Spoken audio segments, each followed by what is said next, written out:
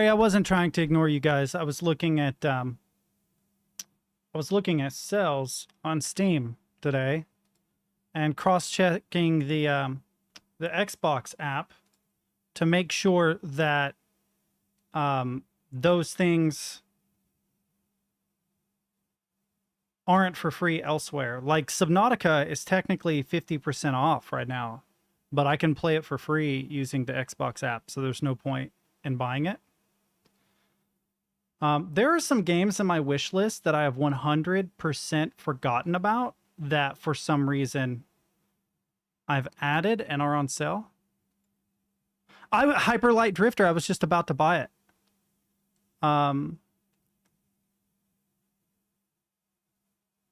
There's a game here. I'll go ahead and show you guys what I'm looking at. I was looking at my wish list after adding some things to the cart, which I actually forgot to add that to the cart. I was going to get the Forest, Rust, and Hyper Light Drifter. That's probably about the limit of what I can spend money on. That's a good point, but also if the prices are higher, I would spend $30 for both of them. And I love you guys, but I can't afford a lot. My spending budget is like $30, maybe. And if I look at what I have in my cart, I am right on the brink of what I can technically spend. Hyper Light Drifter is something I've been looking forward to. The Forest is incredibly cheap. It's $4.99 right now. Like I can't beat that. The one I was willing to spend the most on was Rust. Man, The Life and Suffering of Sir Brant is also on sale. I wish I had more money, but I can't. I'm not even sure if I'll end up buying these. I'll sit on it. I'll think about it. It's the same with Subnautica. I'll think about it before I decide to do that. There was something I was going to say and I've spaced it. Here lately, life has gotten in the way of a lot of things. Nothing can really be done about it. It's just one of those situations where like, okay, so one thing to note is that the games I play off stream are very different than the games I play on stream. So like the last couple of games that I've played off stream have been Valorant, mostly first person shooters now that I think about it. Valorant, Escape from Tarkov, Apex Legends. I played the Overwatch 2 beta, which was actually fun. There's something else I was playing, but I like those genres of games, but I try to stick with games that, I don't know, I'm a little bit better at, that I'm not awful at. There was a time when I was really good at like survival games and shooter games and things like that, but I'm way past my peak on that. I don't think it would be entertaining to watch. So those are things that I play off stream because you guys don't need to be tortured by me getting fucking waxed, you know?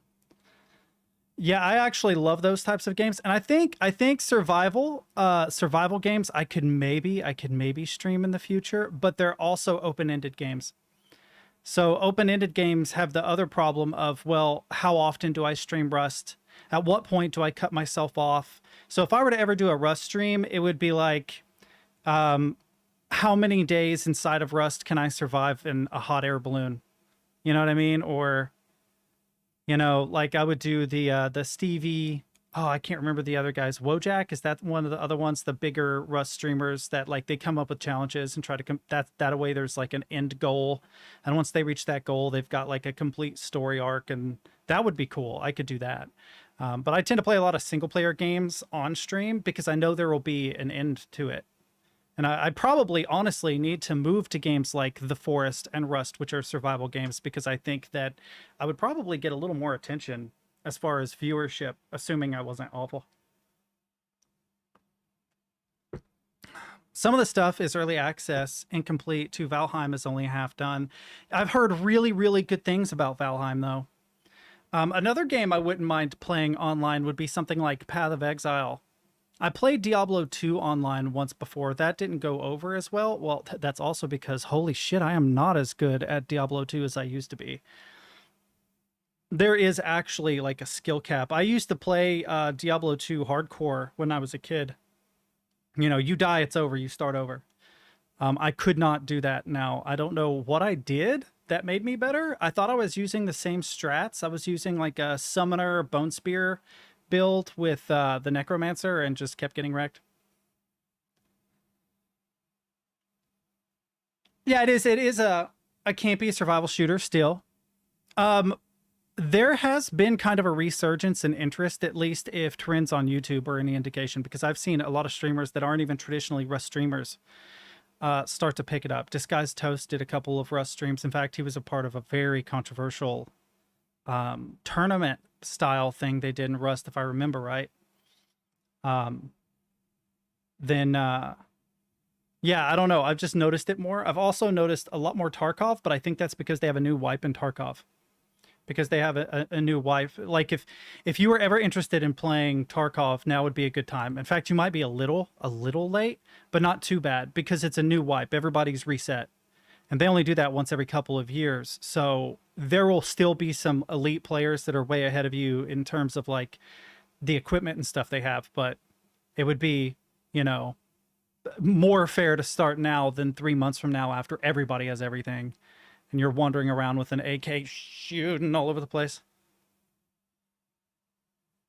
But yeah, anyway, I have no idea really what I'm doing in the future as far as streams. I have a lot of games to stream, but I kind of want to break out of what I usually do, and I haven't decided on what that's going to be yet. I may be doing the keyboard stream tomorrow. I'm not sure. The reason why I'm not sure is because I'm actually way behind on getting things set up. There's just so many doctor appointments and stuff. I got no sleep the night before, like at all. I was awake from 11 a.m. Sunday until about midnight last night, give or take. It was just one really long day for me. And completely wiped, man. I had no time to do anything. Dude, there is no way I would get a content violation just by virtue of taking my shirt off. I'm good. I'm not pretty enough for that. But yeah, we're gonna continue in other waters today. We're gonna see how far we can go. Yeah, it's been roughly. It seems like ever since I had COVID, ever since I got COVID, there have just been a lot of real life things getting in the way of me being able to like even stream on time. The reason why I'm late today was because I slept in as much as I could to make up for not being able to sleep. I slept from roughly midnight until 9:30ish. So yeah, I got 9.5 hours sleep in 2 days, but yeah, I have insomnia sometimes. I just have to get over that. Wait, can I bump this up? Ooh, I can bump this up. I wonder if it has performance issues if I do that. We'll see.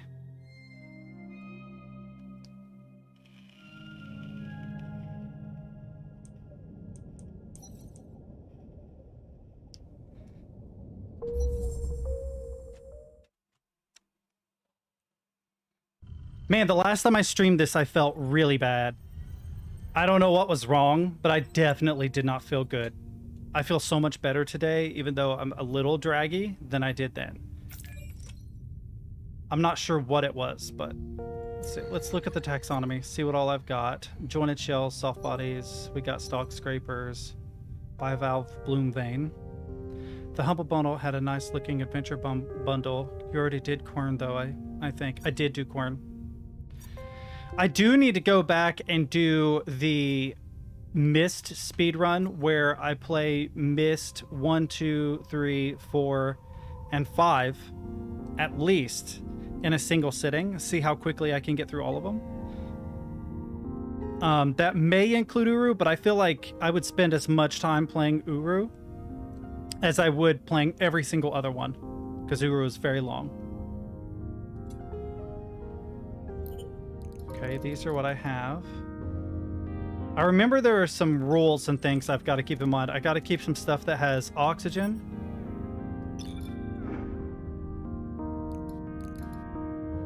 Yeah, I can't check these yet. Oh, I'm trying to remember.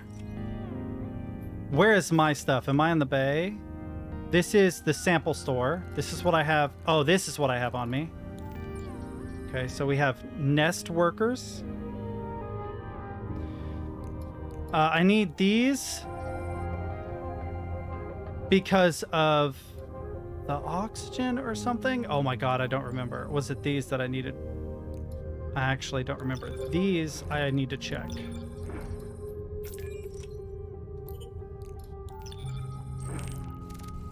Hyper-threaded speedrun, play the others in Uro cutscenes. I mean, you probably could. Like, Mist 1, I'd have to decide which one I wanted to do. But Mist 1, I mean, what? 2 minutes, 3 minutes? You just got to know the code. Now, if it were Mist randomized, I'd have to play through the whole thing, which would take a while. But yeah, just rushing through and trying to get through as many of them as possible. I think Mist 4 would be the one that slows me down the most if I do the original Mists. I remember it taking longer than the others, and I don't remember most of the puzzles. So probably what I would do is I would do a playthrough of Mist one day, and then 2 another day, and then 3 another day, and then 4 another day, and then 5 another day. That way I have them all in my brain, like fresh in my memory, and then have a day where I start the stream early in the morning, say 8 a.m., 9 a.m., something like that, and just play all of them back to back until I get them done. See how long it takes. Go away, fly. It's amazing. I never find flies in here until I start streaming, dude. I don't know what that is. I don't know why that is. It's so obnoxious. All right. Soups, you're going to have to help me out here because I don't remember what I need to take with me. I don't remember what gives me oxygen. Is it these guys? I want to take as many of these guys as possible, I think. I think that'll be okay. I need to go... I am in the bay. Dive map. Where is the bloom? Is this the bloom? Sample request, bloom froth. But I can't go there. So in order to get back, I'd have to go to the Central Reef Station. Ah, there we go. The Bloomway Station. Let's go there. I think that's where we need to go. I'm not sure. I'm going to have to get reacquainted with what I was doing last time I played this. I also need to turn this... I need to move this light, actually. Not turn it down. It's right at the screen height.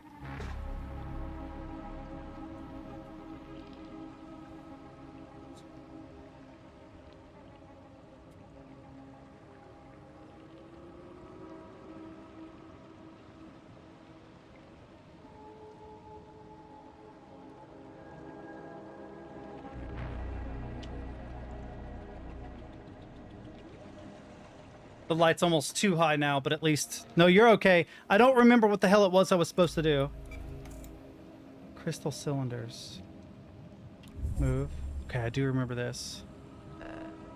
And then there's a sample opportunity here. Nest workers. Just one? Oh no, there's at least 2. But my... What? I shouldn't be. I didn't think I should be full. Looking for a secret lab in the bloom. Okay. I've already sampled one of these before. It looks like I'd have to go out. Scan is space, if I remember right. Oh, there are some things that I can...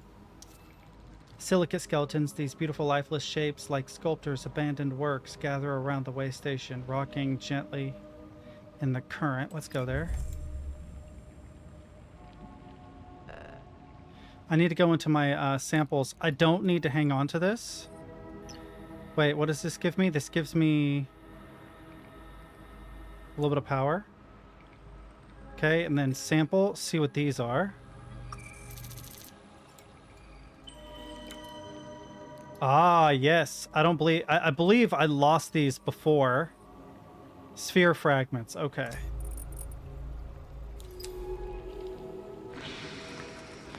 I know, it's just the oxygen levels. I have to be very, very wary of the oxygen levels. This side of the bubble seems so close to the way station. If it were to shrink, any foothold we have in this green desert would be lost. Okay, well, I'll give up stuff in favor. Why did I want to keep these? Because it gives you a lot of energy, right? And these because it gives you a lot of oxygen? I don't remember. Let's go here and see. This will suck, but... All right, I'm 2 away.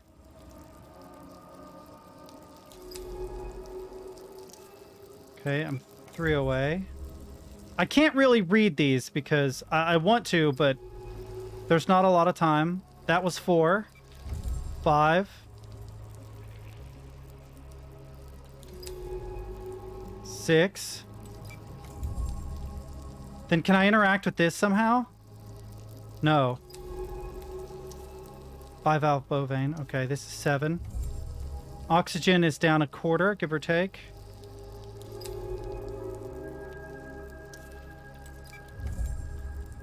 When I get to about half, I'm going to have to jump back. Oh. Here we go. That'll give me a second to explore. Sampling available. What do we have here? Fan dust. I don't believe I have any fan dust in my samples. This gives me a bunch of O2, right?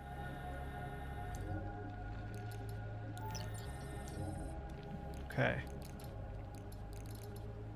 Well, most of them say something along the lines of toxic water is not much worthwhile here, although it's hard to read them that fast, yeah.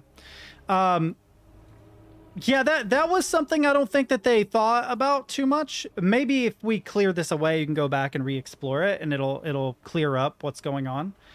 You know what? I'm gonna do a quick thing really quickly.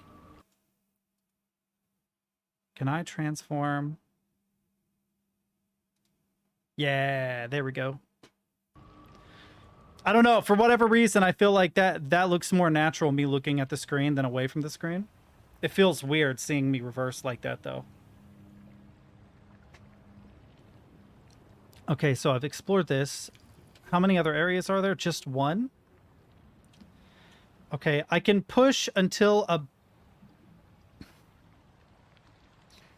about half. And then I'll have to go back to the way station. Metal debris.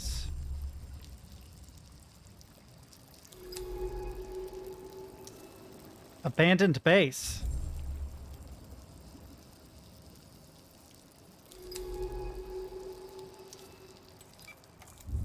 I didn't read it. I should have read that. I should at least read the tops. Quiet clearing. Oh, we're getting to the edge. Yeah, I'm gonna have to go back and reset.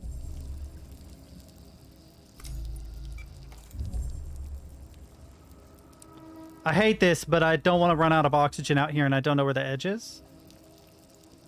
But once I've discovered all these, movement between them is a lot easier. Also, I need to sample 1 fan dust here, at least. Microbial. Let's boop, boop. Sample. We'll go ahead and get 2. That's all I can fit right now.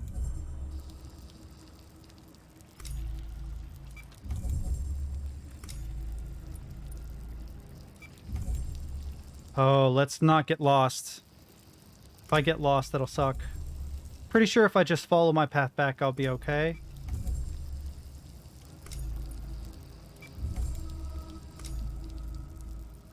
Yeah, there we go.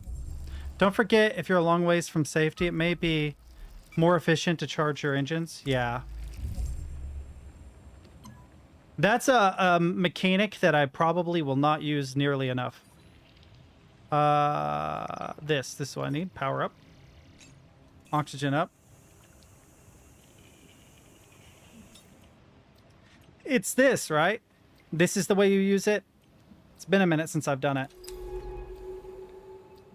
All right, I want to continue along that path. I feel like that's the best plan.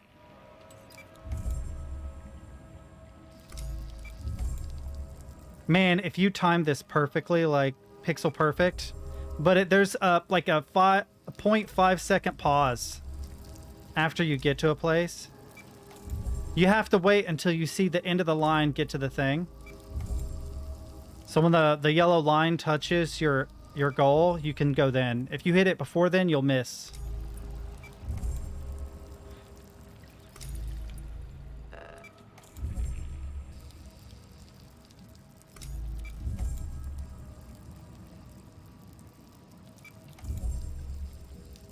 This is one of those situations where having like an auto clicker or something would be handy. Set it so that it just... Ooh, I have to... Okay, good. That means we're continuing to make progress. Metal traces. I feel like this is important. I feel like we need to follow traces of metal and things like that. Oh, wow, there's lots of stuff here. Start here. What's this? Oh god, what is this? Does this go down? Overgrown hole? Oh man, this is not good. Down. This is probably a bad plan, chat. Oh no, we're safe underneath. We're safe underneath. Oh, so this isn't so bad. Okay, what do we got? Bloom growth. These olive green clumps of bubbles seem to gather where there is little current. These microbial growths seem big enough to log and sample. Let's see what they can tell us about this place. Another bloom growth. The bubbles form the densest areas of the bloom growth. They might be the best clue to what the bloom is made of. Let's go here. Oh, wait. What does this say? Dense bubbles. Okay. Okay, one thing I need to do is... these give you a bunch of power, and these give you some oxygen. I'm going to have to use both my shrill sacks here to make some room. This only gives you a little bit of O2. I might take it, though, and just keep a single sample and not use these, even though they give you a ton of O2. I think they do anyway. Yeah. That way we can sample. Let's see what we got going on here. Bacterial?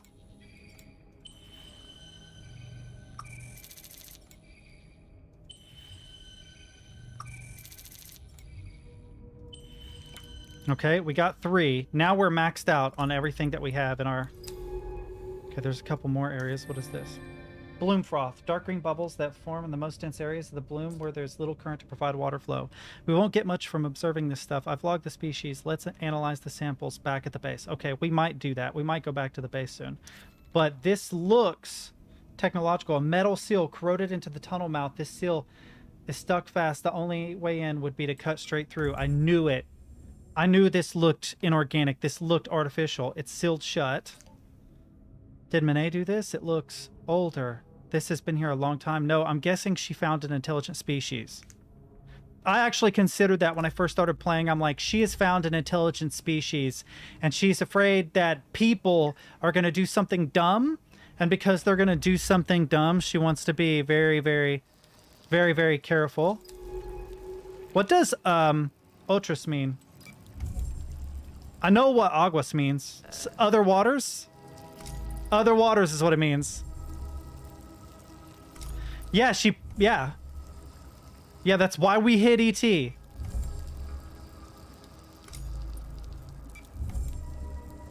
Well, I do believe that there is an intelligent species. Whether or not that she found it, I don't know. I do like the idea that they understand that most likely if we found an intelligent species, it would be amphibian.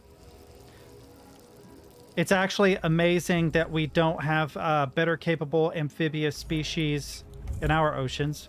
We have intelligent ones, but they lack certain things, like they either lack eyesight or the equivalent of an opposable thumb, or... Oh, it's here. There's absolutely intelligent life here. Dolphins are very smart. Crows are very smart. Oh, you're right. I forgot that you can. Well, I've made the journey back anyway, so.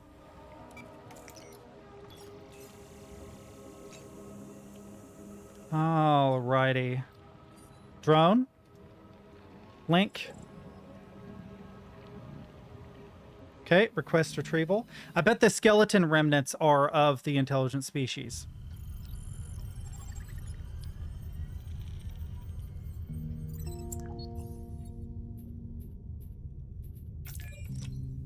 Wait. Bay, sample store. I wish I could control click, but I can't.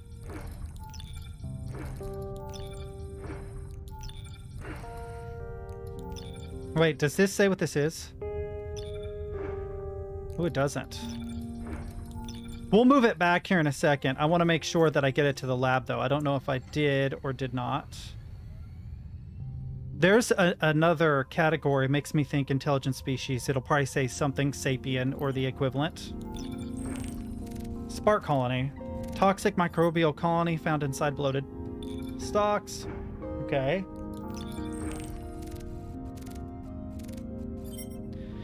Multiple taxonomy entries updated. Shit, I have to go look at the taxonomy entries.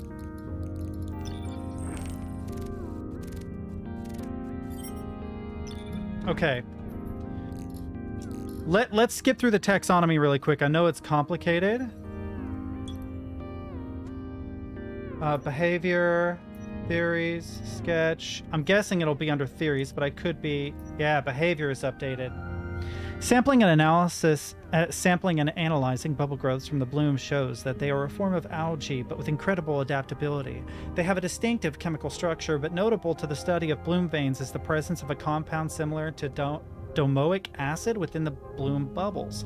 Domoic acid is a neurotoxin known to produce memory loss and confusion in animals, which suggests that the erratic and frantic feeding behavior of bloom veins when feedings is, in reality, a form of frenzy brought on by the consumption of the neurotoxin. How this process isn't deadly to the bloom veins isn't clear. The volumes of neurotoxin they are consuming are vast enough to kill a human adult. Perhaps if I can directly examine the bloom vein, or at least its shell, I can understand the resistance. Oh, wow. Theories. Close analysis of the stalk root networks reveals something surprising. The root networks are, in fact, part of a symbiote, a different fungal species entirely. And then there's a sketch! Sketches look cool. I like that. Okay, I definitely want to check out sketches.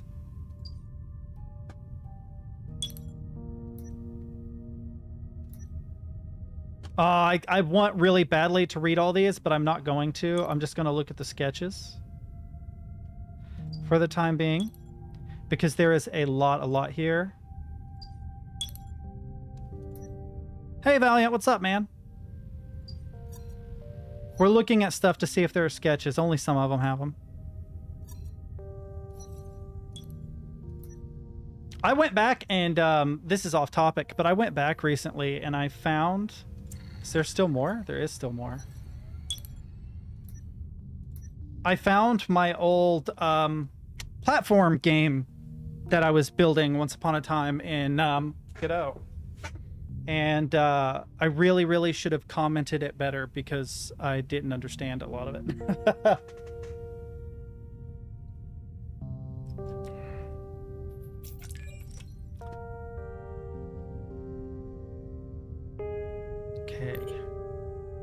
Oh. Monet suit, open to the ocean, empty. What has she done? I'm trying hard to reconcile the Monet I once knew. Oh, we've read this already. I wonder why it says it's new. I have not played The Dig by LucasArts. I want to share some of the concept art from the book in Discord just because it's beautiful. But it's a purchase item, so I'm not going to share the entire file. Yeah, I guess the developer isn't like super huge or anything. I was going to say if it's like a multi-million-dollar company, they can do without a PDF, but it is an indie game, so makes sense.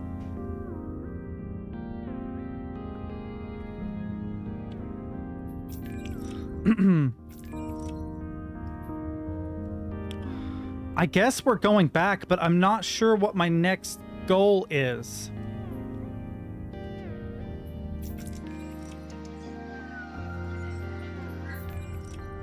We need a way to cut through. All right, I'm going to explore the bloom more. Okay, so this is one of the locations I need to get to, and here's the bloom way station. So maybe I need to continue in this direction? I'm not really sure.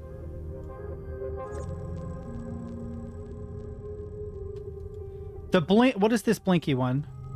Data from the way station places Monet remote lab in the southern part of the bloom. She is hiding somewhere here. So I'm going southwest.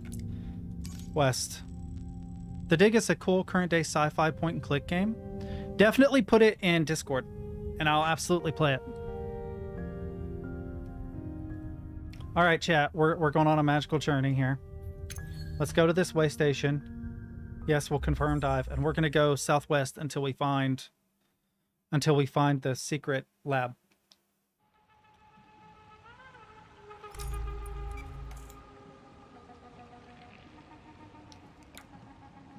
Ooh.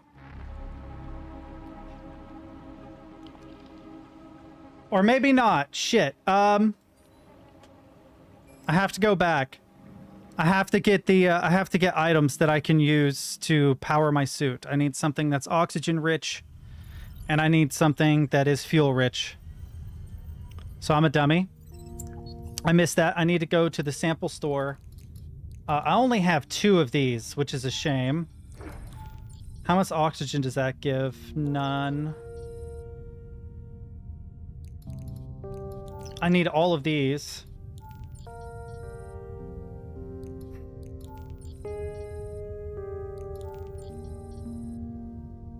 I might take some of this fan dust. Because I can get more. I know where I can get some. And then I'll take these guys.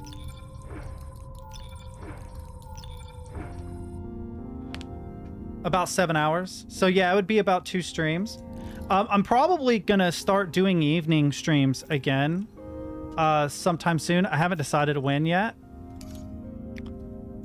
But I'm thinking about going to the back and forth because I think I'll be more consistent because most of the doctor appointments are in the morning. So I would just move a midday stream to an afternoon stream if possible. And that would probably help me to... Let's see. These crystal cylinders... I don't know what they offer in terms of energy and stuff. Let's look. A little bit of energy, but I don't really need them. But I miss doing 7-hour streams. They were a lot of work. Oh, these skeletons give you a ton of O2, it looks like. What do I have that I can get rid of?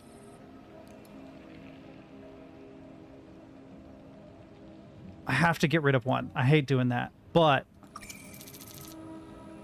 I need to sample one. Go here. Yes, that is going to be super important. So let's go ahead and... I know we're technically wasting these. I'll keep one for the way station. Oh, is there no more? Shit. I was hoping there was more, but okay, let's move on. Oh, I appreciate that. Yeah, I like point and clicks, and I need to go back to a lot of the point and clicks. I was telling chat earlier, once upon a time, I had a plan to play as many Myst games in a row as possible on a single stream. And I think that I might do short streams where I try to speed run individual Myst games, not trying to get world record or anything, just trying to get through them quickly. And then I'll have a stream where I play Myst 1 through 5 and try to get through all 5 of them in a single stream if possible. Let's snatch this because it'll give me some juice. Now I'm full, I believe. Yeah. So we're going southwest as quick as possible.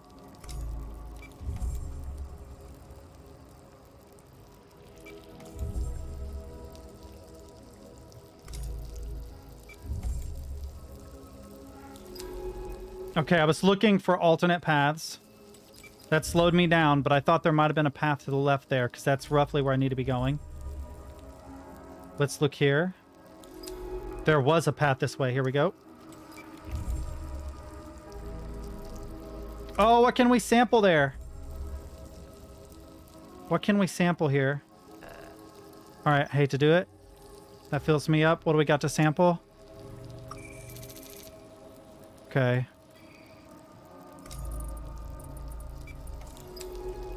Oh, I can go down that way, but I want to go this way first.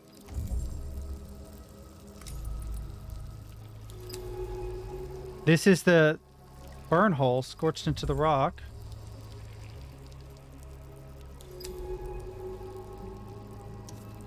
Corroded rocks. I feel like this is more the general direction we want to be going in, but I could be wrong. Ah.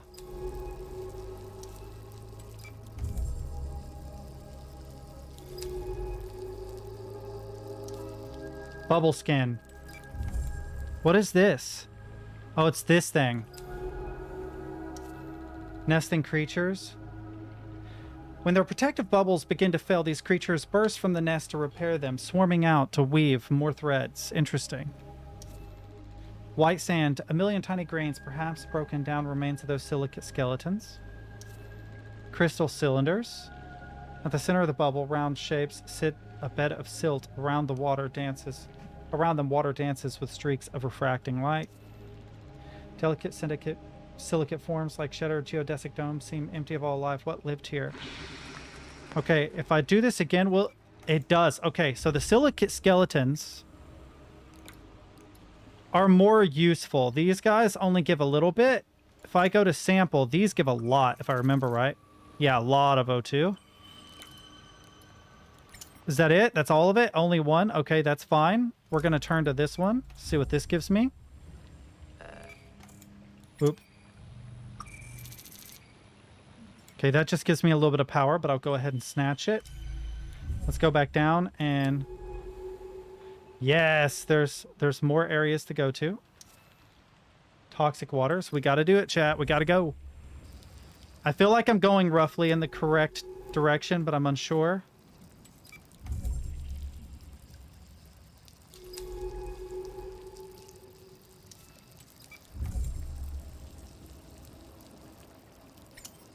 Oh, I thought there'd be something here. I guess not. Dense bubbles. Oh, I meant to keep this. Oh, I'm full. Shoot, I need to go through more oxygen anyway. Boom. Go back. A bloom bubble. Sure. Okay, bloom bubbles seem to be useful. I don't want to use those. I need those for power. Does this have anything? 0 and 7. 0 and 10. Here, let's go ahead and drop this. Oop. I think I put it in the wrong one, but that's fine. 10 to power. Okay, I want to hang on to that for the time being. Okay.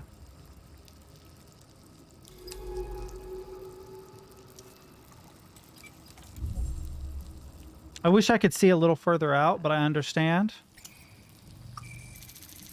Bloom bubble. Grab it. Send you to the key on Discord was on Humble someday. Is that how, because the Humble bundle, is that what you mean? That's how you got it? That's amazing, dude. I appreciate that. Yeah, if you guys ever gift me a game, I almost certainly will play it.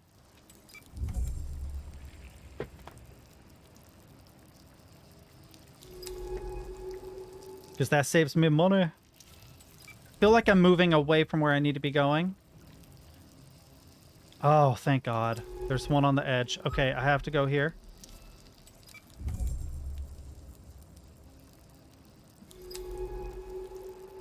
There. Okay, what is this area? This place is pressurized at some point. It must have taken months to work to establish this lab. And just weeks of corrosion for it to fall into ruin. It looks like Monet was gathering those mineral skeletons, studying them. What secrets have you uncovered, Monet?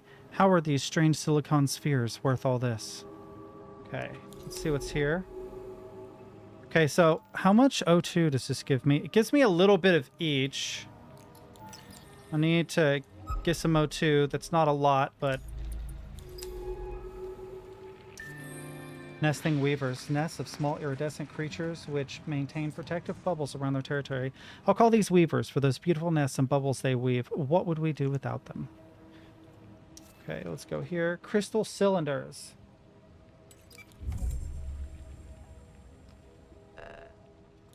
What do I get here? Nest workers. Let's sample it and see what it looks like. Ah, these guys. They only give a little bit of power. These guys actually give more power, but they also give a little bit of O2.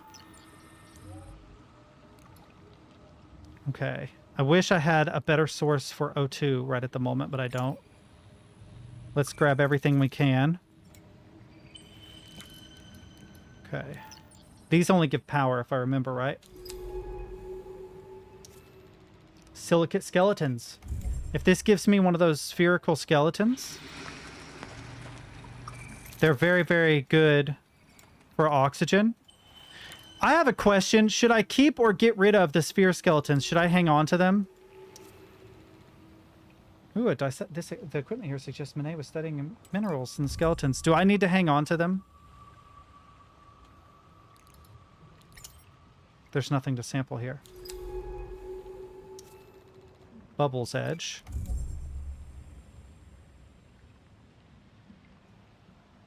Because I do not have enough juice. I'm going to have to...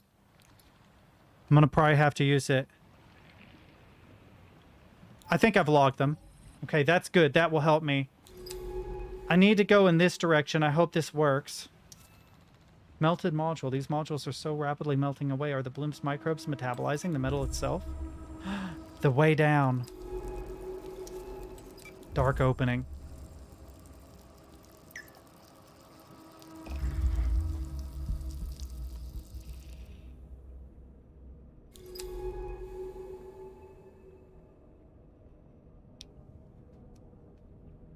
While down here, we can zoom. Still passage. Monet must have laid this under the lab when she constructed it. The water is much clearer here, shielded from the microbial clouds. I don't know why I added the word much, but I did. Hidden workshop. Machines glint in the dark. Papers and tools lie still on the silt-speckled surfaces. It is as if the scene has been frozen, captured in time. This is not just a lab, it's a workshop. She was building something down here. It's a suit. It looks like she modified an old atmospheric hard suit. How deep was she planning to go? These are verified beyond 1,000 meters. Holy shit, that's a lot. I'm going to see what I can pull from the notes and documents here. Some of them are still partially readable. The lack of water flow must have kept them in good condition. She was definitely speccing this suit for use beyond the drop-off, modifying it in this with silicate skeletons. Artificers, she called them, exoskeletons of nanofibrous geothite protecting a silicon carbide core. The pressure resistance of their exoskeleton is unprecedented for a biological material. Makes sense though, because you're using material found in these pressures. That would take the depth rating of the hard suit well past 3,000 meters. Incredible. Yeah, that would crush a human. But why go over the drop-off at all?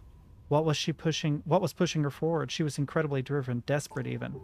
She mentioned sending ROVs down to the abyssal plain, cobbled together from bits of the base. All of them were lost, and her work on the suit failed. That's where the notes seem to end. The most recent document mentions another way. Did she make it? How? This suit was so close to completion, why abandon it? We have to make that dive.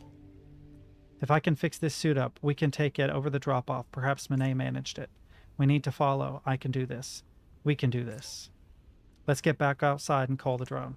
Okay.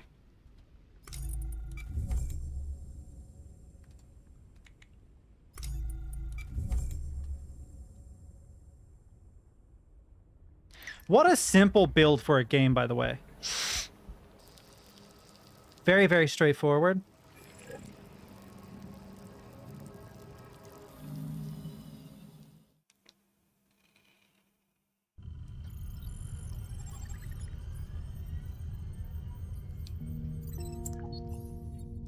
Okay. Glad to see you back online. Sorry for the rush, but we've got to move. I've been going through Monet's notes in her lab, and from what I can tell, she attempted a free dive. Holy shit, over the drop-off. How much I managed to do with this? Yeah. It reminds me, that's why she left her suit behind. She must have opened it up and descended. It reminds me of the old word-based RPGs they used to make. I know that what you're thinking, there's no way she could free dive thousands of meters to the ocean floor, but that's what she did willingly, and we are going after her. We need to dive now. I've been working on the suit and it's almost ready. I've used sections of Monet's failed hard suit to modify our suit. Now it's full atmospheric dive suit. Internally, we should be able to maintain 1 atmosphere of pressure for me and the casing of yours. It'll work just like before, but our depth rating is massively increased. We can hit 2, maybe 3,000 meters. The suit is in the bay, so load whatever samples you need. I've marked the drop-off on the map. We can dive there directly and search for any evidence there. I have no idea why she would do this. It's suicide, but she could have believed she could do it. Get ready to go. I'll be waiting. Okay, so now I 100% believe that she thought that there were... She 100% believed there was an intelligent species. I think she expects an intelligent species to intervene, or to at least be curious about her diving without a suit. I need this, unfortunately, because it gives so much oxygen. This gives a little bit of oxygen, too, so I'm going to swipe these. Well, we're not going in the bloom, are we? So we don't necessarily need these. No, we do because of the speed. We need the oxygen for the speed, whatever. 3. Finding the laboratory and the bloom. It is almost like working with Monet again. I still have some good memories of Kepler 62F. Hours diving beneath the ice in this crystalline ocean, sampling the material deposits that Monet claimed were evidence of life. Our synchronized rhythms in the lab, working silently but in concert. Lying beside her in the too narrow berth, the creak of the pack of ice rattling down the base's spine. But those memories come with unwelcome ones attached, ones of Monet's quiet judgment, her deep sadness, her flaring anger. For a few short months, that sub-glacial ocean was ours, blocked from the universe outside by 5 kilometers of ice. Its secrets were our own. But then Monet had other secrets too. It seems like I will never escape her secrets. Here I am living among them, drowning in them, picking through them in search of answers. You're all right. You're all right, dude. We discovered a secret lab, and we're going into the deep now that we have a special suit. I'm still curious about how the hell we're going to get into that artificially... There's like another underground laboratory or base of some kind. I think that it's alien, but we don't have the means of getting through the wall. There's like a steel door, some kind of artificial door that prevents us from getting in. It is right around here, I think. Somewhere between these two is a secret underground laboratory. What other blinky blinkies do we have? None. So let's go to the drop-off. Let's hope for the best. We're going deep, boys. Run quiet, run deep. Holy shit, are you back with me? We are 20 seconds from the ocean floor. Wow, that's deep. There was also another... You like this part? Damn, now I want to know where the other entrance is. Oh, yes. Good, I was getting lonely in here. We are descending fast. The drop is huge. 1.5 kilometers down. Let's stay focused. We have no data on this zone of the ocean. Light of Gliese 667 sees 3 stars, barely manages to make it this deep. I've got my headlamps on. So, you'll have to be my eyes. I want to work my way along the slope to the north. Okay. We are looking for any trace of Monet or the ROV she sent down here. Let's get to it. I'm assuming I've moved to a new part of the story, so I'll not be able to necessarily explore that underground base again. The dusk slopes. Beyond the reach of the suit's lamps, the slopes descend slowly into the dark toward the abyssal plain.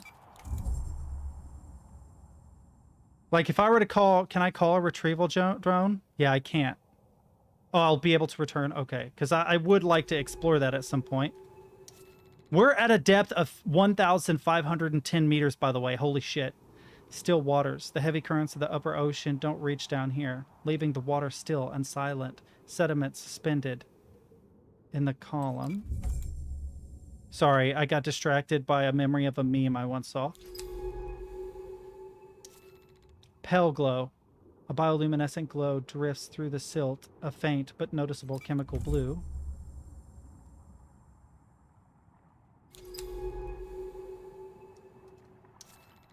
Tangled veil. These drifting veils of material appear to be creatures of some kind. They are pulsing faintly, with pinpricks of light.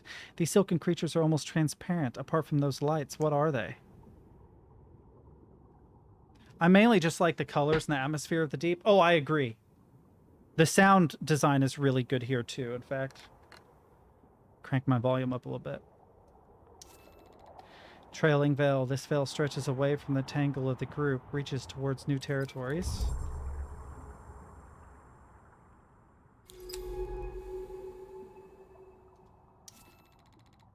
In the headlamps of the suit, I can occasionally see the vein-like texture of the surface of these veils. What substance sustains them?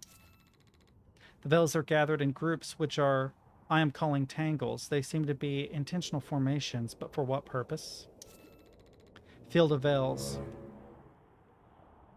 Yay! Thank you, Captain. You startled the shit out of me, though. I've got to get rid of that suspense sound when people donate money. Jesus Christ.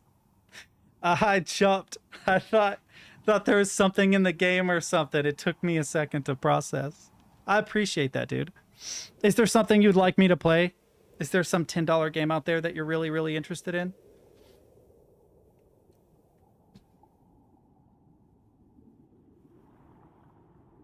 I donated money to Nats day before yesterday. Same. I was up for 2 days, so it felt like a single day. I made his day. Yeah, cool. I wonder how much crack is going for these days. I'm kidding, by the way. I'm kidding. So there it says diaphanous veils twitch suspended in the water. They are seated with pinpricks of bioluminescence like distorted star fields. Veil edge.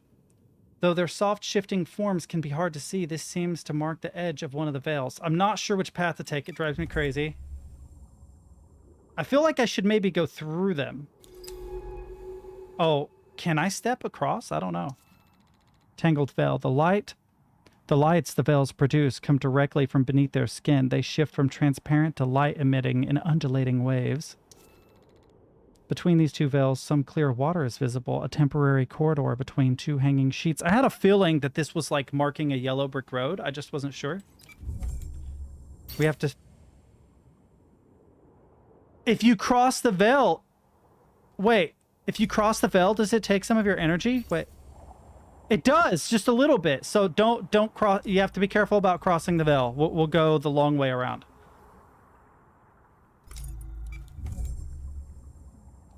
That's interesting. I had a feeling that it would do something. I just wasn't sure what.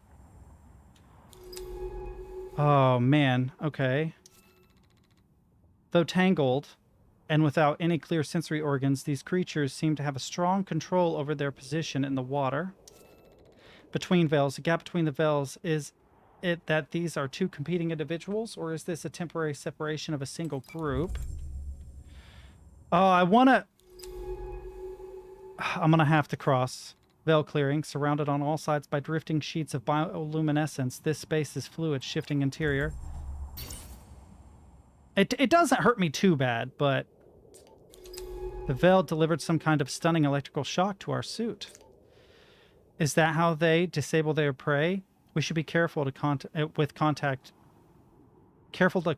What? Should be careful of contact with this species. Why can I not speak English? Studded along the veils are the remains of creatures that have been confused by the lights and caught by these transparent hunters. Ah. Snare veil. Wide, delicate silken panels of bioluminescent cells. They work in unison to entrap and digest creatures which come too close.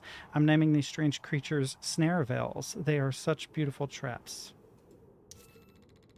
Digesting veil. At closer inspection, these veils are jeweled with half-digested remains of other life, passing conveyor-like from one veil to the next. Okay, so there's a path beneath me to the right. I'm going to have to cross again. Sampling available. All right, so I need some power. Power. There we go. And that'll give me sample opportunities.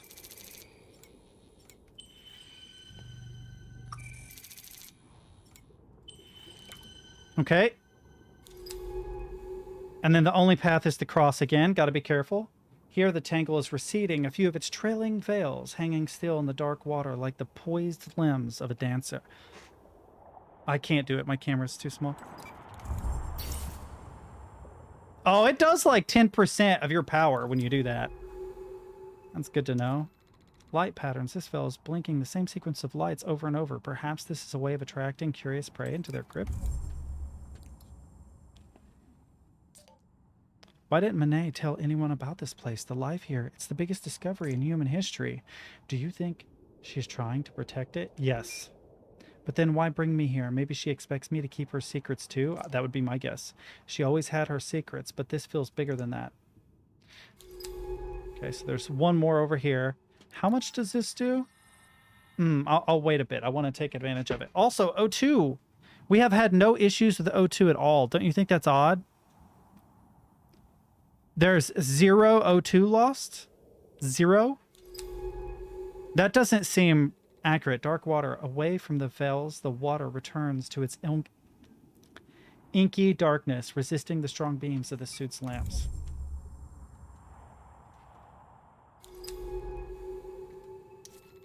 Silt bank. Silt has gathered around the base of 2 large outcrops, forming a natural respite from the steady downward pitch of the slopes. They capitalized the slopes. I wonder why. Ooh, we have to... Moving on up. Layered outcrop. Dark basalt layers rise up out of the slope like fractured towers, each jagged layer carrying drifts of silver silt.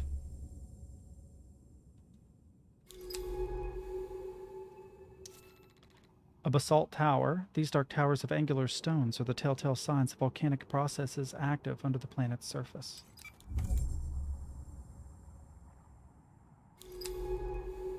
What do we got here? Ah, rover debris. What must be one of Manet's improvised remote vehicles lies twisted in the silt. Could it have been disabled by the veils? I bet you it was. I bet it's like, oh, pretty light. Must investigate. This debris, it's one of Manet's ROVs. Wait, to my left, is that? Bum, bum, bum. Drum roll, please. It's probably Manet. Or I thought it was. Human, it's her. It just says, it's her. Is that? Oh, God. All right, I'll stop being a smartass. I don't want to ruin the atmosphere. I just was giggled at that. She's here. She's alive?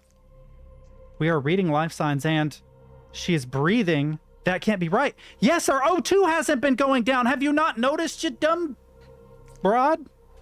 How long has she been here, lying in the silt? We have to bring her back to the base, but I don't. Okay, focus, Ellery. What do we do? We can use the ROV to boost our signal to the base, send for a drone, then we can start the ascent. Get me back to the ROV debris and hook us up with the terminal. I called it though, Chad. I had a feeling. I had a feeling when my O2 didn't go down, I'm like, this is just like the movie, is it Abyss? Where they go to the bottom of the ocean and find this intelligent species deep in like the Marianas Trench. The even breathing liquid was a part of that movie. It was one of the first uses of isometric projections on a 2D object used to give what appeared to be a 3D representation of a aquatic life form. That sounded like a whole bunch of gobbledygook, but there's like a scene kind of like the T-1000 from Terminator where it's like a thing of water and it takes the shape of the face of the woman looking at it, and it's actually, the special effects behind it are really cool. Okay, terminal. Terminal? Terminal.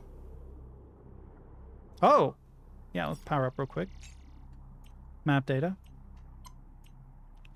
Cool.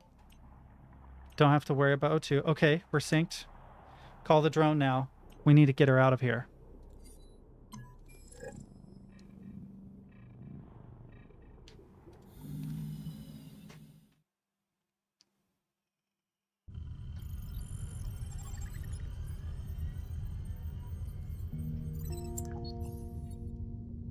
Now there are 3 dots. You're back. I need to talk. I'm on the medical level. She is totally unresponsive. I don't know what to do. I don't understand how she is even alive. I keep going back to the image of her, blue, silent, staring out at the silt. A thin stream of bubbles flickering from her mouth. How long has she been down there? The pressure alone should have crushed her at that depth. This doesn't make sense. But she was alive. I need to talk to her, but nothing. I want to understand. I want to know what is going on here. I haven't seen her in years, not since she left, and now, here she is. Do you ever imagine all the things you are going to say to a person when you see them again? I mean, I'm a robot, but sure. I wanted to scream at her, to whisper to her, to tell her, I love her. I came here for her. I don't know why I did, but I did. I think it's because I had to hope for something to change, for there to be an explanation, for those months we spend together to mean something again. Sorry, I'm not making any sense. I mean, you are, but this makes twice. 2 times she's turned my life upside down. I think this time wasn't necessarily on purpose, though. At least this time I knew what I was signing myself up for. It's not like I had anywhere else to be. The further I am from the dying planet, the better. What comes next?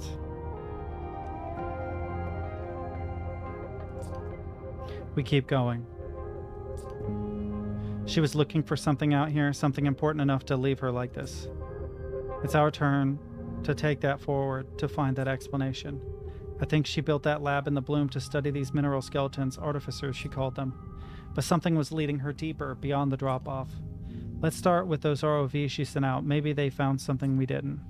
I'll mark their last known positions on the dive map, and I'll be here until you are ready to go. Okay, so there's Ellery Voss. Ellery is a good name, by the way. Samples. Do I have anything new? I have to do it in the bay, don't I? Yeah, sample store. We got this guy. This guy. I need that for O2. I want to keep... I'll try to keep one, actually. I'm going to try and keep one. And not use it, because I should be able to get another one, and it's a 40% bump, so that's pretty good. These I need for the boost, though. So we'll keep that as is. We'll go to the laboratory. I love saying it like that, by the way. Laboratory. Reminds me of Young Frankenstein. I need to watch that again. I'm pretty sure my girlfriend said she hadn't seen Young Frankenstein. Shame on her. What was that? Werewolf. Werewolf? Yes, werewolf. Fucking movie's funny, dude. Digestive remains an unknown creature. Oh, Snareval's taxonomy entry updated. Okay. I think we're just gonna dive. There's some things I want to explore. I want to explore the alternate route into the presumably extraterrestrial underground base in this region. It's a great movie, dude. Putting Frankenstein and Frankenstein's monster singing... Yeah, sorry. Frankenstein. Frankenstein and Frankenstein's monster singing Putting on a Ritz is some of the funniest shit, man. I will fucking absolutely roll out of my chair laughing. I've seen it a million times, and as soon as Frankenstein's monster starts to sing, it fucking kills me. It just kills me instantly. So I want to explore that, but she's wanting me, I think, yeah, to go back into the deep.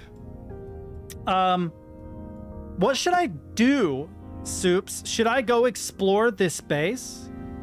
This thing under? That's kind of what I want to do before I go into the depths.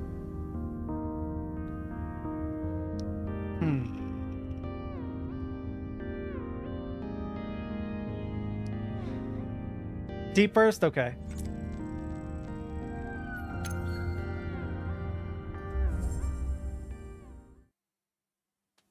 We'll give it a shot.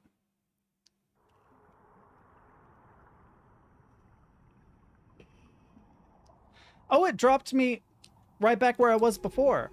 And a new path has emerged. A debris trail. Glinting debris from the disabled ROV tracks back into the sand.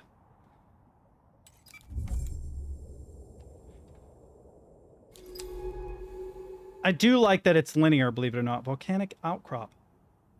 Unmistakably basalt, formed in some volcanic trenches eons ago. This outcrop is outlined by the faint light of Gliese 667C's suns. Wow. You don't have to drop the 667C's every time. It's not necessary. I have a good idea of where I am now. You could just say Gliese's 3 suns. I know it lends kind of more credence to it being a scientific exploration.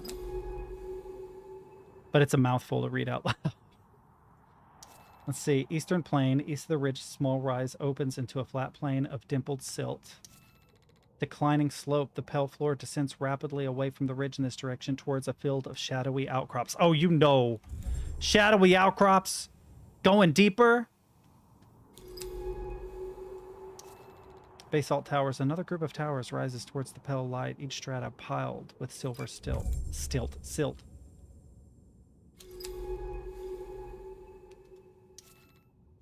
Except it does matter because Gliza is the name of the system while 667... Yeah, I... What happened? I understand that, but in this case, you could just say the light of Gliza's star system, and that would make sense because the solar system with those sets of suns, the fact that there are 3 complicates it a little bit. But there would be an implied understanding because you could just describe it as the solar system's sunlight, not necessarily the specific planets. But it's a small thing. It's not... I'm getting booped by something. Pale passage from between the towers. A pale blue light flickers over the rocks. Wide gap flanked by the towers. This path leads even deeper. Ooh, what is that? What is that? Something's watching me. Complex creature, a mass of tentacles and growths unlike anything I've seen. It's difficult to understand the anatomy of these creatures. What is that? It looks like a whole menagerie of creatures caught in a silken net. All right, so the blue light beckons me, but I'm going to remember that I can go down there. Okay, so it's the veils. Oh, I don't know. I want to go that way. A veil tangle. More veils. We need to be careful. There has to be a way to find the path through. Okay, I'm running out of power. Oh, shit, I'm running out of power. Uh-oh.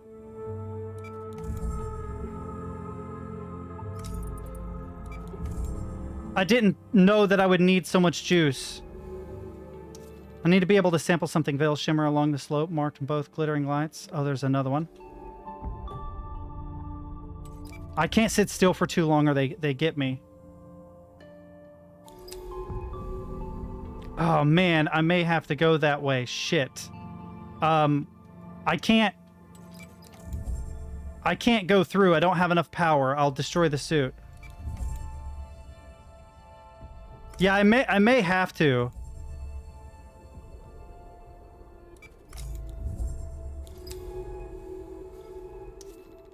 Clear water.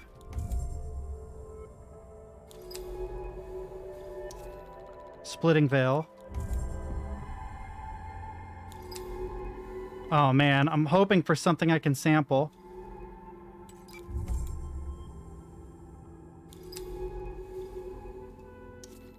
Strobing veil. Oh.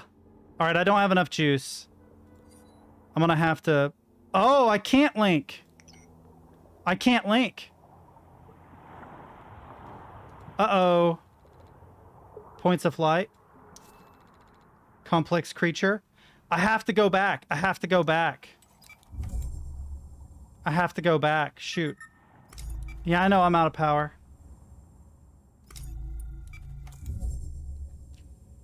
And there's nothing here to sample. Wait. Oh, I can link here.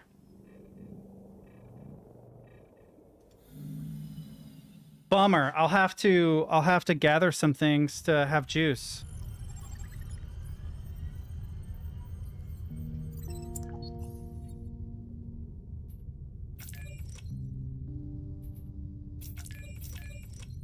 The sample store. Okay. This will give me O2. I only have 1, 1, 1. I have a couple of these. How much energy? Only 5. 10%? 10. Okay, so I have 4 of these. 1, 2, 3. You. Gives what? 15, which is good. Gives 10. How much does that give? 10. Oh. 5, right? That's probably not entirely accurate.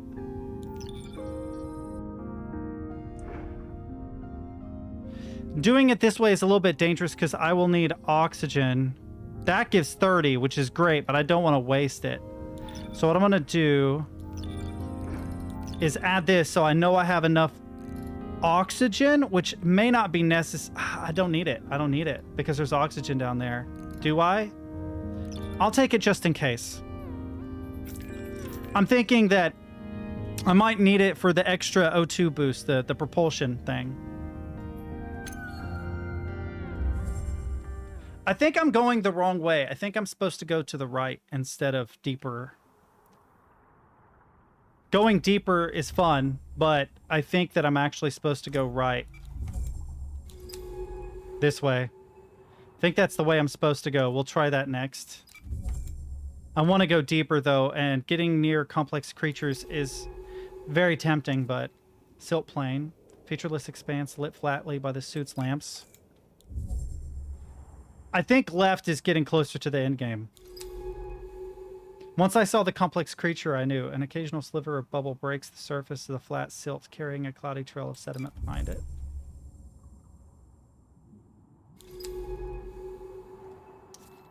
Sediment trails.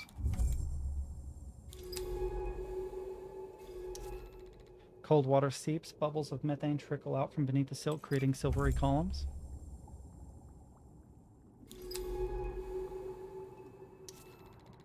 Pock marks ahead. The seeps have small craters in the seabed where brine is gathering in clouded pools. Why I can't read today, I don't know. What the hell is this? What are these? Living, I guess. A shimmering landscape of ghostly pools stretches out in the lamps, the dense brine sitting in the craters like undersea ponds. Brine pools. The methane seeps here must be forming them.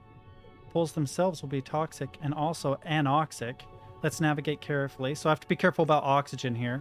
They are beautiful, fog-skinned puddles sunk into the seabed, but they are dangerous. I have to cross it? It's going to force me to cross one to show that it'll take oxygen. The seeps imprint the geological patterns of the underlying rock into the silt, forming both deep pools and untouched rises. Called it.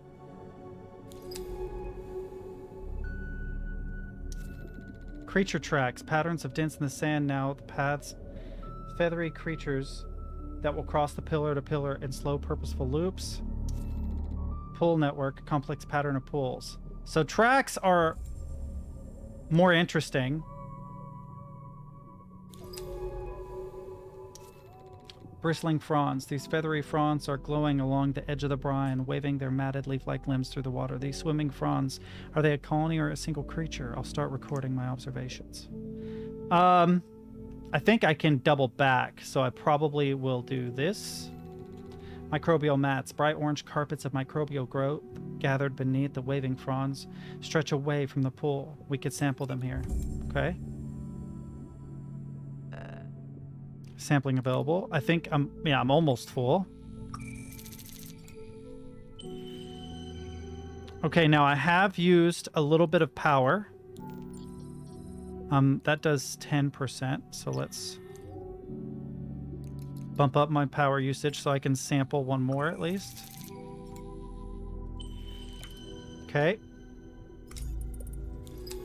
I can continue that way, but I'm not going to. I'm going to kind of double back so I get more. Both paths reveal interesting things, but the right is probably the... Yeah, I had a feeling when I saw the intelligent creatures. Methane seep. Some more samples. Each of the many limbs of the branching creatures is carefully dipped into the brine pools one by one before pulling back.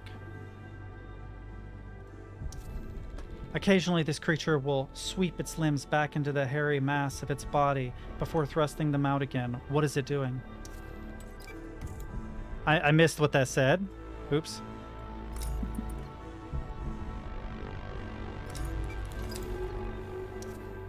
Frond patterns. While some pools transition into bare sand, others are choked with fronds. There's the path I was curious about. Ooh, what's this? Stilt-legged stone. This tall, crab-like creature towers above the brine pool. An unusual assortment of rocks, shells, and bones adorn its back. How can these creatures survive out here among the brine? I'll start keeping notes on their behavior. Keep in mind, the deep is structured on the map such that the major points of interest are far north, so exploring east and west on a small scale reveals more... Ah, I see what you're saying. Glistening bubble. A mucus bubble sits on the silt shed from the back of the bubble-skinned creatures which are trekking the perimeter of the pools. Let's get a sample here.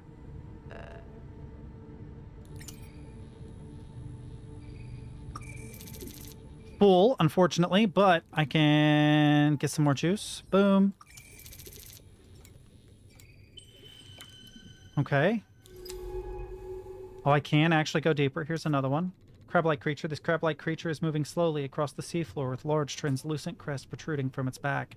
These crawling creatures seem to keep to themselves. Let's keep track of where we find them. Crab-like creature pushing toward me here. On closer inspection, the large translucent crest appears to be a gas-filled organ or bubble of some kind rising from a slit in the shell. It could be like a gas bladder you find in fish. Bristling fronds. The thick hairs of each frond seems to be mottled with a reddish substance. Does it grow there amongst the hairs? When a limb is removed from the brine, the red substance matted into the hair seems to glow brighter, shifting in color. Hey, Stid, what's up, man?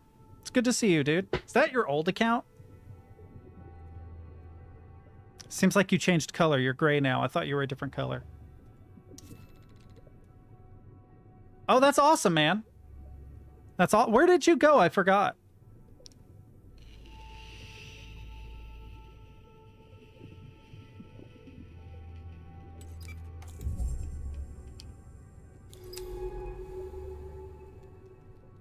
Nowhere else to go here. Uh-oh, what? Oh, is that where I am?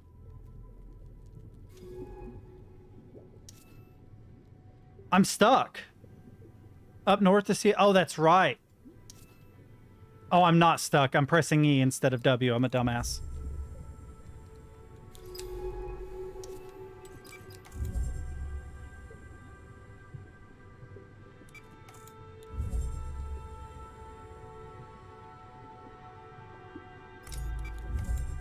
Okay, there was more up here I hadn't explored yet. Sandy rise. From the slight elevation, the gleaming surface of the huge brine lake can be seen out to the east. Oh, another one. Bristling fronds. It seems like that substance caked into these creatures' hair is reacting to the brine somehow. Perhaps it's helping them feed. So, my most elusive kitty has crawled out from under my bed, it looks like. Gabby! Come here, baby. Meow, meow. Kitty, kitty, kitty. Where are you? Dude, she's so good at hiding. She could be right in front of you and you wouldn't know it. Where the hell did you go? Are you under me and I'm oblivious? 1 second, chat. What the?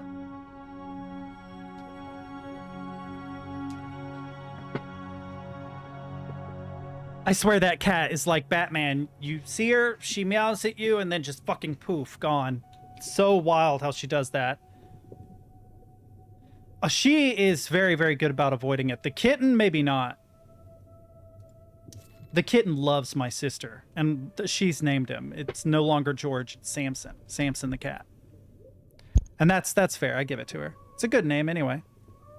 But man, that cat is not as skittish as it used to be. It doesn't run away or hide. It does occasionally if you walk too heavily. It gets freaked out. But it obviously had a phobia of hands for a while, and I think it's because someone threw it out of a window. That's awful, but I think that's what happened. Frond colonies. Silt bank. Let's go down first. Oh, there's a path through here. I want to do this first, I think.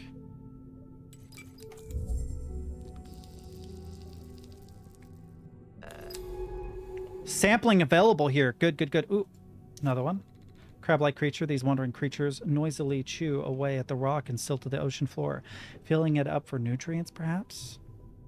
Then there's something, a glowing shape in the brine. A faint pulsing glow, like lightning in a storm, can be seen beneath the cloudy brine. Call these brine eaters, branching feathery fronds which grow alongside brine pools, carefully dipping their matted and stained limbs in and out of the brine. I'll log these creatures as brine eaters. You can take a look at my observations back at the base. There's a path here I want to go to. What is this? Brine shore. Here the complex pools melt into the lake, which shines with toxic intensity. All right, we're going to do this, but it's sketchy. Oh, wait, we have samples, too. I forgot. Wait, do I have enough? All right, I could use a little more power to make some room. A mucus bubble. I don't know why I did that. There we go. All right, I have 2 of these. I think that's enough for now. What does it offer me as far as... A lot of O2, it looks like. A lot of O2. Probably won't need it right at the moment, but I have 2 and 2, so I don't think I need to do any more. There is a sampling opportunity. Damn it, I didn't want to go there. The brine lake is vast. I can't see the other side. What might be hiding within its toxic fog? Do you think life might survive? Life might... Yes, absolutely. It's true that this planet has shifted my ideas about what is survivable. Perhaps there is something out there waiting to be discovered. I will say, as an exobiologist, which I'm presuming she is, she shouldn't be surprised by extremophiles on an alien planet. Most likely, the vast majority of life in the universe, assuming there is life outside of the Earth, is an extremophile. This is sketchy, but I'm really, really curious what's here. It's eating a shit ton of oxygen, it looks like. Fuck it. I hate to do that, but I want to sample whatever the hell this is. Sample. There we go. Okay. Then get out of there. I didn't want to have to do that, but... Alright, this gives a little bit of power and a little bit of... 1, 1, and 1. Might as well. Oh, I have to cross again here, but it'll be really quick. There was something up above. Is there anything up there? There is. Let's see if this double back. Pool network. Oh, there's that too. But no, we're going to go... Different individuals of the species seem to have varying sizes of bubbles on their back. Are they carrying oxygen in there? Possibly. I want to go up here because I have a feeling it doubles back around, and I want to get this area mapped so I have 2 ways out. I feel like this way. Lake Causeway. The rise projects out towards a vast brine lake to the east, cutting between deep pools. I'm kind of going back to where I started so that poison remains along the edge of the larger pools. The shells and skeletons of creatures loom out of the silt. Victims. Let's see. Yeah, I knew it. I've already been there, it looks like. Yep. Okay, so we've gone full circle. Good.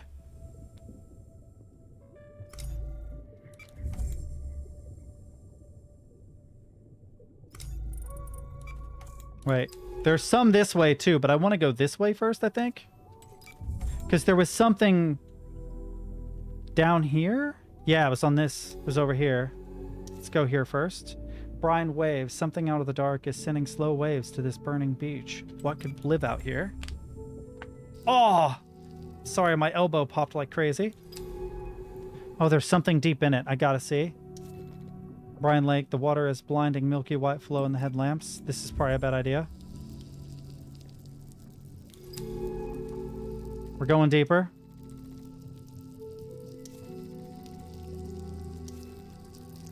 Okay, here we go.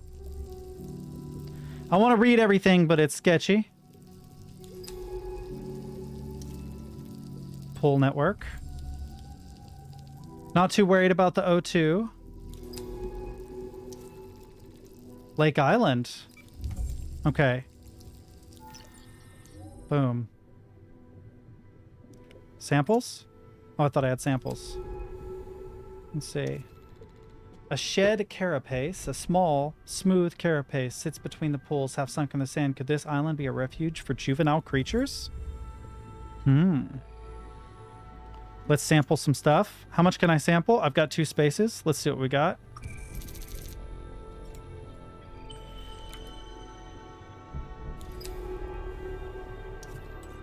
A glistening bubble.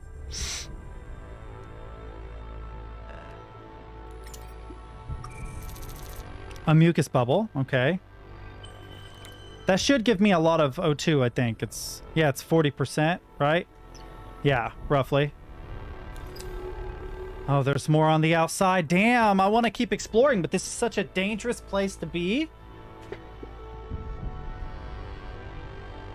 Music is really good here, though.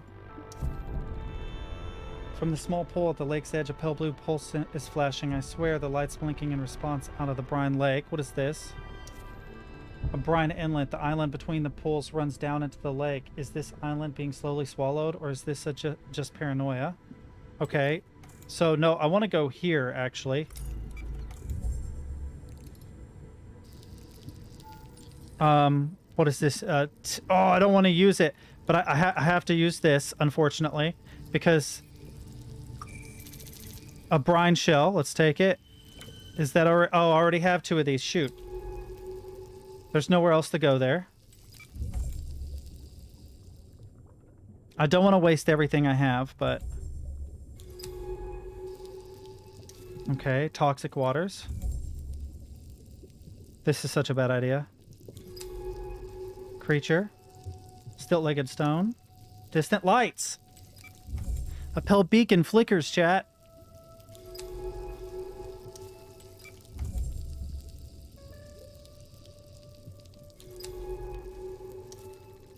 Edge of the lake or miniature landscape. Are we getting to safety here? Okay, yes, we have a little bit of safety. I need to use... Oh, no O2 from that. Shit. Okay, well, we're okay for now. Let's see. A stained slab of basalt juts out of the brine pools, providing a tiny safe zone from the toxic liquid. Pale rise, the small bank of silt is slowly slipping away beneath the cloudy surface of the brine pools. All right. This is shitty. We're going to explore what we can.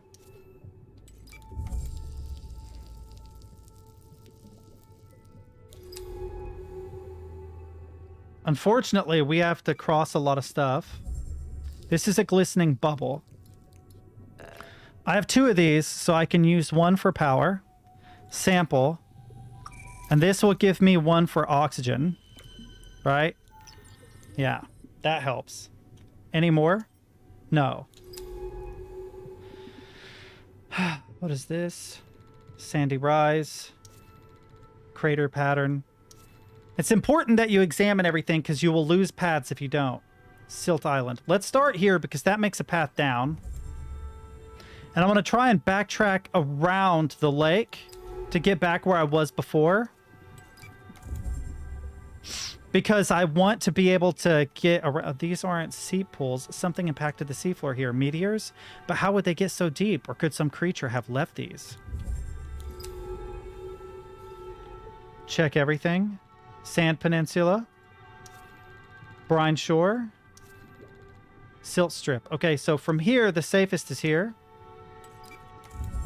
I'm trying to explore as much as possible.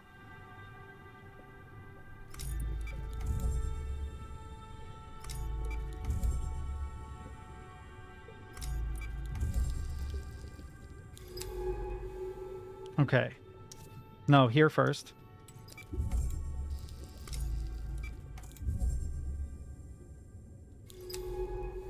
Okay, let's go here. What is this? A lake edge. Haze lifting from the lake. The pools all around make visibility very poor. Vague shapes flit in and out of columns of bubbles. I don't want to mark everything because I'm afraid if I mark everything, I'll forget what I haven't explored. But I am going to mark this bottom one. And I'm going to go to the top one really quick.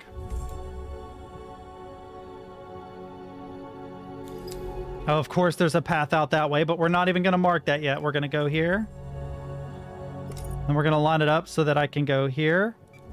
And this takes me back where I was before. That's where I went in. A deep crater. This hole cut deep into the bedrock of the plain. Could this be caused by the seep? It looks more like an impact crater. Okay, and then we're going to go investigate this one. Microbial mats. Among the ornate fronds, I can see a neon orange of microbial carpets. I have been to that one. We're going to... Ooh, sampling available. Yeah, that's a struggle with this game. I tend not to mark things and just constantly scan. The problem is if you mark things, you might think you've already been there. So you have to keep track of, okay, have I actually been to this particular area? What does this give me? 15 and 15. Let's go with O2 because O2 seems to be more of a struggle here. I thought I saw a path up there earlier. Wait, have I been here? Oh, I haven't been here yet. Let's go this way. Crater strip.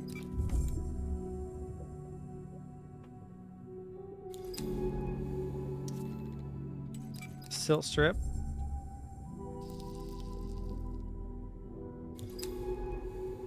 I'm trying to investigate everything. A cloudy pool. The brine gathers in a small crater like a settling storm. It would be beautiful if it wasn't so toxic.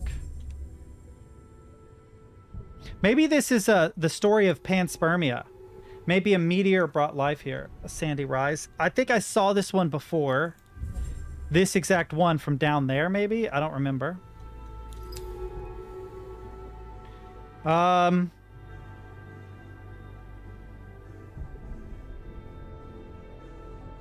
trying to find the best possible pathing. Yeah, I saw that one. Okay, I'm gonna risk this one. No, I'm not. I'm gonna go back.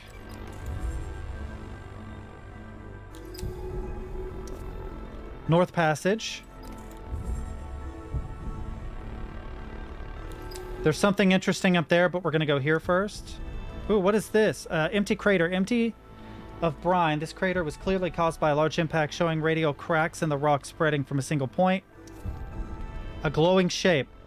Let's check out the glowing shape first.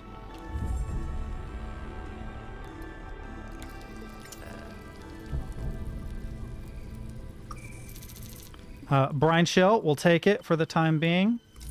And then we'll go back. I hope that there wasn't anything. Fuck. 1 second. I need to go back really quick and do a scan from over here to see if there's anything from... There isn't. Damn it. Okay. I have 2 of these. What does this give me? A little bit of energy. So let's grab some energy.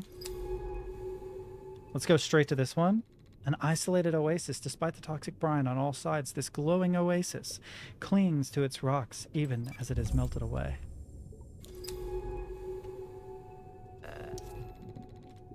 Oh, a bright fan. Like the fans found in the bloom, these creatures are fan-shaped These fans seem to play a central role in the ecosystem here. I'm going to start recording data. Huh, that's really cool. So I'm guessing there's a sampling opportunity here. Precariously seated among the pools, this fan shows signs of decay, its amber waves of light stuttering and flickering unevenly. Oh, there's sampling opportunities at a couple of these. Okay, go back to the one behind me. Okay, so that's new. This is for power, and I don't want to get rid of it because it's rare. But I don't know what to do because there are so many of these things. I wish I could come back. I think this is the most useful. What is this? Is this... Oh, no, it's unknown. All right, I'm sorry. I hate to do that, but it's important that I get all the new things I can. Look at all the new things I got. Holy crap, so many. Pale petals. Trefoil petals which gather around the glowing fans of the deep. What are these petal-shaped creatures? They only glow around the glowing fans. Let's start logging data. Okay, so we're going to go back here. Scan. Oh, there's nothing else further this way. Shoot.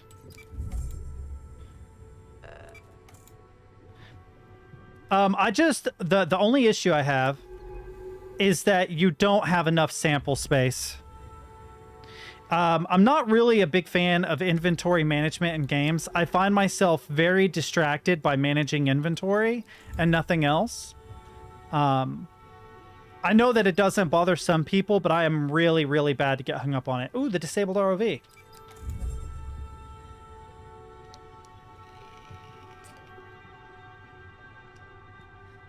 One of Manet's ROVs. It looks like this one is disabled by the brine. The supplies Manet equipped to it are still intact, though. We can resupply. Open the terminal, and let's see what this little guy found down here. Sure power. Oxygen. Map data. Oh, wow, you found something big, didn't you, little guy? It looks like, is that a wreck? Incredible. The debris field stretches all the way northwest from here. It must have been a large freighter or a research vessel. We have to go see. Come on. We can get back to the base after. But I have no room. I have no room in my... So, here's the edge of the debris trail. Something sank here, and by the spread of debris, exploded. It has been here for years, decades. The metal is corroded to little more than a frame. So an alien species crashed here. That means Monet wasn't the first person to come here. Something big happened here, something no one was meant to find. Ah, an intelligent alien species crashed here. Corroded debris. This huge piece of debris has been distorted and twisted by the brine, leaving it totally unrecognizable. If it's totally unrecognizable, how did you recognize it? Lies, chat. Lies. She expects me to believe her lies. Metal lumps. Bulbous, rust-red lumps are scattered across the pale sand like seeds thrown in the wind. Well, it could be human species from earlier, time travelers. If it ends up being us, also, we don't know that she isn't an alien. Ellery might be Klingon or Vulcan. One of those. I'm just kidding. She could be a Klingon or something. We don't actually know. I'm assuming that because of the name Ellery that it's a human. And another alternative is that it was like humans from the future that jumped back and had an accident, or a research vessel that discovered it earlier, but they had dark, evil experiments. Maybe they were taking advantage of this planet like Avatar. I kind of like the time travel one because it reminds me of that Michael Crichton book, The Sphere. Have you guys ever read The Sphere or at least seen the movie? Super good. Twisted frame. The spars of the frame stick out of the sand like fractured ribs, fronds and other growths closing the gaps between them.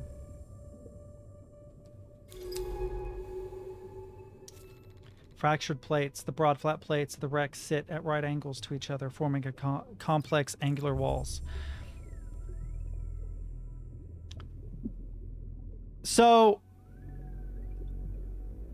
the story of the Sphere is about a scientist. He was a psychologist that was hired to try and write a manual on what the military or the government should do if they ever encounter an alien species. Like what their potential psychologies might be, what things to look for, what things to say. And then one day he gets called upon by the military because they've found something. And they take him under the ocean where they see this incredibly advanced vessel. And within the vessel is a very, very powerful artifact. A perfect sphere. Absolutely 100% perfect, just floating in the air. And there are very interesting properties of both this ship and the sphere. I won't go any further than that, but very, very good. The book is amazing.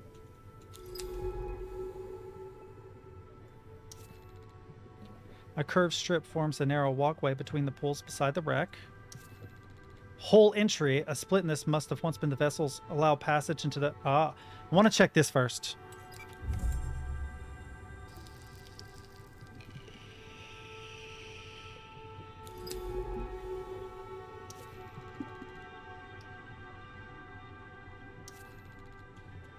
Warm glow of lights, cracked and corroded skin of the twisted plates of sharp relief. Technically, I want to go back to the entry, but I'm seeing what all's around it first. Oh, it goes pretty far away. I'm not going to do that. I'm going to go check out the entry first.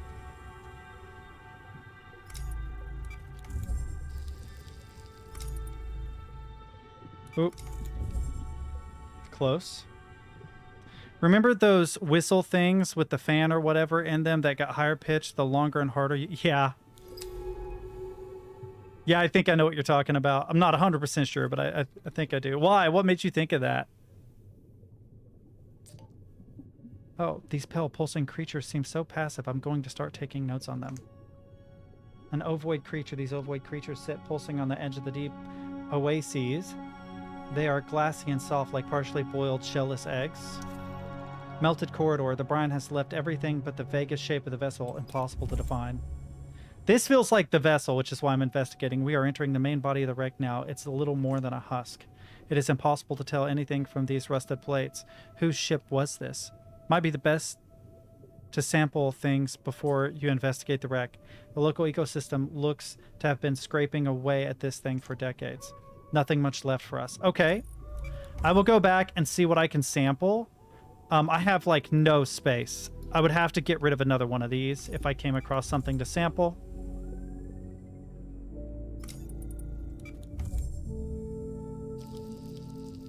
I wish there was a way to drop myself back here.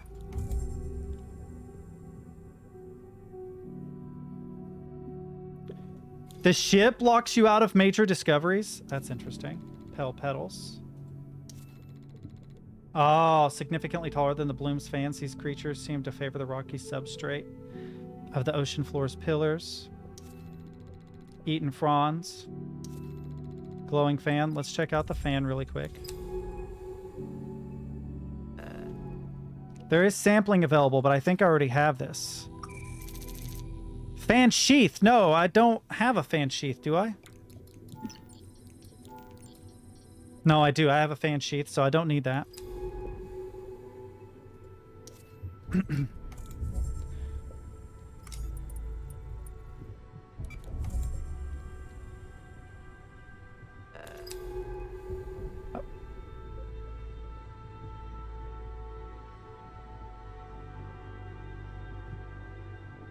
Okay. Oh, I see what you're saying. I see what you're saying. It locks you into that. Yeah, I completely understand. What are these? Don't know what these are or if I have them. I hate to get rid of those because they're so useful. And I'll need them in the deep later. Okay. Okay, let's go back. I hate that I had to use those energy things because they're the best source of energy in the game. And I've used them. I don't remember where I got them either. Do you guys remember where I got these? The spark colonies? I need to get more of those.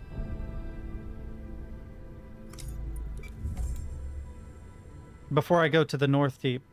Maybe. I don't know.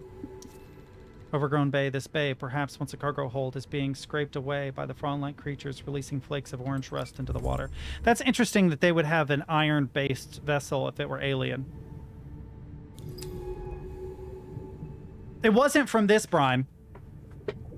It wasn't... Oh, maybe... It was from the bloom. It was from the bloom, I think. I think I got it in the bloom. Or no, it's right before the bloom, so maybe East Reef. You might be right about that. Another ovoid creature. When close to these creatures, you can feel the pulse of their strong filtering action as they absorb water and push it out through their bodies. It's one of those. Half buried in the sand, the industrial seals on the equipment locker have been held. It must have been protected from the crash within the bay. Just seeing if I missed anything. Look, a steel-sealed dive suit locker. Let's see if we can get it open. Okay, I think I can lever... Yes, it's open, but there's not a lot here. Wait, this is a cutting torch. Looks clean enough with a little work. This could be salvaged. Is this Bacaltech? Hard to tell. Looks compatible with this suit, though. I'll stow it and see what we can do with it when we get back to base. So, no, this is human if it's human tech.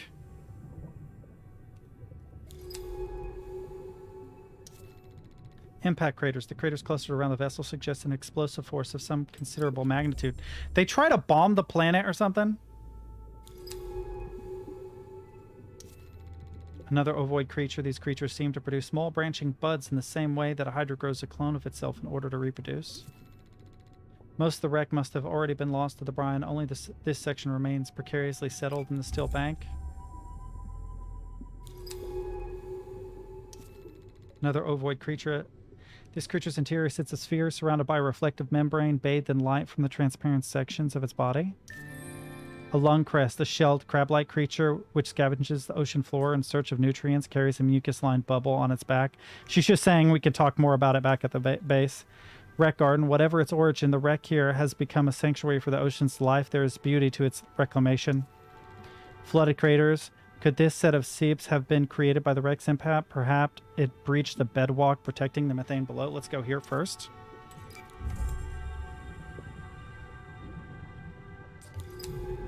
None of this adds up. If there's a wreck here, then there were people.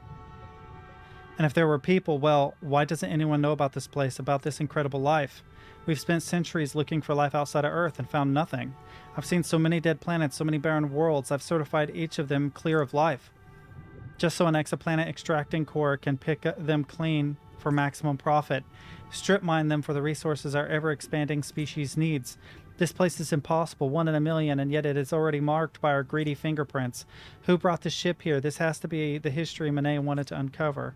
Let's head back to base. There's more to find, I'm sure of it. Okay. Wreck edge.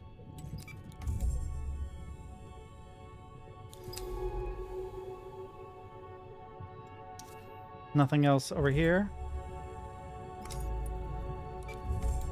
I'm just checking everything really quickly. There might have been another way to get to this wreck that I don't know about. Discarded shell. A crested shell sits on the edge of the brine pool. Its former inhabitants. What is this? Oh, something new. Unfamiliar to me. Son of a bee.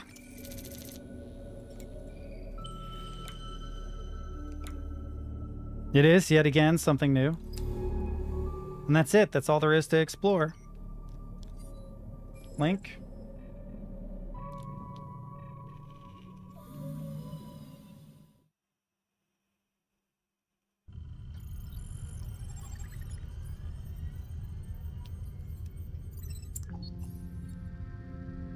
Okay. No. Gotta go to the sample store.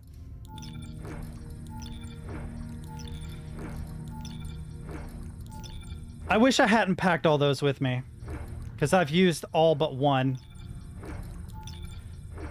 What a bummer. It only gives you 30. Makes sense in her readouts. Her vitals are unreadable, but she is still alive. Whatever kept her alive on the slopes is changing her somehow.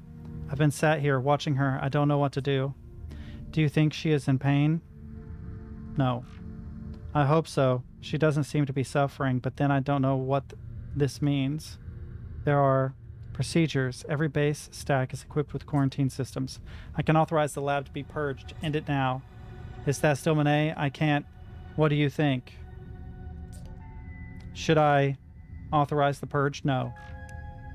No, you're right. That's Monet. I didn't come all this way just to...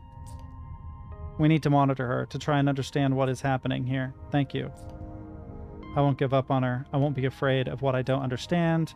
We can find the answers together. Okay, we can do this. I've hooked up the cutting torch with the debris field. I hope it helps. I need some answers. Let's find that other ROV. Okay, so, couple things. Lab. Oh, wait, have I checked this?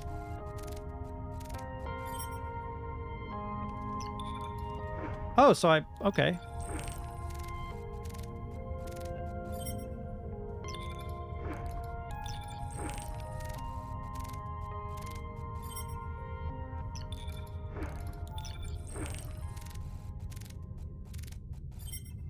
No entries found. No, okay.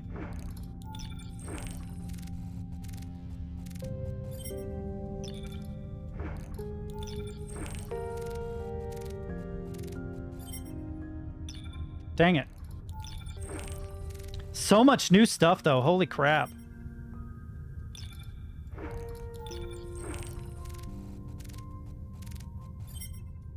Wow, and none of it has reference. Lungcrest taxonomy entry updated. So that's everything that I already had. The only thing that I want in the sample store is this for energy, but that is a damn bummer because I need... I don't know. I'm going to have to get more of this probably. I want to examine that doorway in the bloom before I go for the other ROV. What do you think? Should I go to the bloom and check that doorway out before I find the other ROV? I also might need to go to the East Reef. The East Reef for more of that stuff.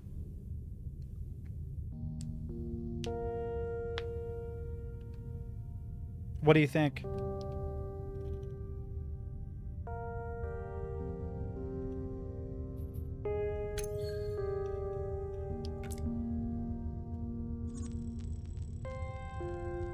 All right, I'm gonna go use the restroom really quick, get another coffee, and I will be back.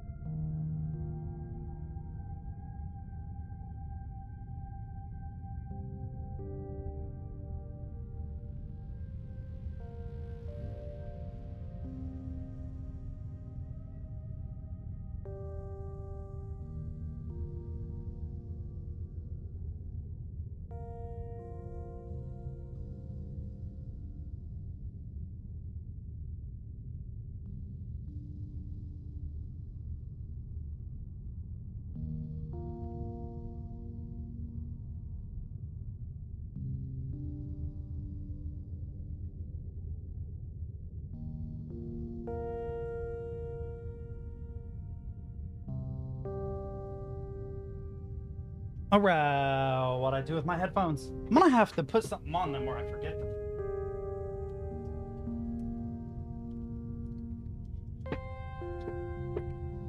I'm actually curious about something. Give me a second.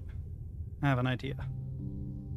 There's two things I want to do, actually. I'm gonna Google where that object is. Sample store, spark colonies. I'm gonna look up where spark colonies are in this game so I can go get some more and explore wherever that is. And I'm gonna change my backlight color. Too bright of a green. Color wheel. Let's go with a darker, maybe even a more teal-like green. Unfortunately, it doesn't pick it up very much because the overhead light. Bummer. Let me look at this real quick. Yeah, it really doesn't. The lights are a lot brighter than you think they are. They just don't come off as bright because of the ring light. Oh yeah. Spark colony.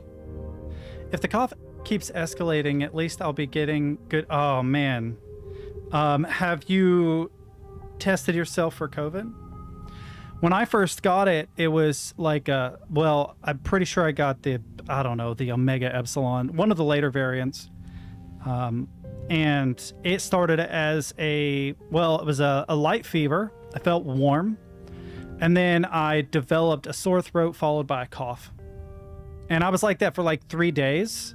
It wasn't bad enough that it made me think that I had COVID. And then it just dropped on me like a ton of bricks after 2 or 3 days. I hate having... This sounds weird for those Finnish viewers that watch me, but I have Finnish as an extra language on my phone in case I ever need to look anything up or use the keyboard. And occasionally when I use swipe text, it will come up with a really good suggestion for a Finnish word that has nothing to do with the English word I want. Longer ago than that, I tested... Oh, okay. Well, I started with a negative test. I tested negative for COVID, but that was when I just had a fever. And then when everybody else around me that I either live with or have close contact with all had COVID and the same symptoms, I realized that I had tested myself too early. But if they think you have bronchitis, you probably have bronchitis. That's probably true. They give you antibiotics for it or steroids to reduce the mucus. Spark colony location in other waters.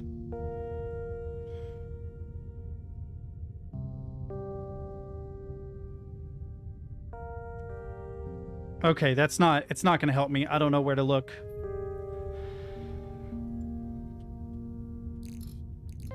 Do I have anything else that gives me a lot of energy? No. Okay. Just congestion and cough, but also asthma. Oh, that makes sense. That makes perfect sense. Is it the dextromethorphan you're allergic to? Because that's a bummer. That stuff's good. We're going to check out the East Reef real quick and just explore around for a little bit. And then we're going to check out the bloom and get through the door. And then we're going to go back to... Oh, you're allergic to glyphenicin. Really? Wow. I'm not really a fan of glyphenicin anyway. It never does anything significant for me. Ah. Pulsing growth.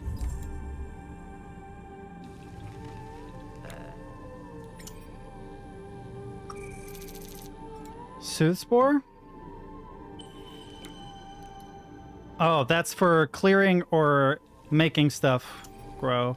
I don't remember which.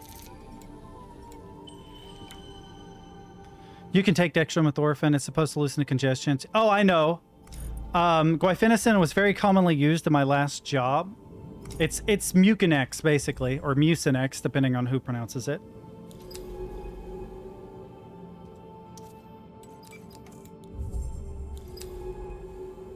I think I've gone this way. I don't know that this is where I found what I was looking for.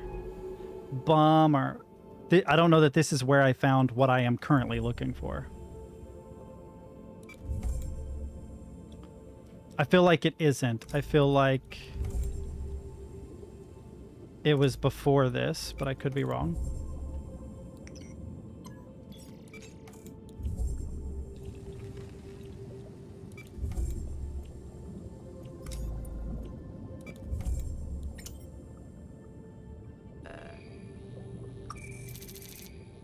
Bright pollen. Yeah, I've had a bunch of that before, but it doesn't really help me. Okay.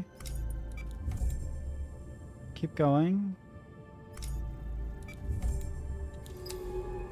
There's another thing. Let's go here. Blooming petals. Maybe this will help. Sampling available. What do we have here? More bright pollen.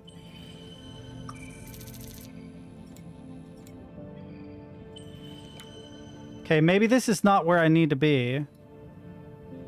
I will go under here really quick before I request to bail out. Wow, it makes them numb? Wow, that's crazy. You're really allergic. Unknown region, additional data required. I feel like there might have been something down here that was worthwhile. I don't remember exactly. Yeah, what I have to do is use this on that.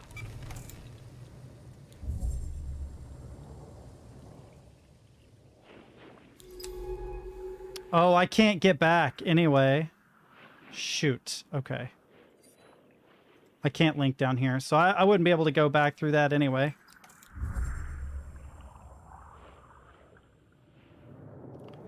I'll check again. But it's not about exploring a new area right now. It's about getting Spark Colony so that I can use it in case I need to boost.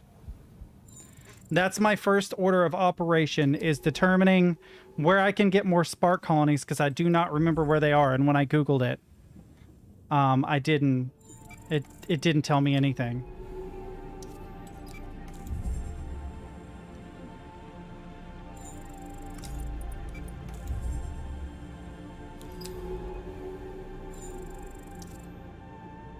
I think I'm gonna bail out. You're saying that there's more out here, though? Because I don't see how there could be. There doesn't appear to be anything else on this reef.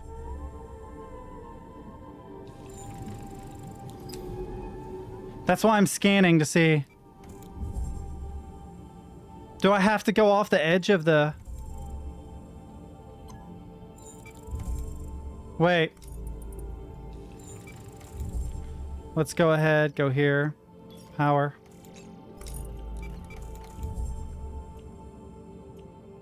Like this way, maybe?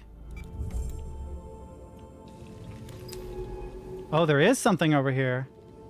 Eastern Passage, okay.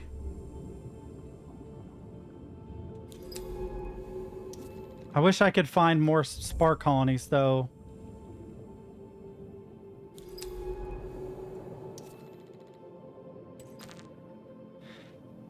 I have to use this. Which means I can't explore it. I can't fight the strong current because the very thing I'm looking for is the thing I need to be able to power my way through.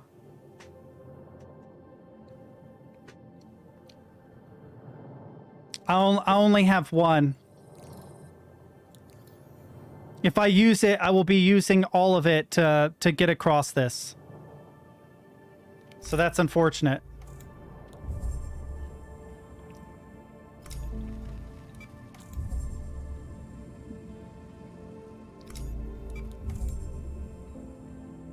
Because I had to get so many samples down beneath in the dark.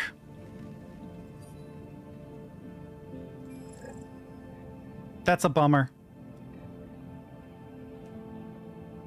Okay, we'll go there and we'll get as many of the Spark Colonies as we can, because that's my problem. Like I feel like because I got rid of a lot of those to make room for new discoveries, I ended up wiping myself clean, and it makes it impossible for me to do precisely what I want to do. So I have a ton of these now.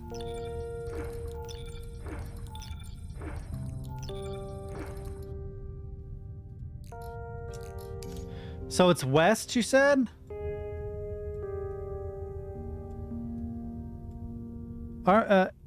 It's in the West Reef, sort of south of the Bloom.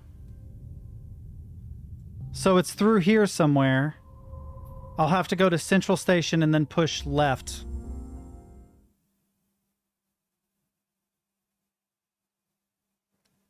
Oh, I know, but also it gives you roughly 40% to power. And I haven't found anything else that gives you that much power that is common. There was one thing, I don't remember which it was, but there was one thing that gave you 30%, which is pretty good. Otherwise, I would have to eat through a ton of stuff to... Let's see what this is. Shrill sacks. So these are for oxygen. I will take these because they're good sources of oxygen. Okay. Oh, I can't pass through, right? Or is it the... Do the shrill sacks? Oh, the shrill sacks do it. Okay, okay, okay. I couldn't remember.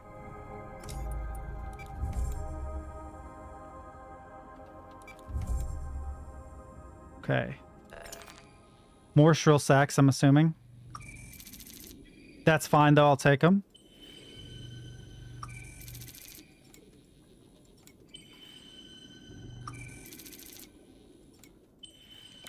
Okay, I'm gonna go this way first.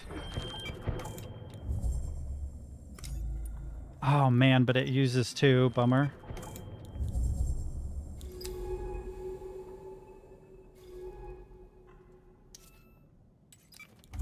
Sandy clearing. Let's head this way first, see if there's a path through. Oh, there's a path I haven't taken yet. That's interesting. A stalk pathway. Uh-oh.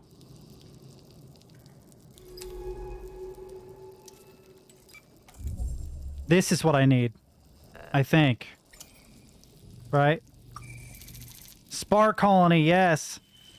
I only get one? Wait, there is another path there.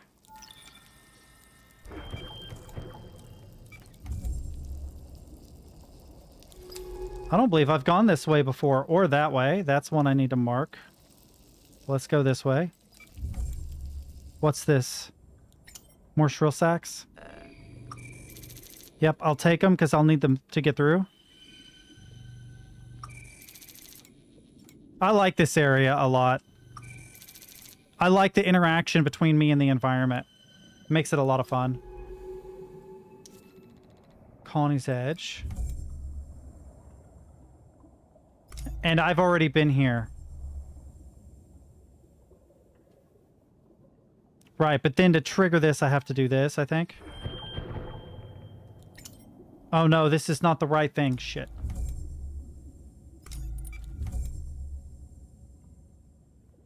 And then it goes down. Are there more down here? I don't remember.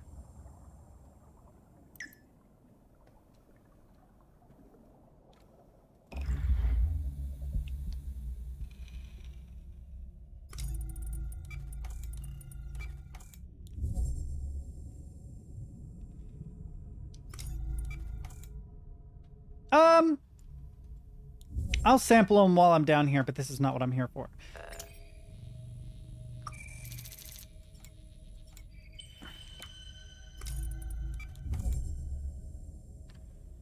Oh, I know. I just didn't know if there were any bulbs down here. I'm not going to explore further. I'm going to keep going to the bulbs and triggering them so I can get more. This should have hopefully reset it so that I can.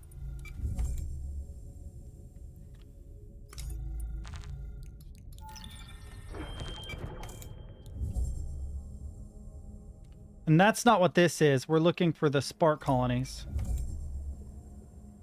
which I believe are this way. There was a place I want to explore over here. Is that a glittering? What is this? What are these? Shrill sacks? Yes, I'll take all of them because I'll need them. And there's another one. That's all of them. Okay. And I'll need to go through here. So let's do this and then hit W.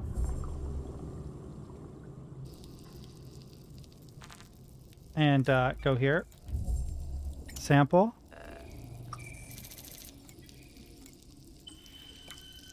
Okay, if I drop another one, will it let me do it again? Let's see.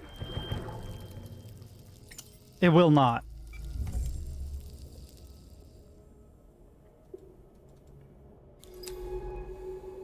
What is this? A bloated growth? A glittering stalk? So that's where shrill sacks would be.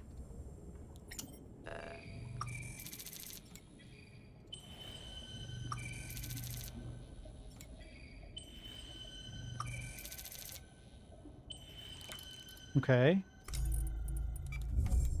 And then I would need to use a shrill sack on this. Let's hope it works while I'm on it. It might not, though.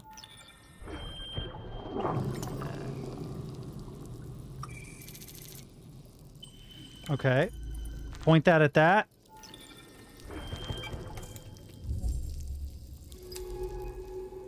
A new area here I haven't explored. Cool. A thin passage. Let's see where this goes.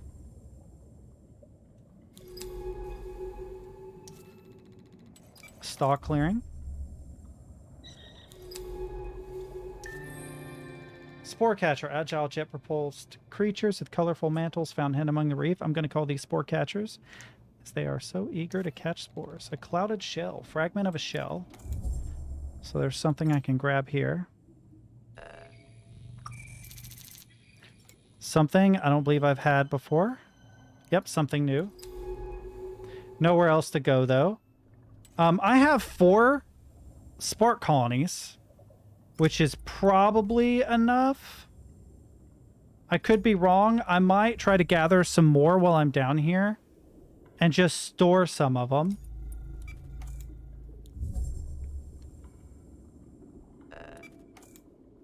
Oh, there's a bloated growth right there, so boom. And then go to it with this.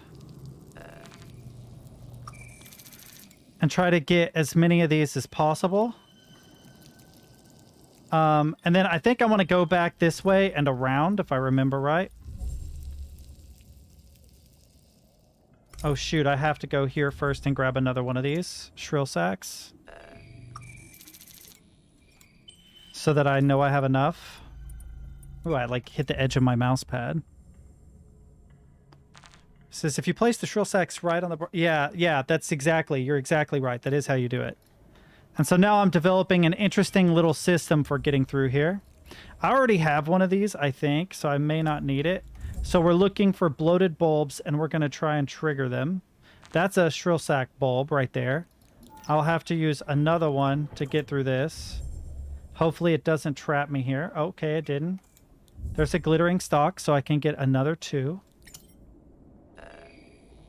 I probably can get more than 2 technically, but I only have so much sample space. Yeah, I'm full. So what we're going to do is we're going to go here. We're going to drop one there. We're going to go here, and we're going to grab this. So I was at least able to make the most use of it. We'll go around. Is that a bloated bulb there? Is that what that is? It is. It is. Oh, I didn't realize. Okay, so there's a couple of them I've missed. Grab. Sorry. What? Okay, it didn't grab it. Okay, let's move up really quick so we're not getting hurt. I already have one of these. So I'm going to go ahead. What does this give me? 2020. I need more power. So I think we're almost okay. There's another one there. We're going to use one on that. We're going to go up here. We're going to sample it. And then we're going to call for a retrieval. Beautiful. Retrieval. Link. Request retrieval. Now we have a bunch of spark colonies. I'd like to get more. Even. I might go back for one more farming run so that I know I have plenty of shrill sacks and plenty of these. So let's stack, stack, stack, stack, stack. I need more shrill sacks. How many is that? 7? So I'm going to get probably one more spark colony and try to accrue 8 shrill sacks and come back. This needs to go to the lab. Oh, I have to put it in there. I'm a dummy. I have to put it in here for that to work. Go to the lab.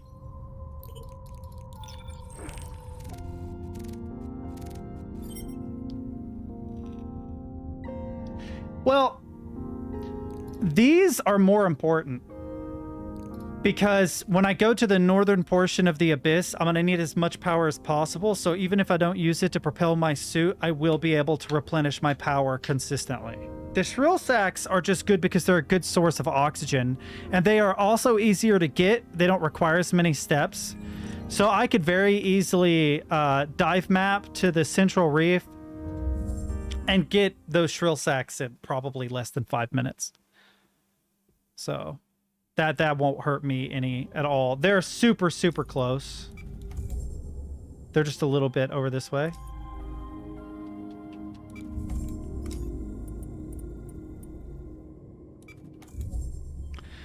But yeah, I found my old platformer game that I was working on previously that I never finished.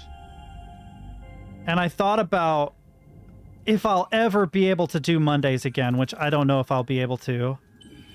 My sister is going out of town for 2 weeks, but I will need to take her out of town on Mondays and bring her back on Fridays. And that said, it'll make doing a Maker Monday more difficult, but I thought about on occasional Maker Mondays actually working on that game. The problem is I'd have to do a lot of research and a lot of studying on stream.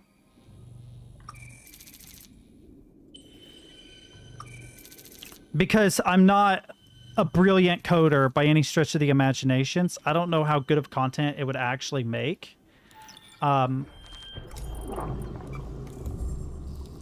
But there is also the possibility, one more of these, that will make 8. That's all I need. That's all I need. Come on. And then you and you. But assuming I could get chat in on it, playing a lot of platform games lately has made me realize some things about my game and something that I want to do fundamentally that I don't see done a lot in games. Oh man, I'm going to use more shrill sacks than I'm going to gain just trying to get through this reef.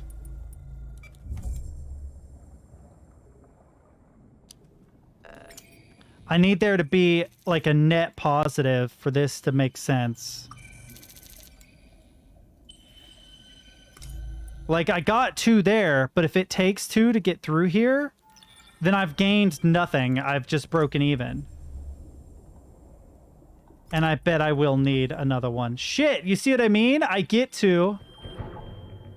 And then wherever it takes me, I still... Oh, no. In fact, it used 3. So now I have no shrill sacks, which is obnoxious.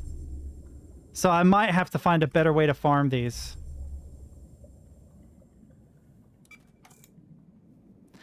The game that inspired the game I played is a thing called Gravity Duck. That was fundamentally at the core of what I was trying to do, was make a game where you could platform from ceilings, you could platform from walls, and it was very platform centric. But that was the thing that actually occurred to me, was that like you play Hollow Knight, it's combat centric, less platforming, more combat oriented. You play Celeste, it's more platforming centric, almost exclusively actually. It occurred to me that if I were to make a game, I would probably want to make one where at almost any given point in the game, you would have a choice of, do I want to difficult platform through this, or do I want to instead battle it out? So there would almost be like a stealth option where, yes, you can stealth your way through this, but in order to stealth your way through this, you have to be good at platforming. Okay, that's 6, which is pretty good. I think 6 will be enough. I think, unless I can grab more on the way out. I already have a couple of these back at base, so I don't even think I need those. But yeah, the idea was wrapped around maps, honestly. I thought I would do something like Super Mario Maker, where you could build your own maps and share them with your friends to give it extra replayability. Is this a shrill sack thing?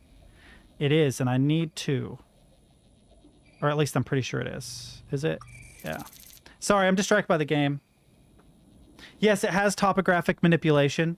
So basically, there were a series of abilities you could gain throughout the game. You could, there was an ability called Cardinal Rows, which allowed you to change which way was north, east, south, and west, or flip the map, rotate the map, however you wanted.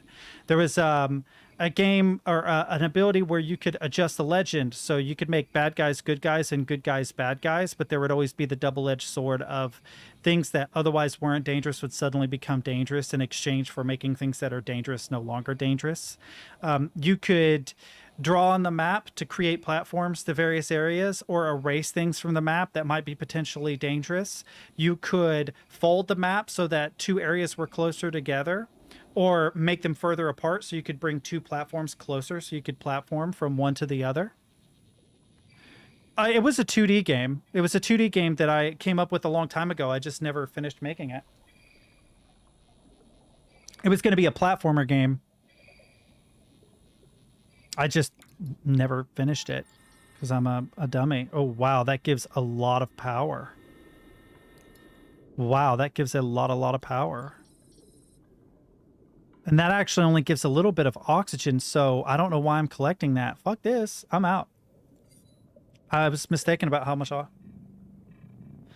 Yeah, the biggest problem I have is developing, or where I was at the time, the issue I had was concurrent state machines, because they were all written in languages that I didn't understand. Not English, but programming languages I didn't understand. And I was having difficulty translating them to, it's not a proprietary language, but the language that's unique to Godot, which is like a mishmash of Python and Lua. And I'm just not a very good programmer. I'm not very good at coding. I took some classes in college and I've programmed some like very rudimentary, very simple things, but never anything quite that complicated. And I ran into that issue, and I knew that it would make my game more complicated in the short run using concurrent state machines, but it would greatly simplify things as the game grew and became more difficult. If I just spaghetti coded my way through it, I would be riddled with all sorts of issues.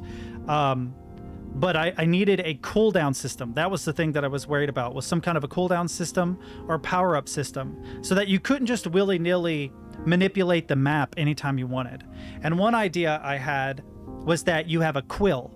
You have a quill and an inkwell, and your inkwell runs out of ink. And the ink would be like the power-up. If you have plenty of ink, you can manipulate the map as much as you want. When you run out of ink, you can no longer manipulate the map. And so you'd have like that as a system that, or a thing that you'd have to pick up.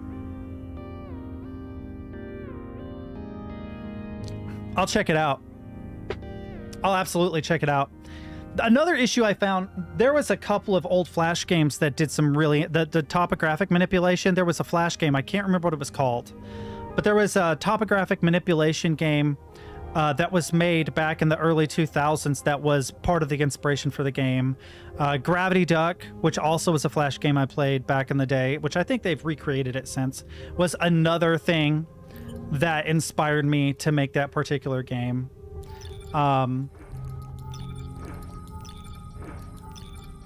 There was a lot of inspiration, but it was a really, really big project. What I wanted to do at the time, these give a lot of power and oxygen if needed, so we're just gonna do this, I think. Actually, I didn't check to see how that would work, so let's do this. Okay.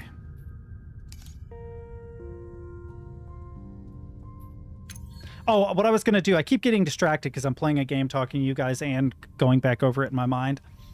One of the things that I wanted to do was just release it with a single level, just a single base level with a set of abilities, just to give an idea of what the gameplay would actually be like. Do you know what I mean? Is this a sphere fragment? Yes, I want that. Okay, and then I want to go this way, which is going to be sketchy. Oh, I don't have enough O2 for this, I don't think. I didn't think about that. The shrill sacs give a lot of O2, and I didn't bring any. Fuck it. Here's what we're going to do. We're going to go back really quick. But, yeah, I thought about releasing it as a single level for people to play, and they could give suggestions, and that would help to form my opinion of levels later on.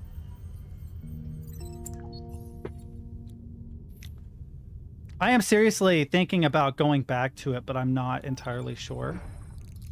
Because I feel like that is a hell of a project. I don't actually need but 4 of these right now.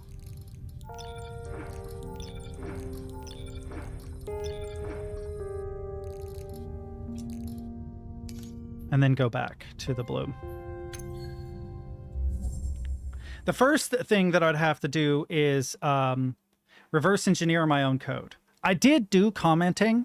Like, my code was modular. It would say, like, this handles movement, this handles gravity, etc., etc. But when I was looking back through it, one of the things I was trying to remember was how I manipulated fall speed to make it appear more fluid, and I couldn't remember how I did it. I just remember it being a problem when I was working on it. I didn't use a rigid body 2D type of gravity. And because of that, I had to program in my own gravity and how falling occurred. And I remember manipulating it, but I don't remember precisely what I did to manipulate it. And I was looking at the code going, oh no, how did I do that? I don't remember. I only looked at it for a minute or two, and it's not a ton of code. It's only like 150 lines of code right now, just for being able to rotate, change the size of your character, so you can make your character small, medium, large, and you could change gravity. Basic movement and basic gravity was only like maybe 150 lines of code. My friend and I are working on various aspects of an upcoming custom D&D campaign. I used to work with a guy that did that all the time and was obsessed with it. Absolutely obsessed with it. He did it all the time. He came up with campaigns all the time, and he runs campaigns online. Go away. Ooh, did I kill him? You motherfucker. How does it feel, Fly? How does it feel to be caught? You son of a... One second, guys. I'll be back.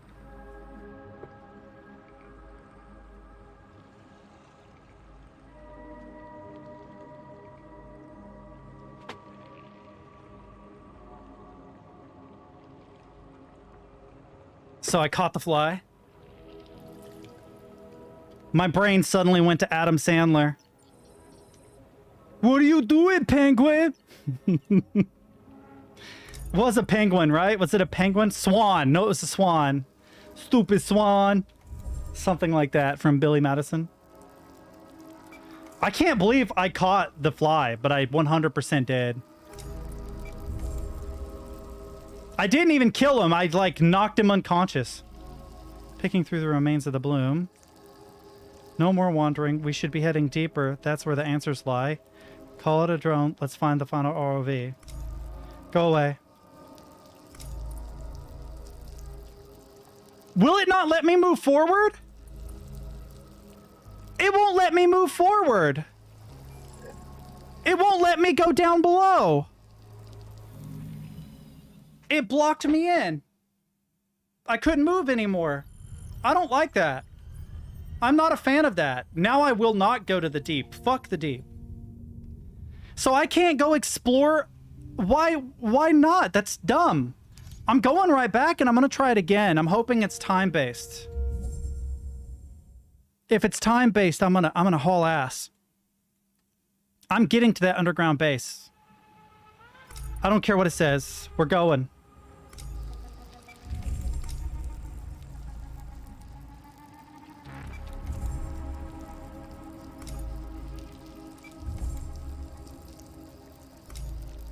Not a fan of that, man. Don't block me out of exploring. Don't give me a game to explore and then be like, sorry, you can't climb this mountain like in Skyrim.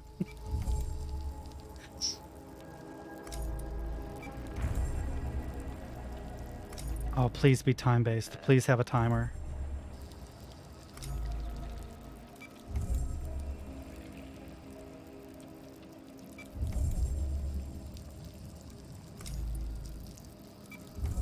I bet it stops me here. Oh, no! No!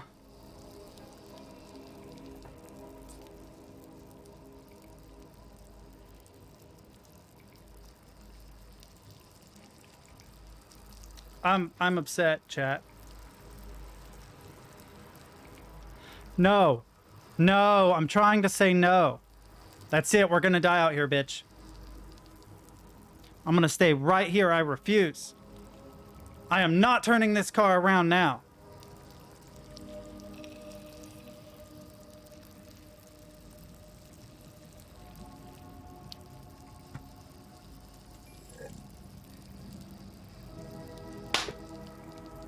Must be another fly.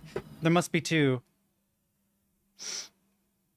That makes me mad though, man. Don't give me something tantalizing and then a means to explore the tantalizing thing and expect me to not explore the tantalizing thing.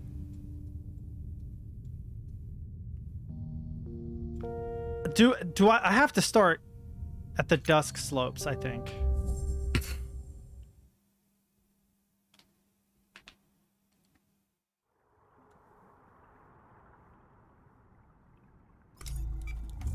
I think you're not supposed to get to the lab until much later, but it's weird that it gives you the ability to just deny it.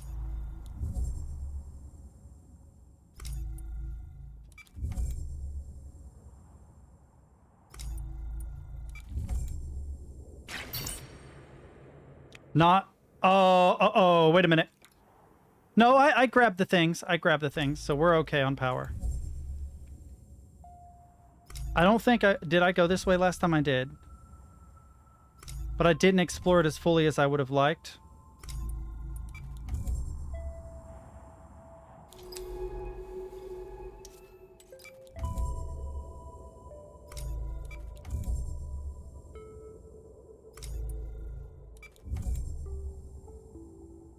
This is as far as I got, I think. Water bulbs, new species, partially transparent egg-shaped creatures that feed on filtering water. I'm calling these cryptic creatures water bulbs. Okay. Overgrown outcrop. This outcrop hides a wealth of life from long-legged crawlers and filter feeders to blurred shapes which flit through the silt's lamps. Ooh, what is all this? Pale petals. On closer inspection, these petals are solid growths, not fragile objects. They sit like thin tree stumps in the sand, each with their own. Gonna eat through my juice really quick. Glowing fan.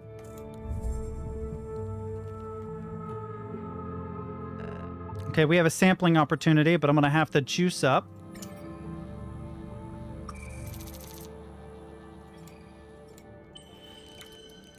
Oh, is that it? That's all I get? Okay.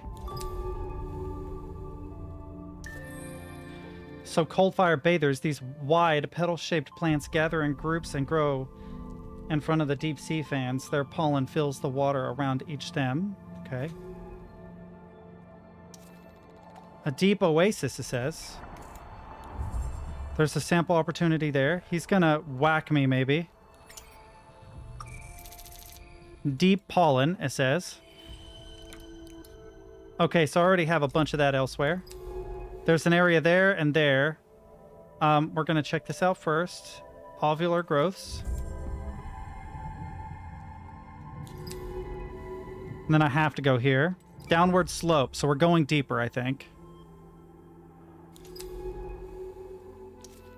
A veil field. And bright veils. Let's go here first. I was going to say, I'm pretty sure this is a good path. No wonder. Ah! Monet's ROVs never return. These veils are everywhere. Like on Earth, they must rely on predation to survive the deep where the sunlight doesn't reach. Fast creature. These rapid swimming lobster-like creatures have dark shells with very large translucent tails. These creatures are so fast, the dark color makes them hard to see, but let's keep track of them. I can't go up that way, but I'm going to go this way first because I don't have to cross a veil and use power.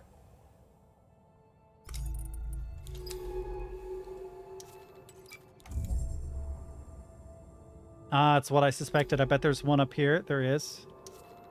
Hypnotic lights. Oh, I almost caught that one. Can I get back to this? Just more tangled veils. I hate to do it, but I've got to explore it. Probably not a smart plan. Translucent shell. Is that what this is? No, it's a fan sheath. All right, I can use more power here. Don't know what this is. Let's check. Is this new? It is new. Okay.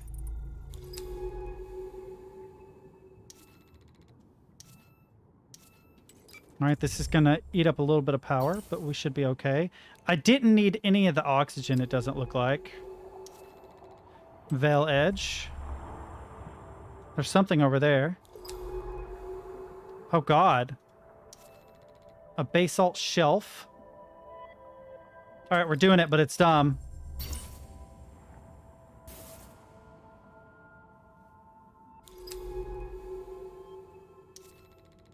Deep Oasis. All right, I need more juice. Deep Pollen. Bummer, I was hoping for something cool and new. Coal-fire fan, filter feeder fan, stat, beneath the mucus sheath, pulse with warm light. Okay. A bare outcrop. Wait a minute. Complex creature.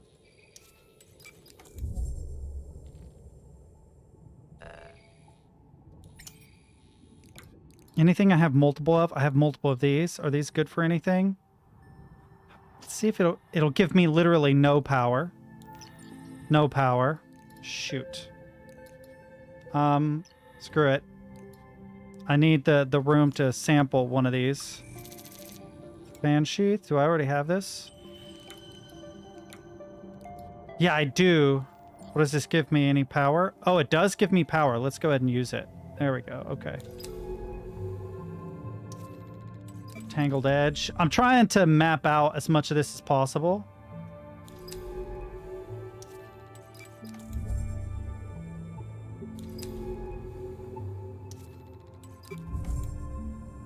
What did it say this was? Digested remains? Great. It's good to keep. Wait, what else was, what was the other thing? More digested remains, maybe? Yeah. Okay. Okay, so it wanted me to go to whatchamacallit over there.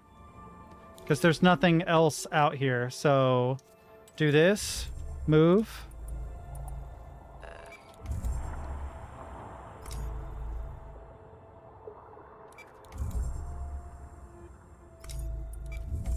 We're moving. And it whacked me.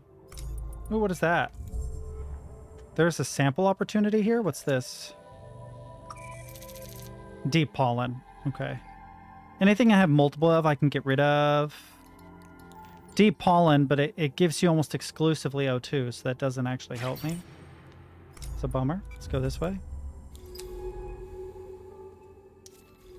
A small burrow. Sample candidate. Okay. I need more power anyway, so boom, there we go. And then sample. Something. Please don't whack me, please. Oh. Fast creature, okay. Basalt pillar. Oh, I didn't see this. What is this? Ovular growths? It's also a sample candidate. Son of a bitch, what is this? Ah! Okay, well, I don't need these. They're not very useful to me right now, so let's grab this. Whatever this is. Something new. It looks like an egg. Okay. Grab a second one because they give energy. And then use one for energy. Investigate this first. A living outcrop. Okay, and then can I reach that far one? Oh, you can! Oh, no, you can't. That's... shoot. It's about to be excited. What is this? A veil field. There's also a thing here. Shelf edge. I'm doing this so I can map more. I thought there would be a path through there, but there isn't, so we're going to go here.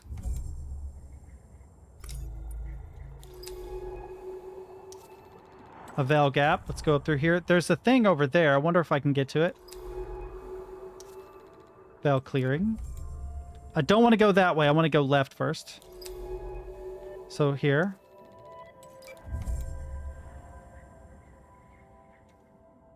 And then down and to the left, if possible. Among the hypnotic patterns of the veils, other lights move pinpricks like LEDs. Because there was a thing down here. Shoot, I think I will have to go through.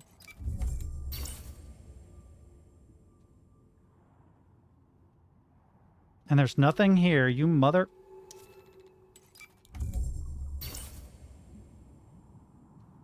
Okay. Part of a veil clearing. Oh, this place is so big. Twisted veils. I can go up there, but ultimately I want to get over there, I think. A narrow gap.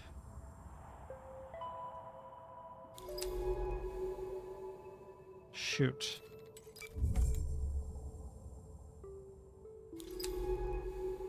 Let's go here first.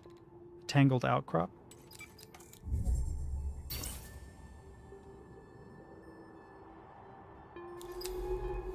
I knew there would probably be something here. A faded fan. Let's see what we have to sample here. Unknown animal tissue sample. Oh, why does it have to be something new? I'm gonna run out of space. Son of a... I also don't need 2 of these. I just need 1 of everything. I don't mind samples, but when there's a glowing spine... That's what they're calling it? What?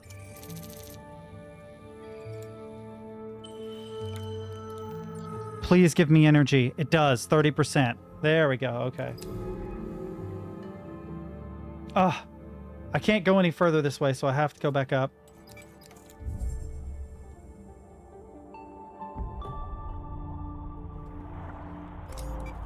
Oh, there's more there. There's more there. Good. Good, good, good. I need all I can get. Okay, that's all of it. Okay. And then I need to go through this, unfortunately.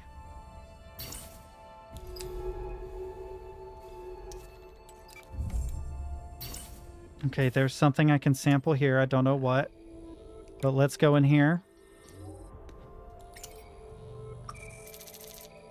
Something. Yet again, something new. And I need to go here, which is going to be sketchy.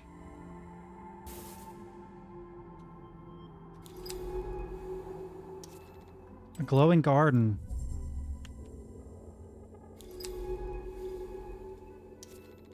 Tangled edge. Is there more going this way? I bet there was a way through here without hitting a bunch of stuff. I'm going to mark that. It's a deep orrery. An ornate creature that casts a net-like arrangement of tentacles and polyps to shock passing prey into submission. Interesting. I need to get under you, though, deep orrery. Screw it. I'll go here to the veil clearing really quick and then back.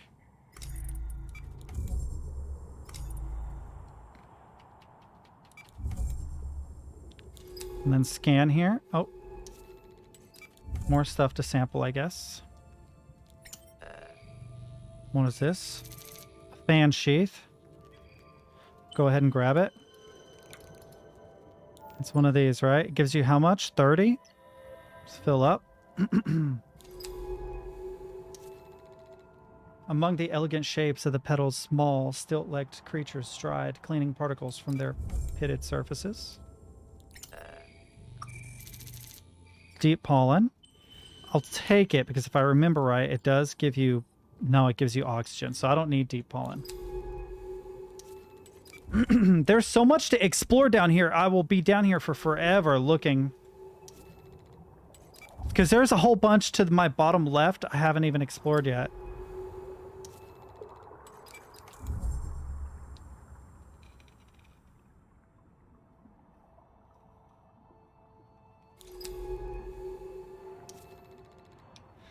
A dying veil.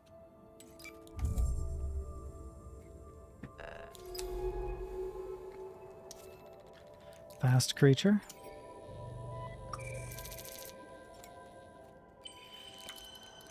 What is this now? Veil tissue. Okay. Okay, so I have to go back.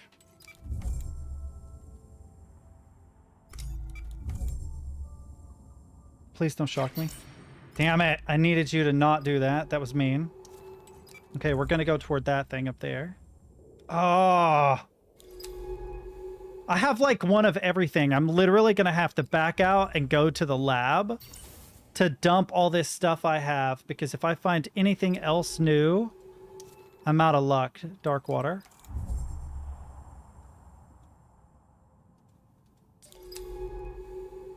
We seem to be through. No more veils ahead. There's still more below me to the right that I need to explore. Basalt outcrop.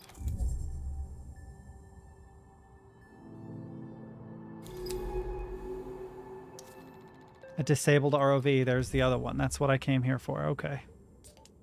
Here, in the middle of the outcrop, an ROV. This one is carrying a supply cache too. We can recharge and refill our oxygen. Let's access the map data. Open the terminal when you're ready. Almost said terminal. I don't need to replenish oxygen ever. There seems to be plenty of oxygen down here. I'll go ahead and do that, but map data. It would be cool if I could get a heads-up display map. It seems this ROV was disabled by the veils like the other one. This can't be right. The mapping scans report a large physical anomaly just north of here. From the data, it looks like a structure. That's impossible. Maybe the veils fried the sensors. Either way, we should go check it out. Okay.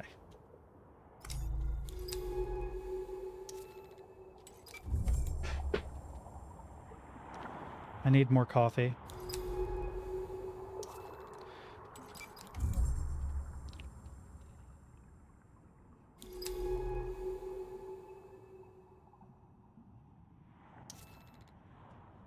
Angular rocks. Some strangely geometric rock sits in the dark. What are these formations? I'm not saying it was aliens, but... Unknown structure, a huge flat structure bedded into the seafloor. Could Manet have built this? I doubt it. What are we looking at here? It appears to be some kind of shaft cut into the bedrock. I can't see the bottom. Who made this? It looks like it's been here far longer than anything else. Dark shaft, a yawning black shaft that descends into the seafloor, an anomaly that must be solved. All right, we're going down, chat. How much deeper does this thing go? Do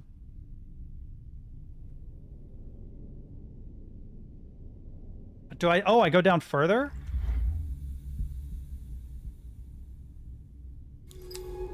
Okay, some things to explore here. A collapsed room. And an open shaft. Let's check out the collapsed room first. Is that really what it's like? When you're the bottomless pit manager and you have to quit your job to get a new job as a regular pit manager, but you discover that the regular pit is a bottomless pit? It's a really dumb meme on the internet. If you've never heard it, I understand why it was Shadowed Corridor. Ooh, there's something alive in here. A pale polyp. This is almost motionless polyp with a waving cilia. It's anchored in the metal plating. Its pale flesh, strain of color. These pale creatures are scraping patterns into the walls. What are they? Let's see what we can find out. It's a really dumb meme where it's like you manage the bottomless pit and one day you check and you find out that the pit isn't bottomless and you don't want to get in trouble. So you decide to quit your job and get a new job as a regular pit manager elsewhere, only to find that that pit is in fact bottomless. It's a stupid meme. A sand-choked room. Ooh.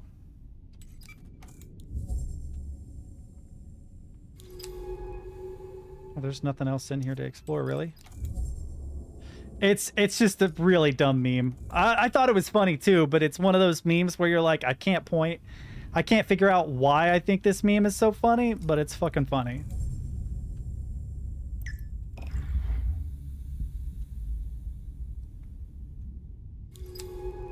Oh man, there's a big structure over there.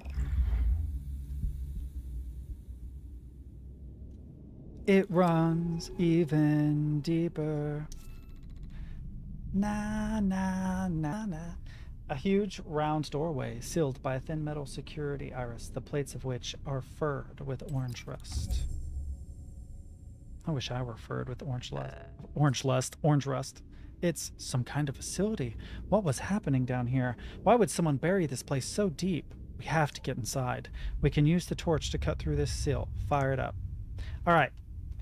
Hate to do this to you, chat, but I have to pee again. I will be back. Before I go exploring deep into this thing, I want my mind and bladder to be clear.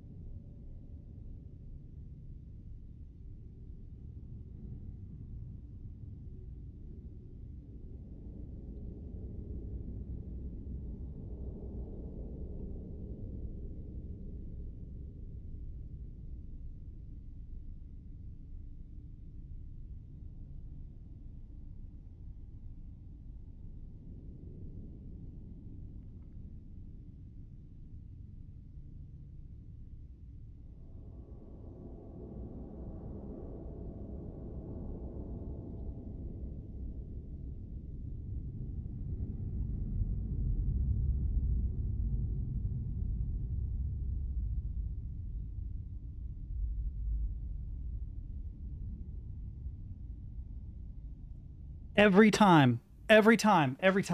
Just every time.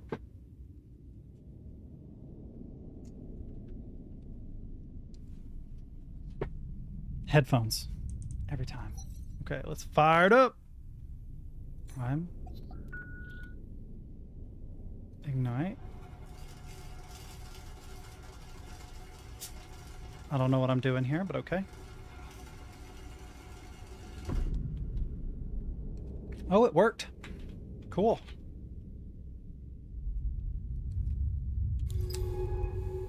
What do we got?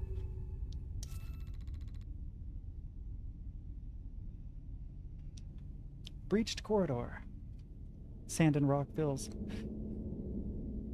one side of the access way. Dark holes in the walls and ceiling reveal layers of eaten away piping and ducts. This place looks fucking huge. Not going to be able to call a drone down here, chat. Entry hall. Beyond the doorway, a vast dark space opens out into the rock, filled with skeletal remains of rusted machines. Oh, I thought they were actual remains of, like, people. What does this mean? Red sediment. The water is filled with red flakes, catching in the lamps from the walls. Rusticules hang in lumpen garlands. Whoa, that's some language right there. This place is huge. How the hell was it built down here? There's very little oxygen for the rebreather to cycle here, so we are running on reserves. Let's move. Oh, I meant to read it, but... Above, a huge self lurches out the curved roof of the bay, its underside hung with globular orange spines.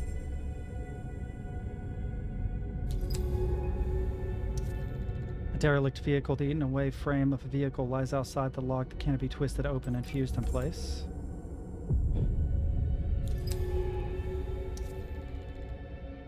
Arcology entry, a large open lock leads into the depths of what appears to be a corporate arcology. What secrets have been buried in this place?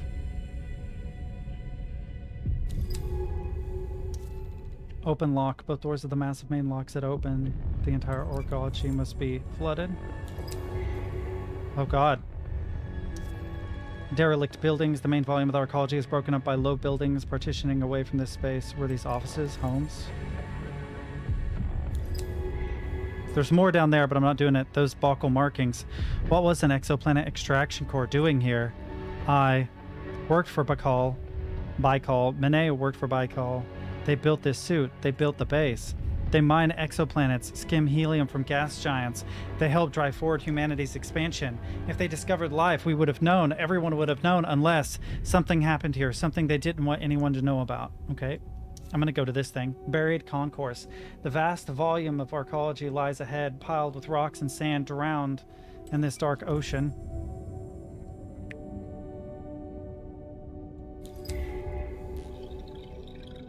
What is this?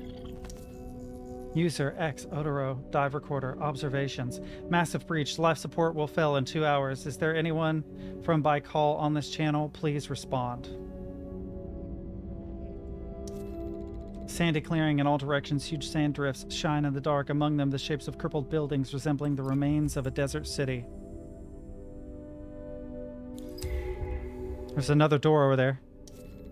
Blocked passage. The passage to the northwestern part of the arcology is blocked by a huge rock slide with boulders strewn across the concourse.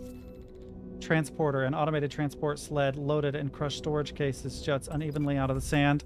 I'm going to explore what I can. I will go back to the door. A silt-choked entry. Loose wires hanging across the doorway are clumped with fragile lumps of silt like tumorous growths. Machine room. The lines of fabricators and machines suggest this was some sort of machine room for the repair and maintenance of the arcology.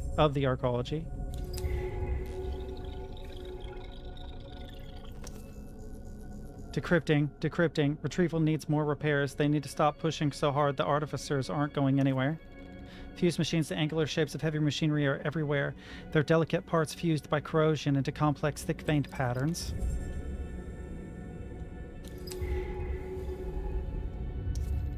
Cave in. This entire corner of the room is piled with tons of rock and stone, leading to a gaping hole in the arcology ceiling above. Wow, I can't speak English. Breached wall. The metal walls are buckled by pressure and corrosion, leaving a large wound in the side of the compartment.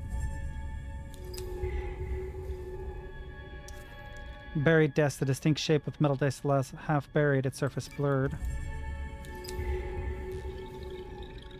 This will just go back up where I came from. Decrypting. H. Albright. Say again, Constantine, what? Jesus Christ, Harrison, Site 2 is breached. Power is spiking. Just checking if there's anything else.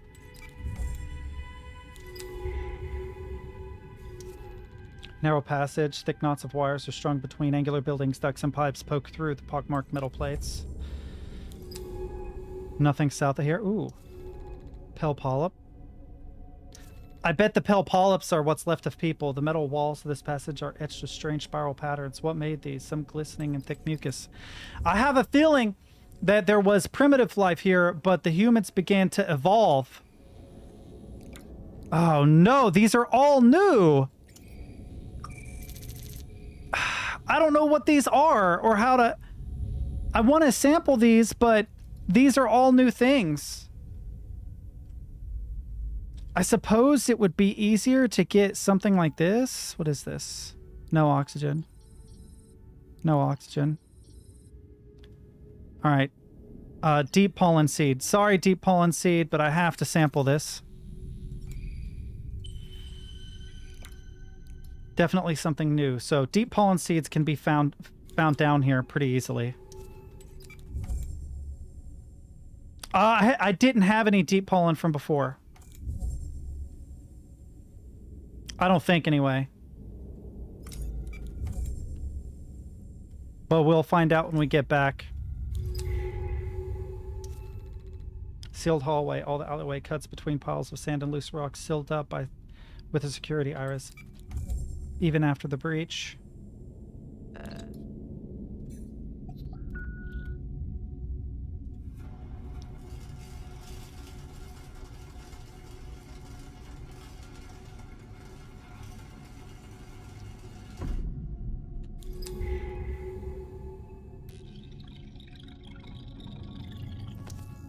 Decrypting. Site 2 is silent and there's nothing from Ophelos. Site 1 is off the grid. Where are the rescue teams? Bent at a sharp angle, the wall here is coming away from the floor, leaving a sharp-edged opening into the room behind. This is Subnautica if it was just a map screen. Yeah, I want to play Subnautica pretty bad. The tables, the disordered rows of chairs. This had to be where they ate, where they spoke. How many lived here? Also, I got Dead by Daylight recently for $7. Scattered seats, chairs lie in disarray. What happened here? Was it sudden or a slow creeping realization that everything was about to end? Okay, we're going to go here first and then go around. Work boots. A pair of boots lie quietly in the corner, overflowing with silt.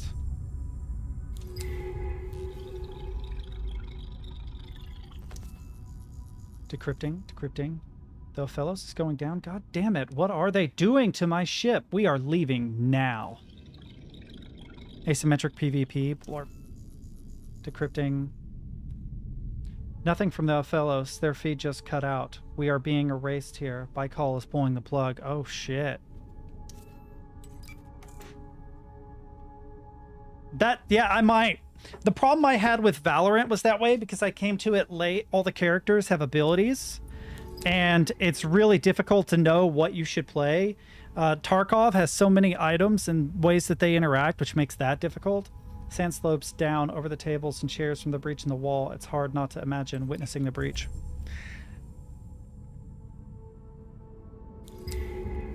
Another one. Okay, Mikami. Disobedience will be reported. Consider your next action carefully. Damn it, Koji. We are dead and buried here. Missing wall.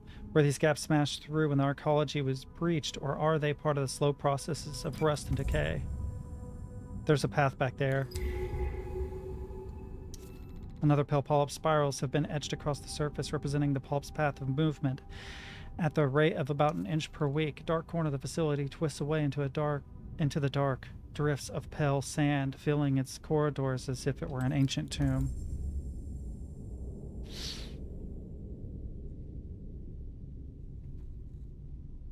Really? Yeah, that's kind of what I thought. Another.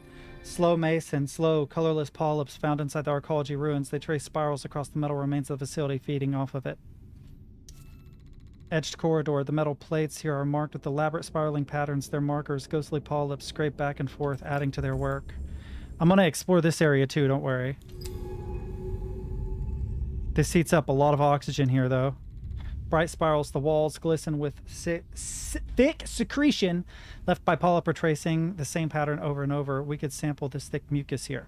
We can sample this thick mucus here? That's... Damn it.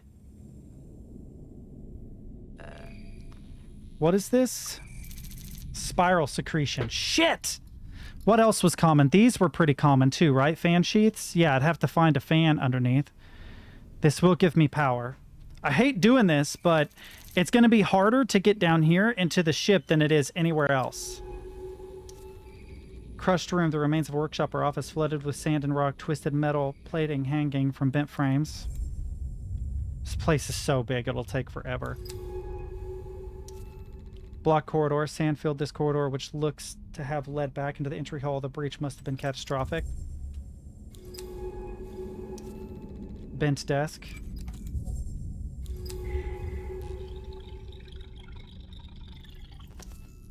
Decrypting. No one is coming to dig us out. Constantine has cost us everything. The entry hall just breached. This is it. Okay, there was nothing over here, which I thought was odd. Why wouldn't there be? But okay.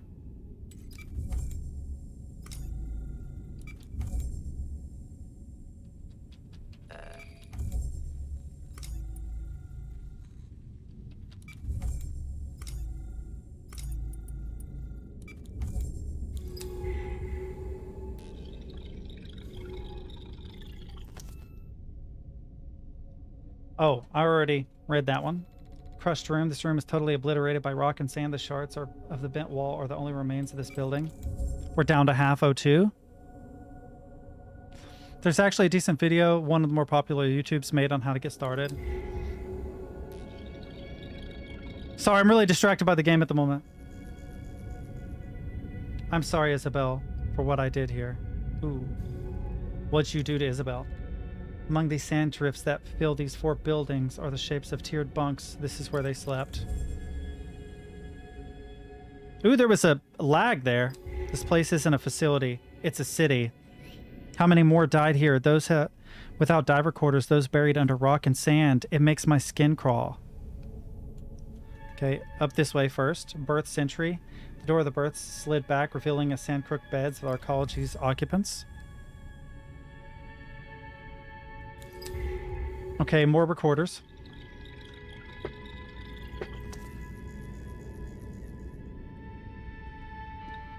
You don't know that, Jason. They are going to come for us. No one is coming. We both know that.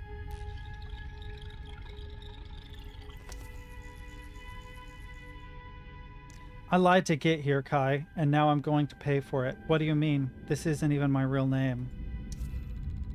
Crew berth. A set of overalls lie flat on the berth, wisps of sediment drifting from their openings, a Bacall logo still faintly visible. Okay, back. Back. I need to scan for the next area here. Oh, what did it say? Shit. On the still intact berths lie decomposing clothes, a single glove, a pair of round clouded glasses.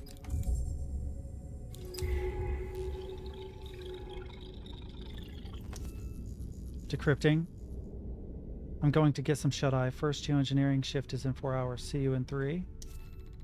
Behind the crew quarters, huge pipes sit against the wall, surrounded by sand. What was powering this place when it was in operation?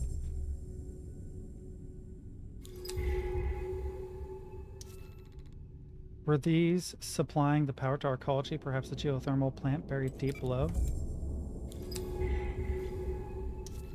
Collapsed tunnel. The wide tunnel to the northern part of the arcology is completely collapsed. Is there anything left under all those tons of rock? What is this? A brain coral. Earth-originated species of coral from the families of Musidae and, well, anyway, they feed through both photosynthesis and filtering. Hard coral, earth-born corals. These polyps build environments for themselves through calcareous material deposited as their skeletons. Okay. Octagonal atrium was cleared once, lined with glass and filled with water, an aquarium at the heart of the facility. I can probably go that way. Yep, and this way. We're going to check this area out first. Glowing fan. The fan seems to have a symbiotic relationship. Isn't this the one that gives you the pollen?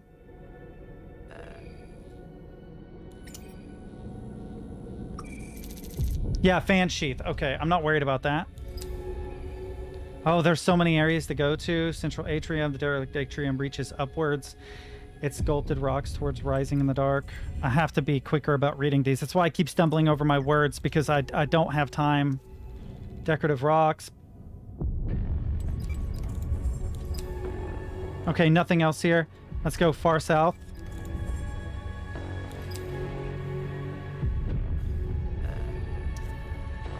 Corroded grap, a ragged split in the atrium wall lined with rust. I think I can go back and around. Let's see. Buried office.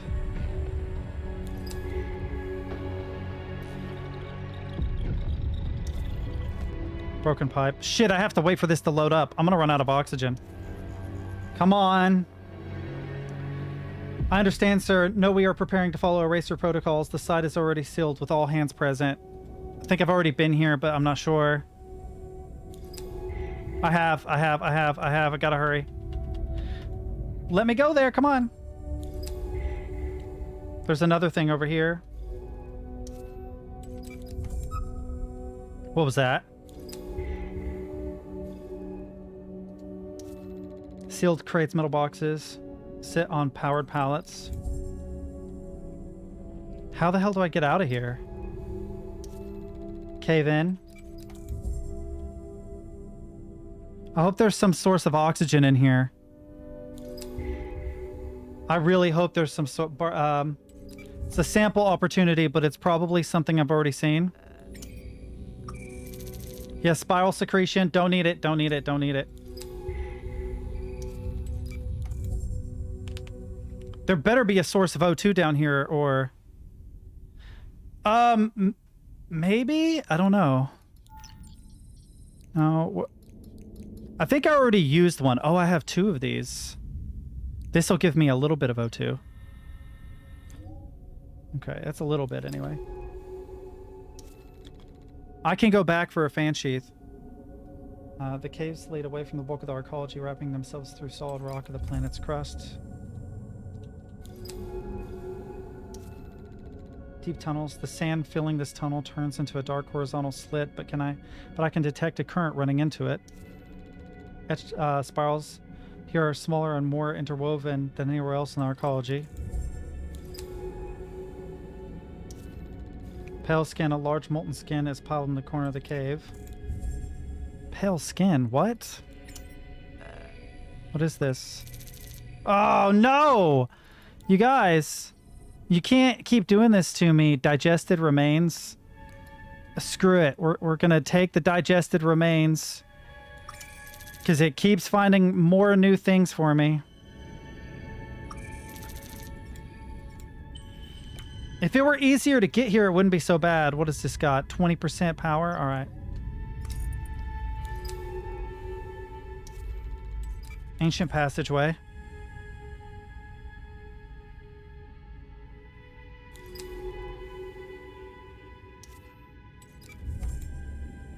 Can I not go anywhere else? I can't go anywhere else. Does it just dead end? What?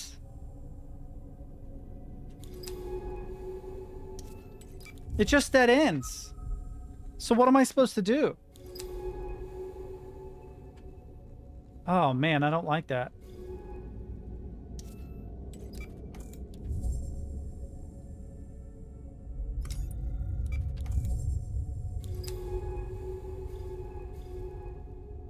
Okay, what?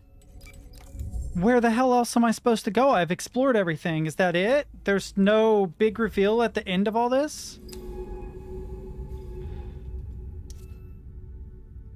There was a level change by the aquarium. There's an aquarium?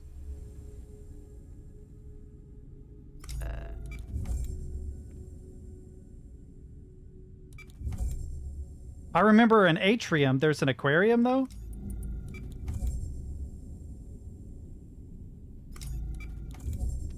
Glowing fan. Take a fan sheath. Gives you 30 power, I think. Yeah, it only gives you power, not O2. So I don't have anything. Oh, I see it. Man, we have to hurry, though. I'm going to run out of oxygen. If they don't give me something with a lot of oxygen in it, I'm screwed. I'm going to die here. Or I'm going to have to use up all my samples. I mean, I can go back. These all give a little bit of O2, but not a lot. I don't know if the spiral secretions do. They were down here somewhere. Oh, God. It's acting like I haven't found a lot of these things, it seems like. A bunch of them were hidden. I don't know why. Thought I had examined all that stuff. Come on. There we go. Spiral secretions.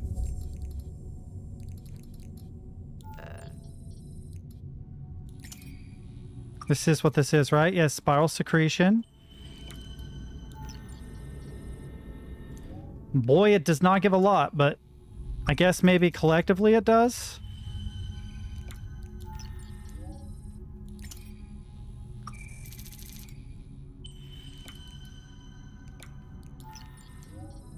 All right, that might get me through for a little while. I'm about half. The inventory management part of this game is my least favorite part. I appreciate that there's... It's a very simplified game, and you kind of have to have something for the user to invest time in, you know? But I really wish that you could carry like 15 items instead of 9. Or even have the ability to upgrade as you upgrade your suit. Like, I could see starting with 9 and then... It's okay. It's just everybody always wants to keep as much as possible, or at least I do. 8 broken windows stare out of the atrium into the upper floors, where white paneled walls resist the rust. Atrium statue at the top of the basalt pillar. A miniature statue of the Bacall suit stands heroically. What the hell was this place? There's a thing up in the top left, but you can't see it from here. Oh! Broken glass. The aquarium glass. The atrium is shattered, leaving only glinting shards. Okay, I don't want to go there yet.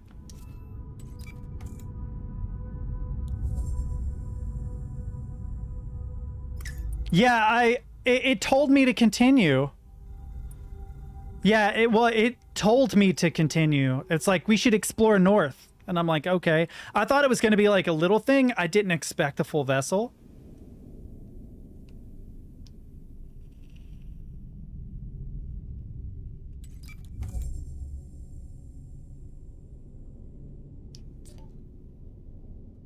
The whole facility destroyed, buried, erased. Was this what Manet was looking for deep in the ocean? But how did she even know it was here? I feel like I'm swimming through other people's secrets.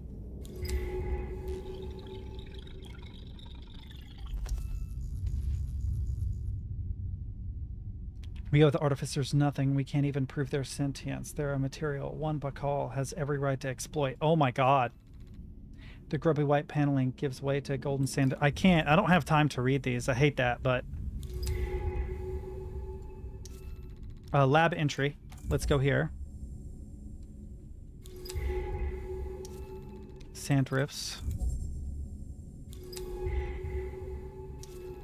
Broken wall. Okay, I can go this way, but I'm going to go up here first. Let's see. Mineral skeletons. Ornate geometric skeletons. Prepare to grab something. Oh, sphere fragment. That's good for power. Right?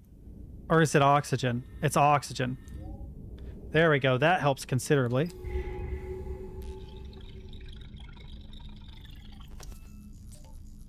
Oh, she said something and I missed it. But what? Can these geodesic spheres really be valuable enough to build the whole arcology around? And then to bury it? I missed something. Protect the specimens. These skeletons alone are able to correlate millions of qubits. They are irreplaceable. Oh. They're using these creatures as a type of computer? We have to power down. If the shielding is breached, it could blow out the whole facility. Start shutdown now. Collapsed panels. Sealed cups sit on the surface. Stylus is buried layers of silver silt. Hardware corroded into lumpen piles. What is this thing? Atomic etcher. This was a computing lab. All these machines are for hardware fabrication. Lab blocks. Why didn't they close when the arcology was breached? Were they opened afterwards? The lockdown overridden somehow? And this takes me back into the original room, doesn't it? Lab entry. The security locks lie wide open. Atrium walkway. Unlike the lower level, the walls here have resisted corrosion. Alright, here's something we need to do. I need to go back and explore. There was like a walkway back there I missed.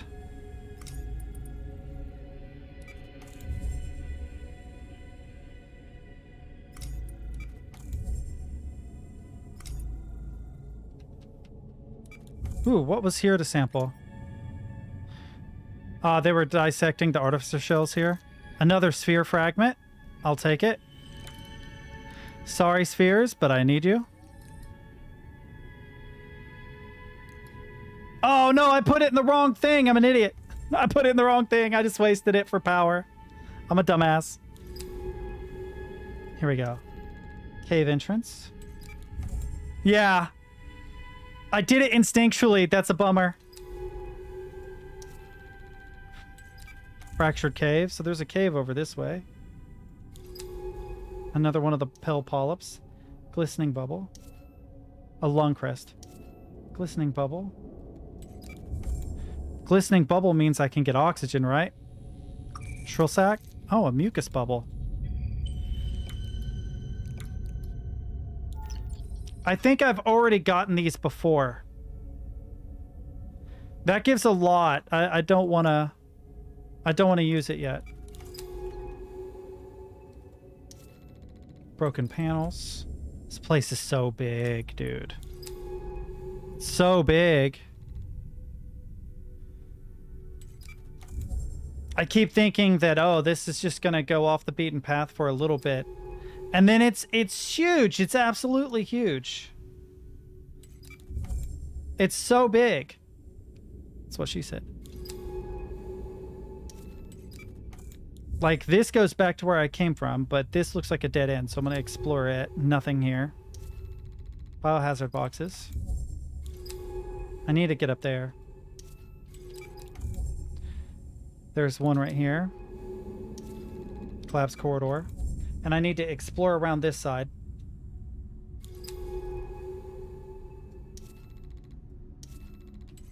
A fused window. Oh, it is the final area? Then what was the point in the underground thing? You can't explore a seating area. That's a bummer. There was like interesting. Let's see.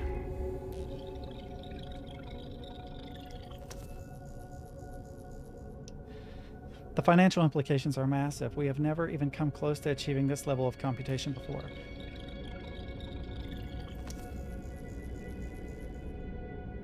I'm sure it's just a standard security drill, Mr. Fidanza. We will be able to return you to the other shareholders shortly. Ooh, I'm gonna have to say no, probably not. I think you died down here along with everybody else. Okay, then. Explore this area and then that area. I think. Destroyed lab. Let's go see what's in here. Wait, I can't get in there. Never mind. Equipment cases.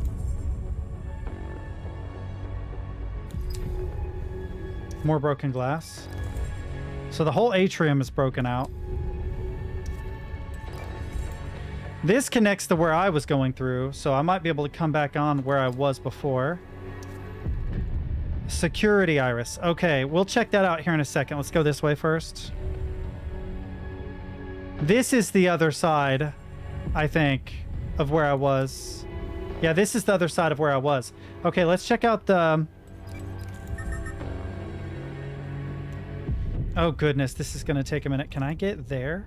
Can I click that? No. Shoot. No, I have to go. Okay. We're going to go where it's open first. Which is down here. It'll be... Oh, close.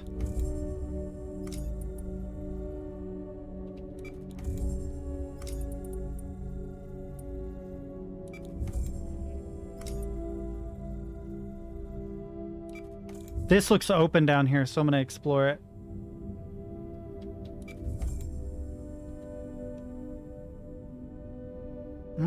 I don't know what to do about that. Another security iris. So there are security irises on either side. Oh, well, I guess samples aren't important. Because I need power.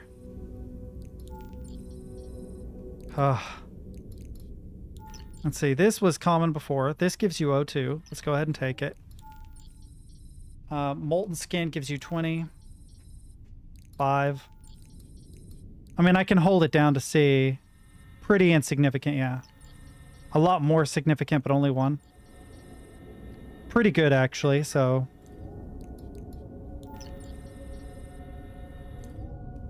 Alright. I really would have liked to have been able to take these samples back, but... The only way is if I explore this place a second time.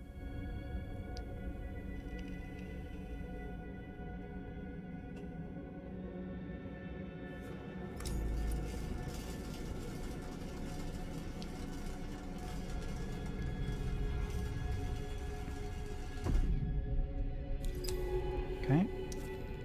Upper entry hall.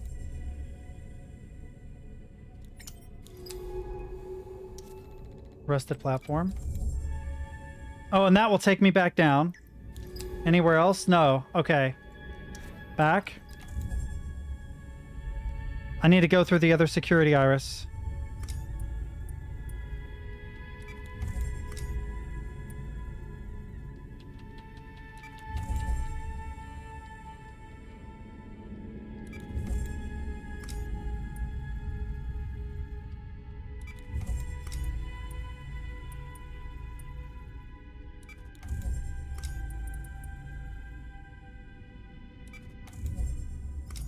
Okay.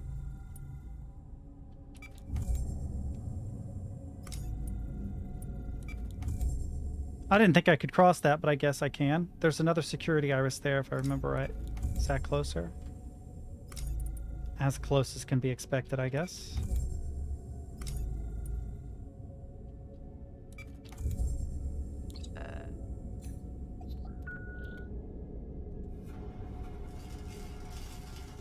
At least it looks like there's more to explore in here.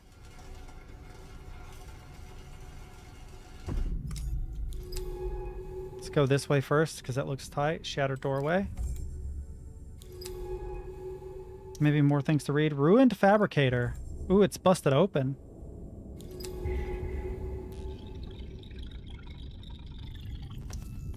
Decrypting. The artificers, with them, we could rewrite life as we wish. We could rewrite it to endure, Lucas, to surpass us.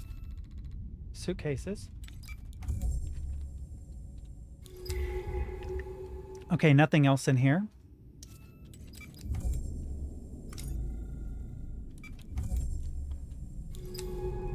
Gotta go here. 2 more. L. Fiorentini. Take the suit, Akari. Stop arguing. Without you, this project is dead anyway. Oki needs to survive.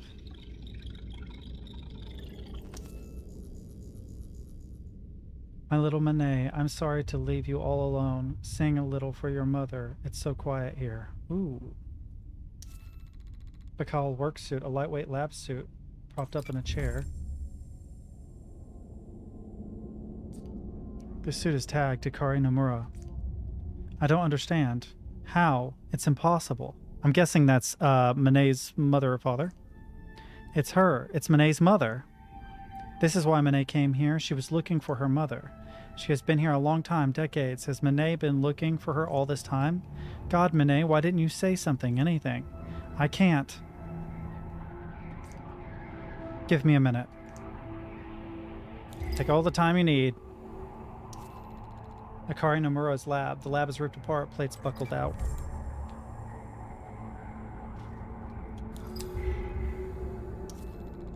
A Baikal casing. Looks like a little hand or something. This is the same cylindrical casing as the one mounted in the suit. The same casing that houses you. Akari was building this, building it from artificers, building it with machines in this arcology. She was building you. This is you. One of you at least, a draft, an earlier version, a prototype. Akari is your mother, your creator. Did you know this? Did you know about any of this? Then you forgot? You malfunctioned? God, I can't think. We need to go. I don't want to be here anymore, please. Well, good for you. I'm exploring some more.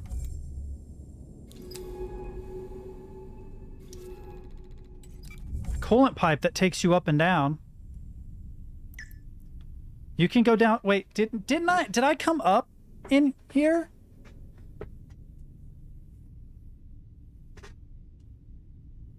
I mean, we'll go up. We'll see what this is. I'm thinking that this will connect with... Oh, you just keep going up.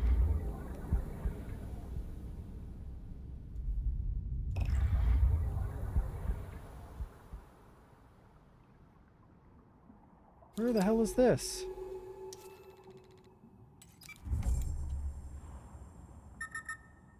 I know, I'm low on power. Open water. We are out. I don't know what to say. We are still in range of the ROV on the slopes. Call for pickup. Let's go home. That was the final area? That was it? Surely there's more to this story.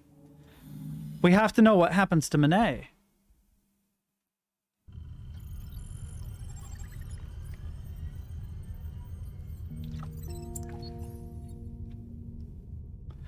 We came from the floor below. I'm down in medical. Disabled the corn. It's beautiful in here. Okay? Is that your name? I like it, despite the history. Listen, I don't know what you are thinking right now, but I wanted to say, I trust you. I don't know what you knew about the arcology, about Bakal's history on this planet. Even your own history. But I do know that you helped me, you protected me, you guided me. I owe you for that, no matter where you came from. You didn't choose to be created like any of us, but this place is your home. You are made from pieces of this ocean, from pieces of its past at least. I'm learning not to be afraid of the past. I'm not afraid of her either, of Monet, if that is her name now. I think she must have found something among those skeletons in the bloom, something truly alien. It changed her, it continues to change her, but perhaps that is what is needed. Change. I found something I think you need to hear. I've been going through the archaeology data, and it wasn't the only facility on this planet. There were 2 other sites, 2 other Baikal facilities. We need to find them. Baikal was up to something on this planet, something bigger than just AI research. I don't want to look away. I want to see what Baikal did here with my own eyes. I've marked the site's coordinates on the dive map. We should be able to cut our way in. This is not just about Monet anymore. It's about Baikal. It's about what happened here. It's about your history and the weight it carries. I'm ready when you are. Okay, so unfortunately do not have as much stuff as I would have liked.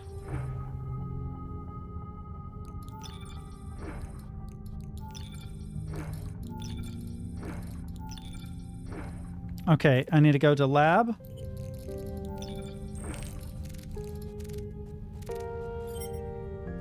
No relevant taxonomy.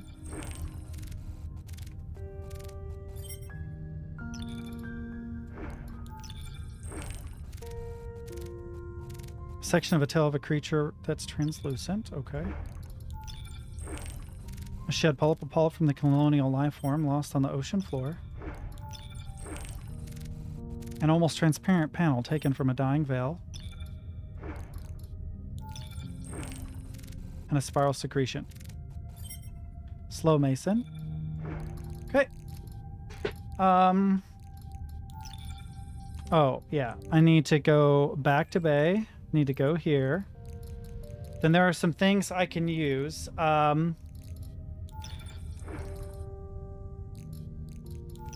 Seems like that gave me a lot of air. I'm not sure. And this gives me plenty of power. Okay. I'd like to have more air, but that's fine. We'll go ahead and...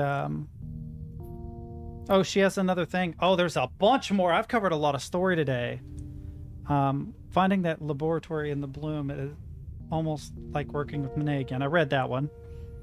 She is still alive. I never thought I would see her again, not after she sliced the core from the base on Kepler 62F and took the shuttle to God knows where. I spent weeks slowly freezing in that base, waiting for the Baikal team to come get me. After that, it all fell apart. There was never any life on Kepler 62F. Monet had faked the whole thing. She wanted the data core she knew Baikal would provide when she gave them evidence of first contact. Baikal blamed me, and my work as a consulting biologist collapsed. I went back to Earth to take the post-grad position on the dying planet. There is little need for marine biologists in a place where the only oceanic life is kept in tourist-choked reserves. That's where I stayed, watching the endless exodus of humans with enough money to leave, looking out across the dead ocean at the pinpricks of their shuttles' rocket flares, until Monet called out to me. I should blame her for everything, but I just want to know why. Perhaps now, if she ever wakes up, I can ask her. Is Monet still Monet? What was that? What has that place done to her? I have barely been able to leave the medical level, though I dare not enter the surgery. Did she do this by choice? For those few months on Kepler 62F, it was clear that Monet was struggling with something. We never spoke about it, but behind her intensity lay a frenzied self-doubt. She never talked about her family. All I knew was that she was a rare spacer born out in the black on some orbital military base. Some days she wouldn't leave the Earth, just curled up so small. Wouldn't leave the berth, just curled up so small, staring silently out. Would she do this on purpose, open up her suit and willingly slip into the deep? I suppose it doesn't matter now. All I can do is monitor her. At least I'm not alone. I know you have been reading these. The access log shows someone has been in the file system of my terminal, and well, by process of elimination, it has to be you. I don't mind. In fact, I suppose I have been writing these entries for an imagined audience anyway. Confessions, or maybe just need to talk. We make a strange trio now. Me, a depressed xenobiologist who can't keep their mouth shut. You, an AI built from the remains of a sentient species, and your sister, Monet, who is now more plant than human. But as far as I can tell, we are the only ones on this planet who have any chance of finding out what happened here. I think I'm starting to understand why Monet called me here. It was because she trusted me not to give up, not to let this go. Let's not disappoint her. Okay. I'm not going to dive out just yet. I need to see where they are. Okay, so there's one lab. Another lab at the end of the reef.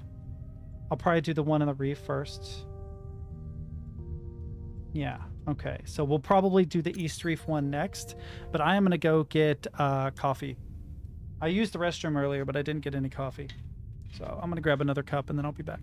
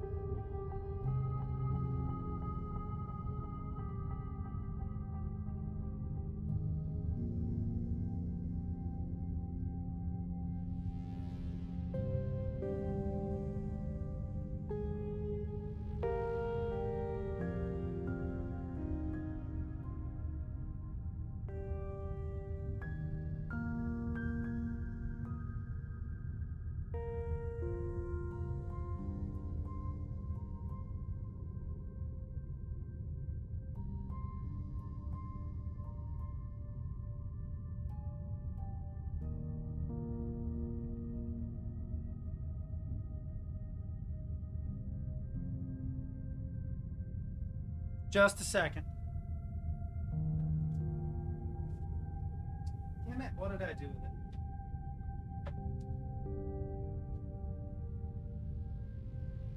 Ah, there it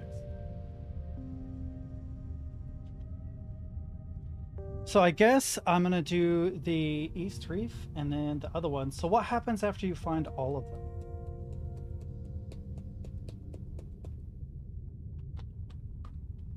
Let's see what happens after we find the second. Wait.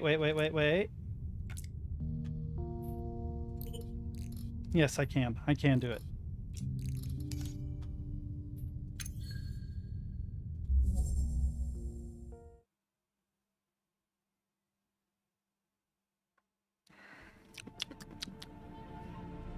I like the music in this area.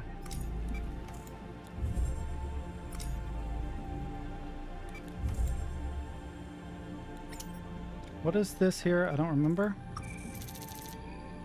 Smooth or soothe spore?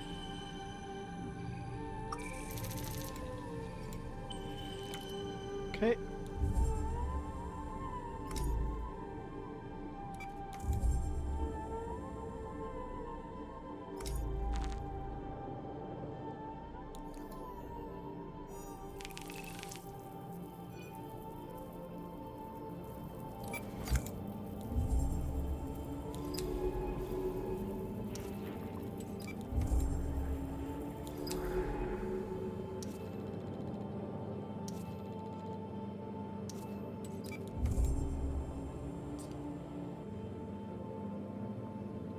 Let's start logging them. That's fine. But I need to move. Now, once I'm over here, do I need this anymore? I don't think so. Stop. There we go. Feathery creature, a cleverly camouflaged creature mainly composed of feathery frond-like arms which waves rhythmically as it moves. These funny feathery creatures are all around these gardens. Let's start observing their movements. Creature tracks.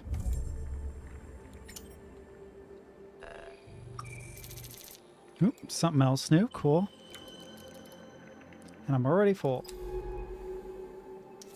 So there's a pillar crossing. That's interesting. Another silken plant. Twisted tendrils, but I think I need to head that way more than anything. Shimmering petals. Uh-oh. Let's see.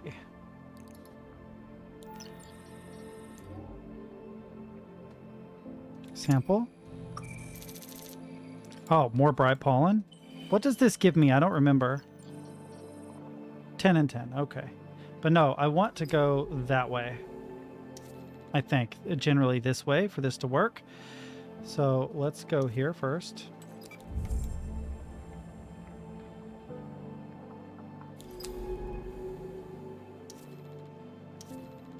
Another feathery creature.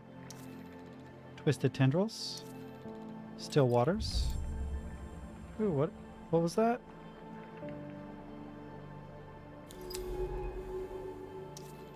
Another feathery creature. Another silken plant. A pillar garden.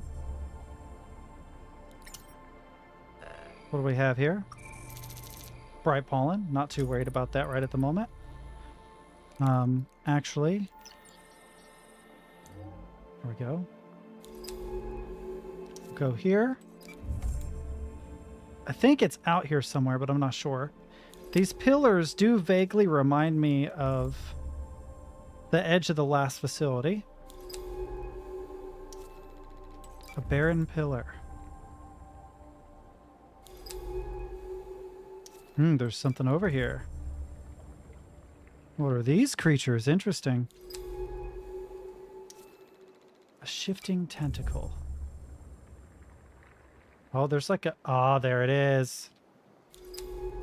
What I came looking for. A floating colony. Okay. Let's go here. This creature's... Oh, what are you looking at here? This appears to be a huge colonial life form. Is this what remains of the Site 1 facility? Let's cut it open. Yep.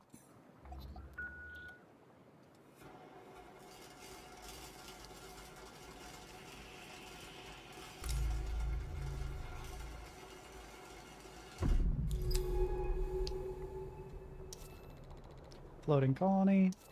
Floating colony. Living colony. Behind the barrier, the throbbing interior of the colony is revealed, filled with throngs of zooids acting as one. Okay. Let's go down. Web structure.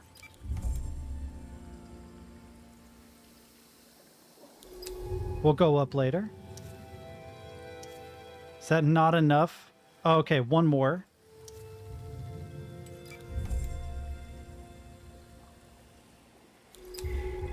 Oh, some things. Let's see what they say. Constantine is too arrogant. Just because he discovered the artificers doesn't mean he can decide their fate.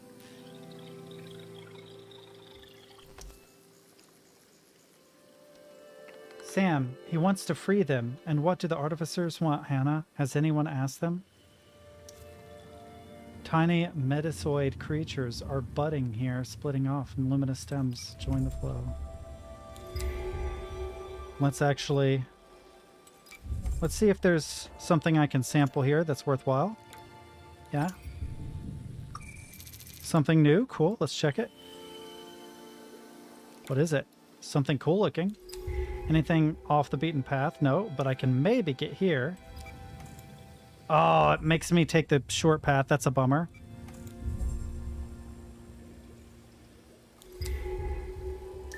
That unlocks it. Cool. A Radis colony, a vast colonial creature made of thousands of specialized zooids. I'll call them Colony Radis. It floats beautifully across the ocean like some impossible vessel.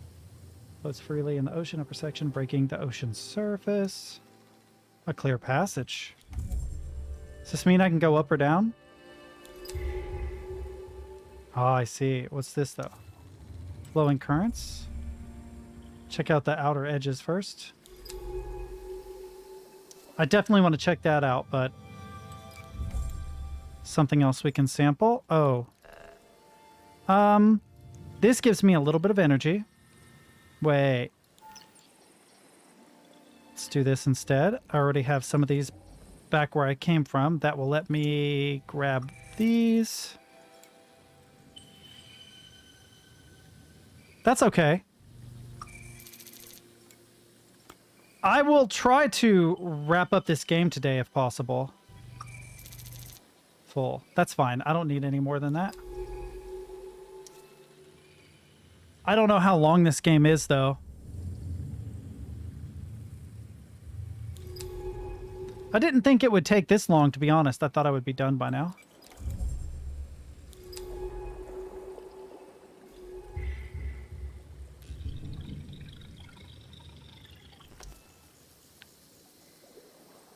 That is absurd, Kevin. They are no different than us, adapting to their environment so they may survive. No, they are not like us. More gas bladders, but I don't need to sample anything. Oh, another one.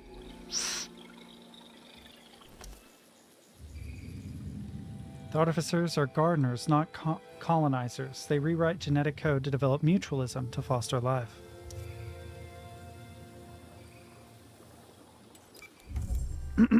I'm not sure what else I'm supposed to do before I get to the end. I'm assuming there's something I need to explore that I'm missing. Probably in this general area, at least here.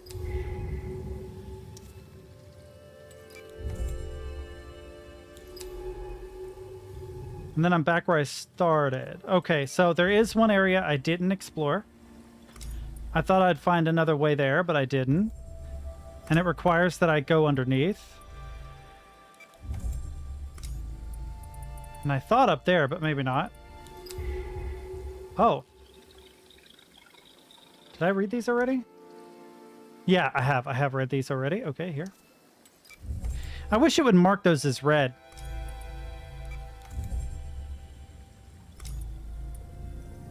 Here, and then in this. Yep, right there.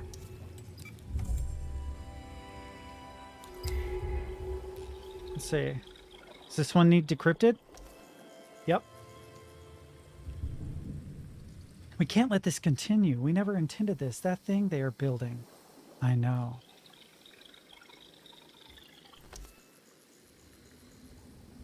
Constantine has already left for Site 2. If the facility fails, the Site 3 is breached, the oceanic mind can be stopped. What? Constantine has already left for Site 2. If the facility fails and Site 3 is breached, the oceanic mine can be stopped? Dappling light fills the chamber. This looks like a biologist's laboratory. Must have been the first exploratory base on the planet. They discovered the artificers. They started all of this. These were scientists like me employed by Balkal to study the place. How did it end like this? The mines they were building and the archaeology, the genetic research they were doing here, they were all working towards something bigger than just one lab. How could they have let this happen, these biologists? Our first contact turned into a resource grab. Scan all you can, and then let's leave this place. I'll review everything back at the base. It won't be long before the colony eats this place away once and for all. We can go ahead and head out because I've already checked pretty much everything here, and we can go to the next lab. The lab that I've been wanting to get to for ages. For ages. My brain combined those two for some reason. And I know precisely how to get there. But first, I need to go... No, wrong thing. Bay. Sample store. Keep those, keep that. I was right to assume the facility was the first base on the planet at the start of all this. The lead biologist, Konstantin Hess, found the artificers here more than 30 years ago. But what is truly incredible is what he discovered they could do. Genetic reprogramming, rewriting RNA and DNA, both in themselves and their local environment. Some Earth cephalopods could rewrite their RNA, but nothing at this scale or detail. The artificers tended to this world, nudging its life into new arrangements. Interesting. Not only that, but their exoskeletons, they were quantum computers. Silicon wafers of incredible complexity and purity, able to simulate the outcomes of their genetic rewriting.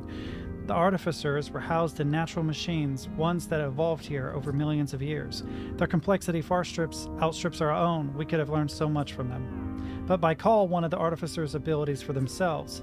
Something happened. Why are there no artificers left? Why the collapse of these sites? We have to visit the other side. The answers are there. I know it.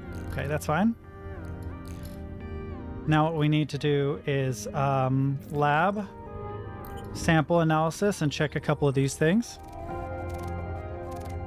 Maybe we can save the artificers? I hope so.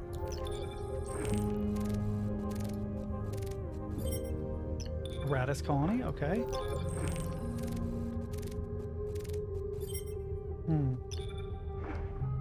No relevant taxonomy. Okay, bay. Dive map. Then we need to go to the bloom. The bloom.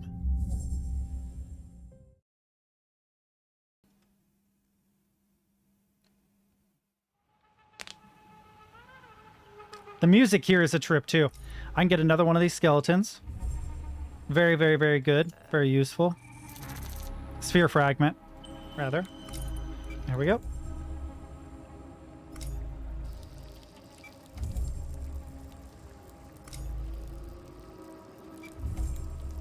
I think I lucked out by finding this area early.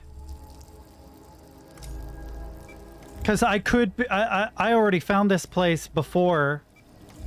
Actually, I guess it doesn't matter because she tells you where they are. Ellery tells you where everything is, so I take that back. Assuming she didn't tell you where everything was, you would have to find all this stuff on your own.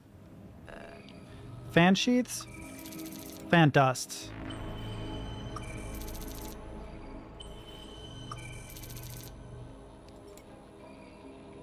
You think so? You might be right. I feel like hiding it in the bloom was smart, though, if you didn't want someone to find it, because they'd be in such a hurry getting through the bloom. Then again, it is a big dark spot on a light map. Visually, it's pretty easy to see that there's something here. You just don't know what it is.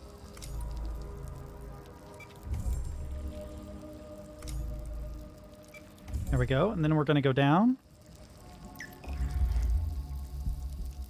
Super fast. Super fast. All right. Now then, what do we got? What do we need? Replenish some oxygen. More. Keep that in case of emergency. Grab this. I guess I feel like it's probably more likely somewhere in between because it is visually striking. But the overlay of this game could easily block it if you weren't paying attention. And if it was your first day playing or your first couple hours, first time experiencing the bloom, you'd be in a real hurry to just move around. I only found it because I wanted to get as many of the areas in the bloom as possible. But I guess a lot of people would, not just me. I don't know. It's kind of a weird way to phrase. What I mean is that I tried to visit all the triangles / circles I see on the map. Now I'm kind of in a little bit of a hurry. Not because I want to rush the ending.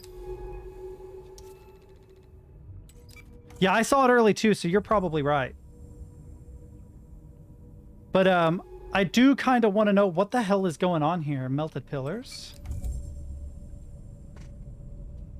Okay, is there a lot to explore in here? Not a lot, but a little bit.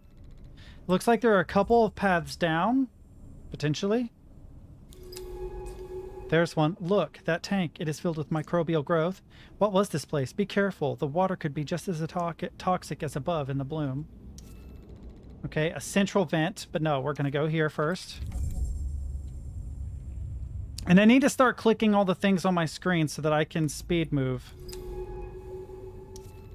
Rusting machinery. See if there's anything over here. I don't believe there will be, but I could be wrong. I was correct. We're going to go through the central vent, which takes us down. I don't think there's anywhere else. Nope, down.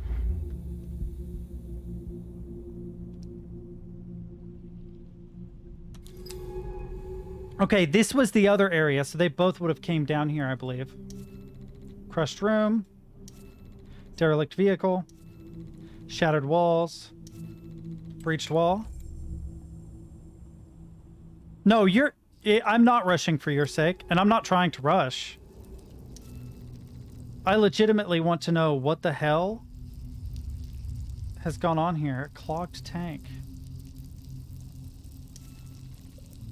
Okay, this is hurting me, so I'm gonna get out of there. I think I can go down there, but I'm afraid that it'll hurt me. So we're gonna try this top one. Hopefully it won't damage me in any way, but I could be wrong. Oh, there we go. There's something.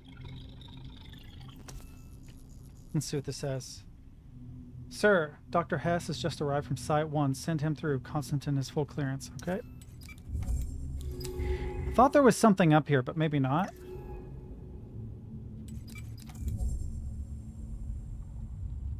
I bet there's something over here. I knew it. Sealed containers. Ah, this one is infected too. Shoot. This is no lab. This is an industrial facility. These containers must have carried some vital resource for this operation. Fuel, perhaps? Shoot, I have to go down, don't I? Okay. Where's the next one? Yeah, it's almost like a straight line. Scan here in case there's anything new. It's a bloom froth, okay. So no, I have to go down by way of this, I think. I don't want to have to go this way, but looks like it's our only choice. And we want to continue down.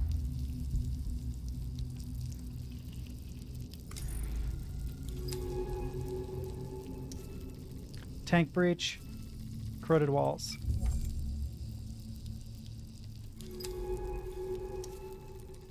Dense bubbles. Let's look at what we got here. A bloom bubble. The bloom bubbles are good for something. I don't remember what. Is it oxygen? Oh, they're just 50-50? Okay. Okay.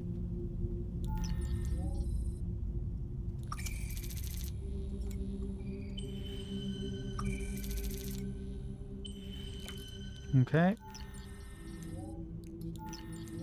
There we go. Gets me pretty good headway. I want to go back around because I think there are two openings, which means that one probably leads to one thing and the other probably leads to another.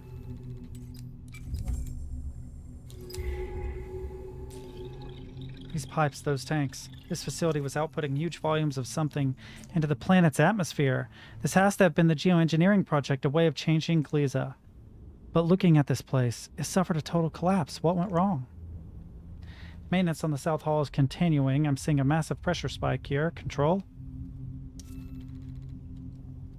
I have a story I want to tell you before you get off today. So before you leave, like, give me about 5 minutes to tell a kind of interesting story.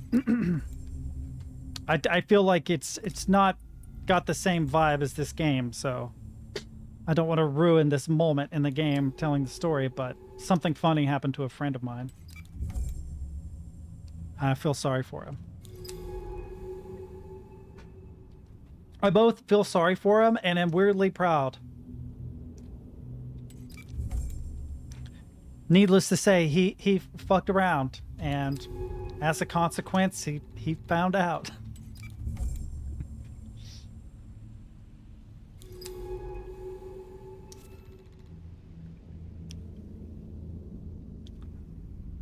Oh yeah, I do like the verticality. Weirdly, it's a different kind of verticality in this game, but uh, um, I do like it.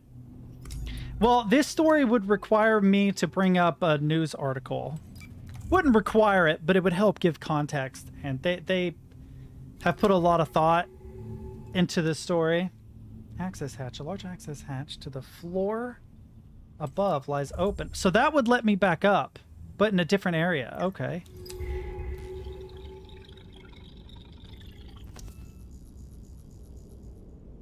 Yes, sir. Atmospheric density is increasing ahead of schedule. Please inform the board. They will be pleased. So they're doing something to try and manipulate this place. Oh, there might have been more over there, actually. There might have been more over there. I'm going to go back down and see what was over there first. I'm gonna see what was over there first. I feel like I didn't check that area at all, and I know you could go that way.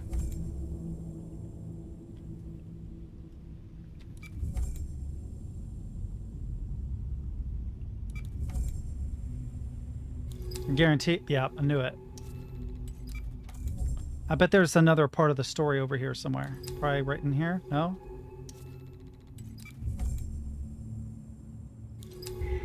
There it is. I knew it. Console bank, a row of consoles. Does Ellery say anything? No? Overgrown suit. Sand dust the chair props up what remains of a suit, the faceplate clouded with rich green growth. Oh, it's got stuff growing on it. I thought it was just a really big fucking suit.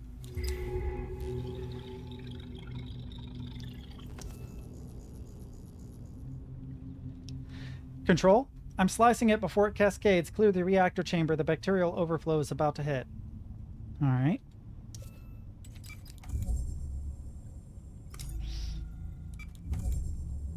What an interesting take on top-down, by the way. It makes controlling so unique. It's completely different than almost any other control scheme I've ever seen.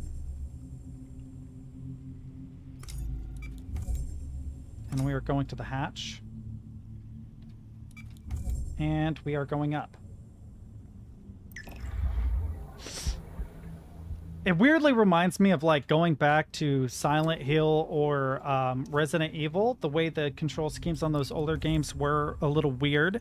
You didn't have a look and a move separate. You had a look and move combined, which is kind of how this feels.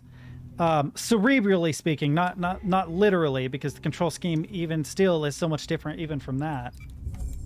But I remember going back to like, I think it was Resident Evil, and it was hard to learn how to move for a bit, even though I played them as a kid here. This is where they controlled this place once. They were changing this planet, manipulating it. These vast tanks of engineering microbes were their tools. Algae changed the atmosphere of Earth billions of years ago. These creatures were meant to do the same. But by accident or sabotage, this containment was breached. These idiots, they could have killed every last species on the planet, eaten up in a global bloom. Somehow the reef survived. Somehow the stocks held on, tried to revert our mistake. Humans don't deserve this planet. We didn't deserve to find life. I've seen enough. Scan what's left, and I'll take a look back at base. Let's find a way out of here. On that note, cool top-down games. Wasn't there a horror game you were... Yes, Darkwood. Yeah, I will be playing Darkwood sometime soon. Yeah, I know it says C. Hess, but in my brain, I read it as user cheese.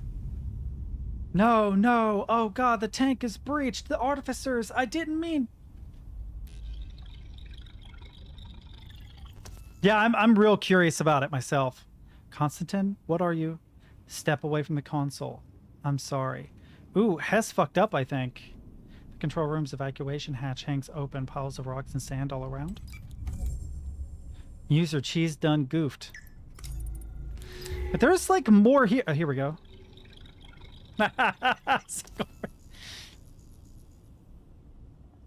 User Bendejo says, we are doing the artificers a favor. Despite all their abilities, they couldn't manifest this kind of planetary change.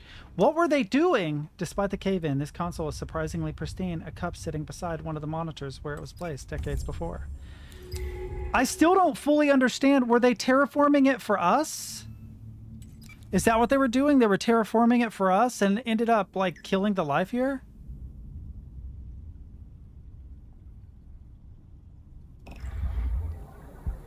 Damn it. Damn it. Oh, where's this? Interesting. Security seal. This is why no one escaped the facility. This tunnel was sealed. The control room's escape route cut off. Where the fuck does this go? Fire it up! Fire it up! For those of you who have seen Crow, that is a very funny scene.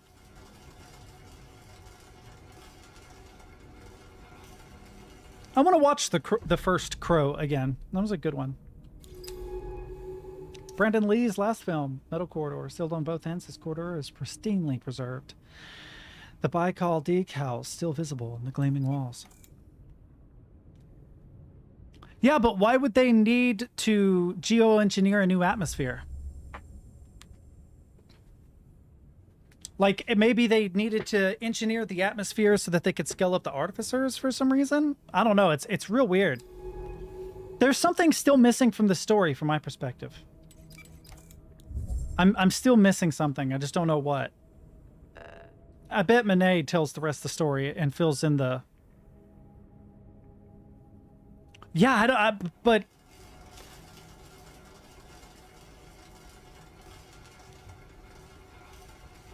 I'm curious.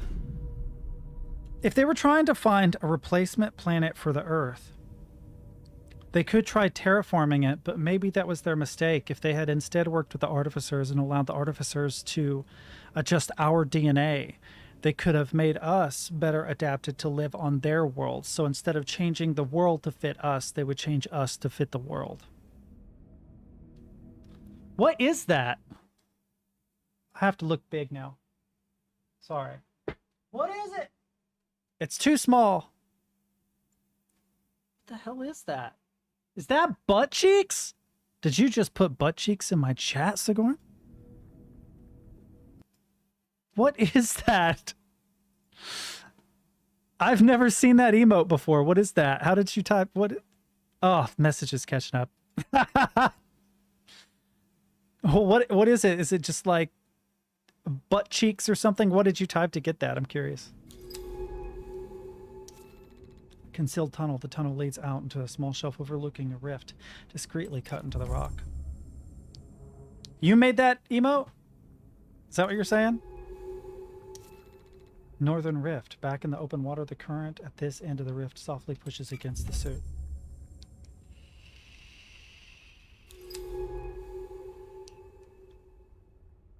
I guess we're following the ridge. The rift wall above. The steep rift wall meets the shelf of the bloom. Oh, why'd they stop streaming? I like it.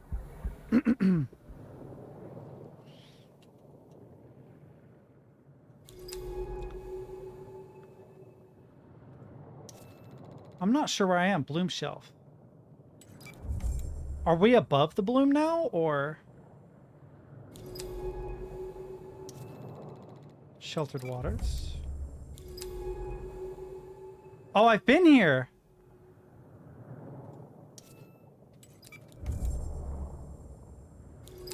Yeah, I crossed this before, I remember.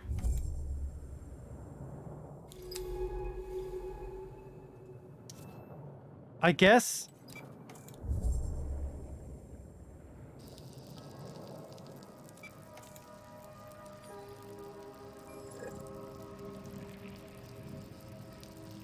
Okay, let's go back. Let's see what unfolds in the story, because I've explored everywhere now, right? So what the hell happened?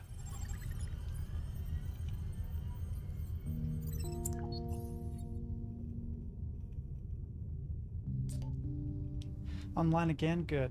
We have a lot to talk about. No shit. I've been digging through what we discovered at the facility. What they did there. It's terrible. They could have wiped out life on this planet. Baikal should have known better than to mess with the entire planet's ecosystem.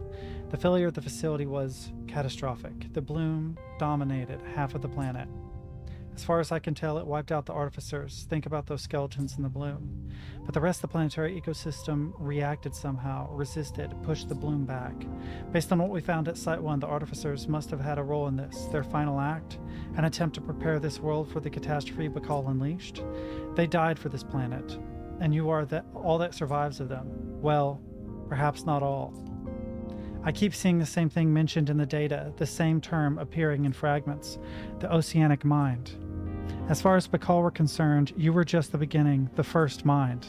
The artificers were the key, inscrutable creatures with a quiet power, able to simulate, predict, and then able to change. They could rewrite life itself. For Bacall, the opportunity this provided was clear. While the artificers were like gardeners, caretakers of this world, Bacall imagined something else. Once an oceanic mind providing total control of the ecosystem, able to enact their will.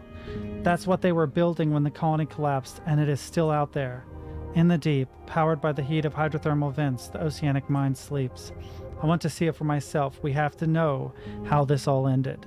I've marked the approximate position on the map, way to the north, deep in the abyss. Let me know when you are ready to see this through. Okay. Like now. This is fine. I'll take just this. I'm good. That's good. I want to see this. I have to know. So it's deep, deep, deep, deep, deep, deep, deep, deep, deep, deep, deep in the abyss. The deep vents. Yeah, boy. Yeah, boy.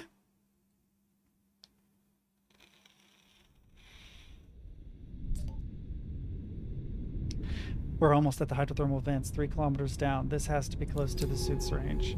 Wow, 3,000, 75, 76. I can hear the plates creaking. Somehow we are maintaining 1 atmosphere of pressure inside the hard suit. Holy shit. If we make it back up, we'll be setting the first record for deep dives on Gliese 667C. There's almost nothing in the water column here, no life to speak of. But the oceanic mind should be somewhere ahead. That's our target, whatever monster Bacall left us. I'm ready. What if the artificers are here? Let's find it. Please let there be some artificers. Laid in the wispy fog of oceanic ooze, the darkness of this plane is absolute. I want to save that species really bad. Metal sediments. I really, really, really do not want to see this species go extinct. There's not enough oxygen down here to use the rebreather, so I'm on reserves. Okay. Basalt crust. Survey data we pulled shows the vents running north from here along a ridge. Keep moving. We haven't got long. Okay. Sediment snow. What is that? Oh, a thermal vent. Anhydrite chimney. Black plumes of fluid rise from the crystalline chimney discolored with yellow sulfur streaks. Incredible. Look at these things. I remember reading about the discovery of hydrothermal vents on Earth centuries ago. Donnelly, Corliss, and Van Andel, 3 geologists, they never expected to find life in that eternal darkness. And yet, there it was. Whole ecosystems we never knew were there, totally independent of the sun's light. They were imagined to be models of alien ecosystems, life in its most extreme of forms. But until this planet, that proved to be false. To all of humanity, the universe was dead. Damn Bacall for keeping this place from us, for keeping humanity in the dark. Tog sand. Yeah, extremophiles most certainly exist elsewhere. The problem is abiogenesis. Chimney cluster, towering pale spires, shimmer, and intense heat of the vents.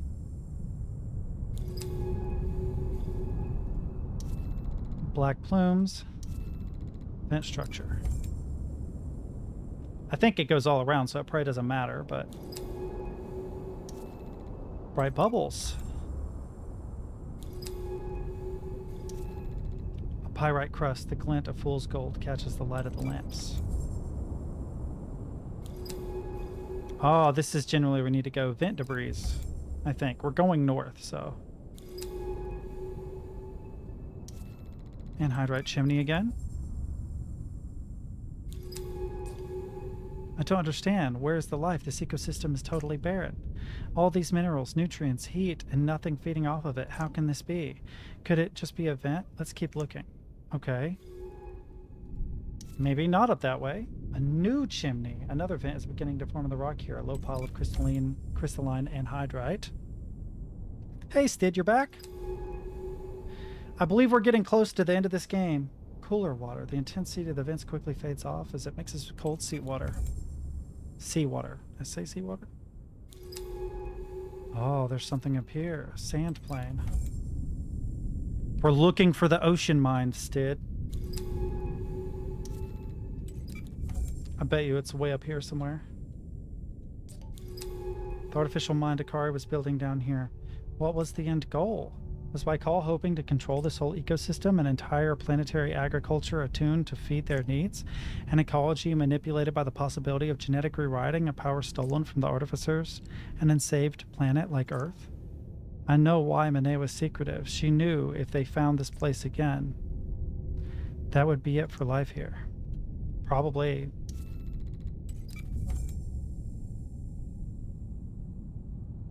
It is weird that there's no life down here, though. This is the first time I've gone somewhere and there'd be nothing.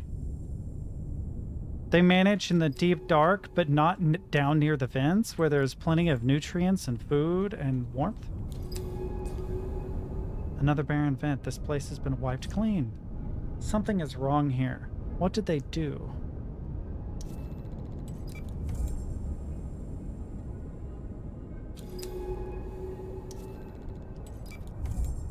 Moving. Oh, I see the shape of a structure over here. We're getting close, chat.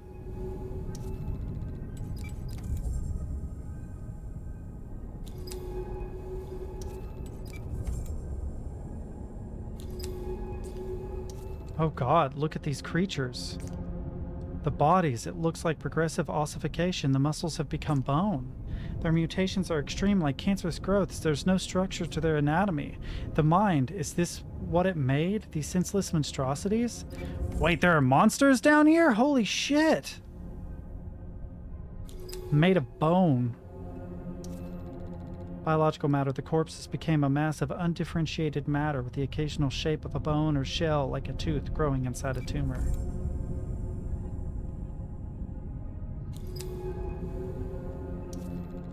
A shattered dome of vast organic sphere towers over the corpses, its ornate geodesic patterns mirroring those of the artificers. We're going in. The mind, it's huge. But it's silent. It's been silent for decades. This is no cradle of life, it's a grave. Did they fail? Is this all that's left? A broken mind lying on a bed of corpses? They had no idea what they were doing, the arrogance of all this. A whole ecosystem boiled down to nothing, the artificers lost to us. These are Baikal's crimes, Akari's crimes. What a waste. Is there nothing left? We should look inside. A vast ornate structure grown in Baikal labs sits broken and dead on the seafloor. Its interior a dark cavern. Then we gotta go down, chat. Gotta go down into the belly of the beast. We are so deep, by the way. 3,143 meters. That's like 10,000 feet. That's insane. That's 2 miles. Nuts. Oh, I gotta go down again. There's nothing here.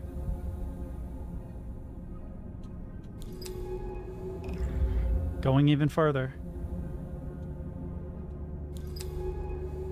Even further still. There's something alive here.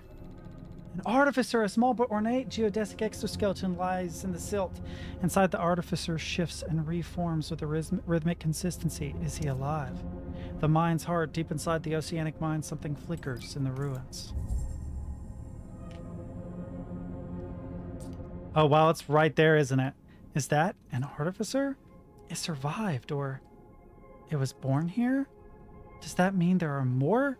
It looks dormant. Is it even alive? Wait, do you hear that? It's singing. I can feel...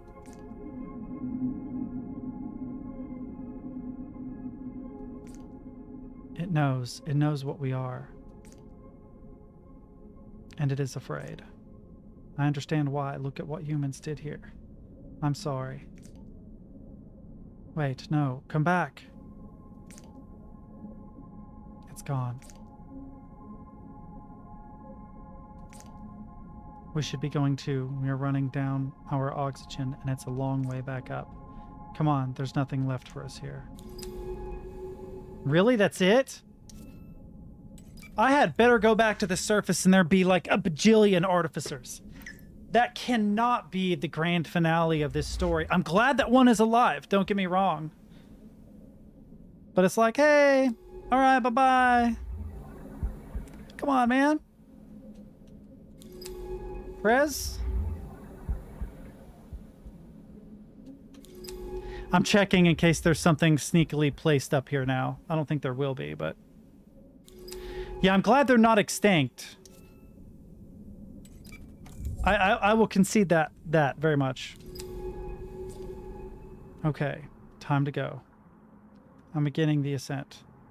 So they are still out there, the artificers. This is their planet, and we owe them so much. I suppose it's your planet too, with the mind being a failure, the colony destroyed. You're at least its last artifact born here. And now, this is my home too, mine and Manet's. There is so much left for me to do, so much to study, so much to understand. Our history here, it is ugly, it's something I don't want to be a part of. But this planet's future, maybe we can have a part in that. Manet gave everything for the truth. Some residual part of the artificers changed her, but I hope she knows.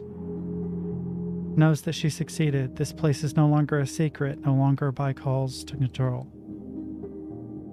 Thank you, Manet. And thank you, to you, for staying with me, for guiding me. Together, I think we can make a change. Show humanity Baikal's crimes, make them accountable. We both carry burdens here, but the past doesn't define us.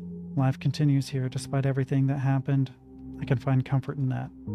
I think. I'm going to stay. I don't have anything left out there, but here I have Manet. I have you. And I have a purpose. Someone needs to swim these waters to catalog this world.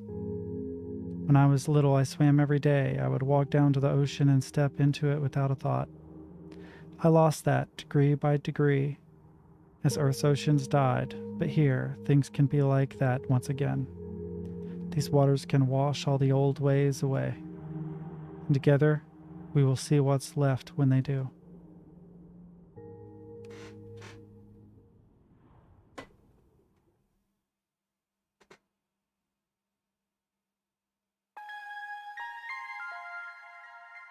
So, pretty damn cool game. Very narrative driven. You have to be willing to do some reading and some exploration, but it was a cool story. I mean, I wouldn't say I'm a hardcore environmentalist. Like, I understand the needs of man. But I also think we're some seriously evil fucks for destroying as much stuff as we destroyed. So as an example, when I was little driving through Appalachia, my mother driving through Appalachia, I was too small to be able to see the road or the cars by the car, you know, traffic. I learned to identify where we were going by looking through the windows at landmarks. And there was a specific road I knew very, very well by all of the trees. I recognized all the trees exactly. I had them categorized in my head. And so I always knew that we were going to my sister's, the one that's staying with us now. And one day we got to our sister's. I step out of the car and was so confused because they had cut all the trees down. They had just like strip mined the area, ripped them all down. I thought we were going home. When we were actually going to my sister's, I was maybe 3 or 4. And I just absolutely broke down crying. It bothered me so bad that they cut down the forest. Of course, I was a little kid. I probably wouldn't react exactly the same way now, but I didn't realize until that moment how important those trees were to me. And when they took them away, I was very, very upset. And yeah, it was, you know, just a little kid. To me, I didn't understand why they did this.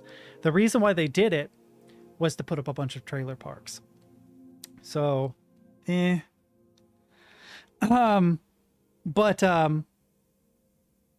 yeah, we're responsible for the deaths of like so many species. And I mean like extinctions, you know, we are an extinction level event to a lot of the life on the planet. And we could have a much better arrangement with everything else that's here, but we tend to not.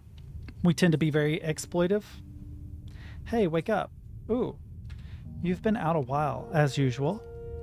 I've been thinking, we've got maybe a few weeks before someone turns up here. It could be by call, chasing down the transmission signature of this base. It could be someone else entirely passing through the system, picking up the shuttle transponder. Whoever it is, we need to be ready. I want to log everything we can, every species, every sample. I want the wealth of data to show to the inhabited systems, to the off-world colonies, to Earth. They won't erase us. They won't erase this place. We are going to show it to everyone together. So let's start studying. There's a whole ocean to go at, and just a few weeks to do it. Okie, I'm ready. Choose your next dive. Cool. There are like really small things that can be done where I live that would make a huge difference. And that the only reason why they're not done is laziness. So for instance, we really desperately need land bridges where I live. We don't have any. There are no land bridges, as far as I know, in the entire state. And for those that don't know, a land bridge is a bridge that goes over a major highway or interstate that connects rural land to rural land. So like the edge of one wood with another wood. So as it is, deer and elk and wolves and foxes and raccoons and possums and turtles, I almost hit a turtle the other day, have to go across an interstate in order to get to the other side. If you were to build a land bridge, if you were to build a bridge specifically for animals to cross, it sounds like you're just sinking money into that particular problem with no payback, but that's not actually true. The amount of damage caused by animals is actually really high. My mom, for instance, totaled a car when she hit a deer. So you would end up saving cost in terms of the amount of damage caused by striking animals. It would just take a while. It might take you 10 or 12 years to get a return on investment for that land bridge, but it's such a small thing to do, you know, that would be really, really good for the environment, especially with how many migratory animals we have in our area. The art book is an epilogue to this. It's written as a collection of Ellery's discoveries and perspectives. Is it, let's go here. Let's go to their store really quick. Store page. Is the book something you can buy? Oh, there's a xenobiologist edition. What is included in this? So I already have In Other Waters. It has the soundtrack and the book. I really, really wish I could just get the book. The soundtrack doesn't matter to me so much. It's not that it's bad. I just don't see myself jamming to it. Did you say you shared some of it in Discord? I thought I had closed it, but I guess not. Valiant. Oh, I just streamed that. Nobody steal that, please. Oops. It was just a game and cereal. Let's see. Oh wow, dude, the artwork is so good. The artwork is so good. I would love to see a more fully fledged game where you get to explore these oceans, a Subnautica style. Only maybe with less of getting absolutely murdered by animals. Oh no, where did my messages go? There it is.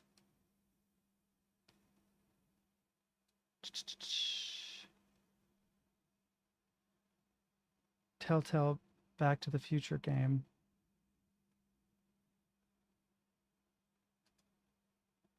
Oh. Did you send it to me? Give me a second.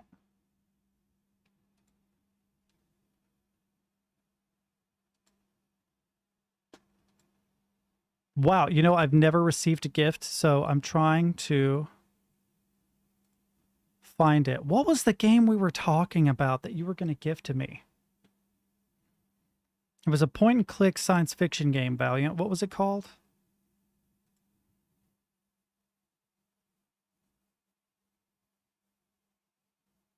Is it in Discord?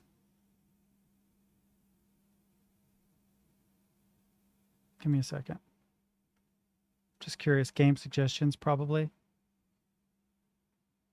Oh, wow. I got to play Void Bastards. I saw the private message. That's not the issue. The issue is that in the private message, it just says, okay, it was in Humble Bundle, activate on Steam with the code.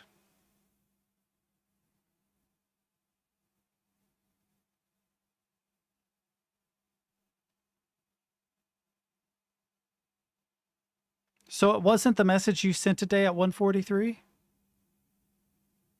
Oh, just to activate the code? It does it automatically? I've never done this, so give me a second. Activate a product on Steam. Agree. Ah, the dig. That's right. Cool. All right. The dig. There it is. Holy shit. I'm not going to install it right now. I'll check it out later. It's in there now. It's good to go. Well, no, it'll take about 26 seconds. I don't think it'll crash the stream. If the stream crashes for a second, just hold tight. Yeah, it's not very big at all. I'm already half done. 3/4, 4/5, 5/6, and it's done. Boom. It's that was really, really quick. I'll absolutely check it out though. That sounds cool. Tomorrow will probably be a keyboard stream. We'll see. I'm sure Stid would look forward to that. I've got to set up a bunch of stuff tonight for it tomorrow. There are some things I need to do. For one thing, I need to make sure that all of my modding stuff is set up. My camera has to be set up again, the other one. But that shouldn't be too difficult. It's mostly color grading that I have to work on. I already have most of the stuff over here. You'll notice there are pajamas here. That's for when the kitten wants to chill. But I have the keyboard. I have the stabs and the switches. There are some black boxes back here you can't quite see. Those are keycaps. This is actually a tool set used for lubing switches, which I won't need to do. Antistatic mat case, a whole bunch of lube. We've got tape for a tape mod, and we've got PE foam, polyethylene foam for a foam mod. See if I can do both a PE and a tape mod on it. To make up for the fact that I won't be lubricating stuff, which nobody will care, and I won't be soldering anything because it's solderless. And just push the switches in and I'm good to go. So that will be hopefully tomorrow's stream, but not if not tomorrow, it'll be this week, because the next like 4 Mondays are pretty much me going to doctor appointments. Yeah, I actually have no issue with soldering. That would be fun. But I wouldn't solder one that didn't need to be soldered, because if I ever decide I want to change the switches, it will save me a lot of work. I can just pull them out and put new switches in. Problem solved. But yeah, I've got to get this area straightened up and ready for it. There are some changes I need to make to the scenes, because let me see if the camera will work. Yeah, okay. So you can still see my mic here. If I turn the Logitech Brio on, it's not graded for the light in here, for one thing, but it's got to be flipped upside down and pointed at the desk and stuff. It will take some work. I have to rig all that stuff up. So I'll probably spend the next like 4 or 5 hours getting tomorrow's stream rigged up, or at least getting it set up close enough that when I do decide to do it, I'll be ready to go. The only thing is this camera. I was playing with this camera the other day. I already had it all the way set up exactly how I wanted it. Now I have to do it again because I got bored and was playing with it and fucked it up. But there's a box light over here. Everything should be good to go pretty much. It shouldn't take too long. There are some minor scene changes I need to make so that you're looking at my desktop and not my desktop, not my computer desktop, but my actual desk desktop, stuff like that. Yeah, I don't blame you, man. Feel free to share art in Discord, by the way. I love looking at people's art. That would be cool. Feel free to drop in, and you'll know when I send out the notification what it is we'll be doing. If it's a maker's, you know, if it says first keyboard build or some equivalent, you can ignore it if you're not interested. But I will also probably be putting another poll out sometime soon to figure out what we're playing after this. I would like to play like some crab game, Among Us, Dead by Daylight, games that have more snippets. And we don't have to play that all the time, but it would be cool to have a day where I played Dead by Daylight and tried to figure it out, even though I'm a total fucking noob. But I think this is where I'm going to bid you all adieu. I have got to go make something to eat, dude. I am so hungry. I will see you guys tomorrow, hopefully, sometime. Oh, story time! Good call, story time. Let me see if I can look this article up really quick. So, I will preface this story. When I worked for the last company I worked for, I was a manager. I managed 2 homes over the course of my time being a manager, both with their own sets of staff. And there was one particular staff I met. His name was Israel. I won't say his last name. Israel was a very buttoned down, kind of uptight, sheltered person. As far as I know, he didn't drink.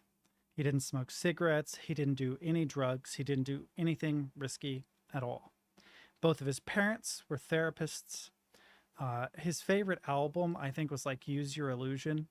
Like, he was just he was definitely a weird guy, not because of that album, but he was kind of a weird, sheltered dude. Really fucking brilliantly smart. Obsessed with philosophy. Obsessed with it. You know, the type of person that would read like Descartes and Nietzsche in his spare time just for shits and giggles. And he decided he wanted to go to college to get a PhD in philosophy. And I told him that was dumb. Don't do that. You will not be able to get a job. You will either be a teacher or a writer. That's your 2 options if you have a doctorate in philosophy. You can maybe get some like consultation work for big companies or something. You could be a public speaker, a live, laugh, love type of person if you really wanted to be. But, you know, you probably should go into engineering or something that will make you a little bit of money, and then just enjoy philosophy in your spare time. If you like reading philosophy, that's fine. Well, he goes to college, and he gets his bachelor's, and he starts living it up a little bit, getting a little more risky, you know, doing things that he should have done when he was a teenager, but now he's an adult. And he gets a bachelor's degree in philosophy, tries to find a job. Ding, ding, can't find a job. He's still working towards his PhD, as far as I know. And he decides he's going to apply to be a teacher. He's going to try and be a teacher. But at the same time, he starts drinking, he starts smoking, he starts doing dumb stuff. So I can tell you part of the story, but I have to find the article he sent me here. Give me a second. Where is the link? Where's the link? Where's the link? Where's the link?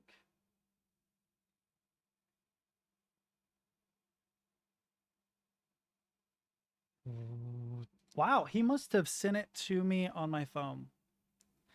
I thought he sent it to me through a Facebook message, but he must not have. He must have sent it to me through text. Give me a second. Oh, yeah, here we go. Here we go. Here we go. Scroll up a little bit. So, to give you context, Jordan, who's talked on chat before, told me that Israel showed up and asked him to do acid with him. He's like, dude, let's do some LSD and hang out. And Jordan's like, you're an idiot. I'm not going to do any acid. It's like, you know, nothing against acid, but I would have to eliminate my calendar for the next 8 hours and hope for the best because, you know. So my buddy decides to do the acid by himself.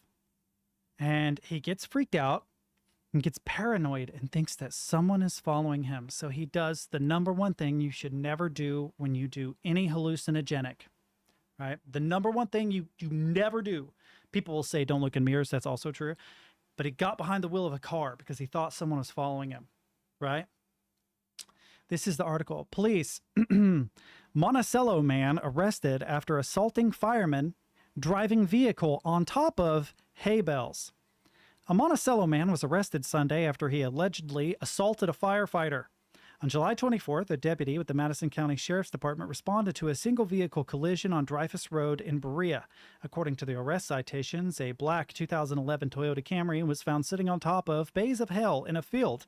The vehicle, driven by 24-year-old Israel, I'll omit the rest, had missed a sharp turn and crashed through a wooden fence onto the bales of hay. Rains was allegedly unresponsive in his vehicle at the time. The Madison County Fire Department arrived at the scene and began the process of removing Rains from the vehicle. While the deputies extracted Rains, the man allegedly began to act erratic and confused, according to police documents. Now, something not mentioned in the article was he had this weird idea that he was on a reality or a game show, like a television show. He thought he was like on TV. And apparently he said things like, "Get these fucking cameras out of here. I don't want to be a part of your show." And he was absolutely losing his shit, completely high out of his mind. And he was just trying to wiggle free from the fireman who was trying to get him out of the car. He didn't understand what was going on.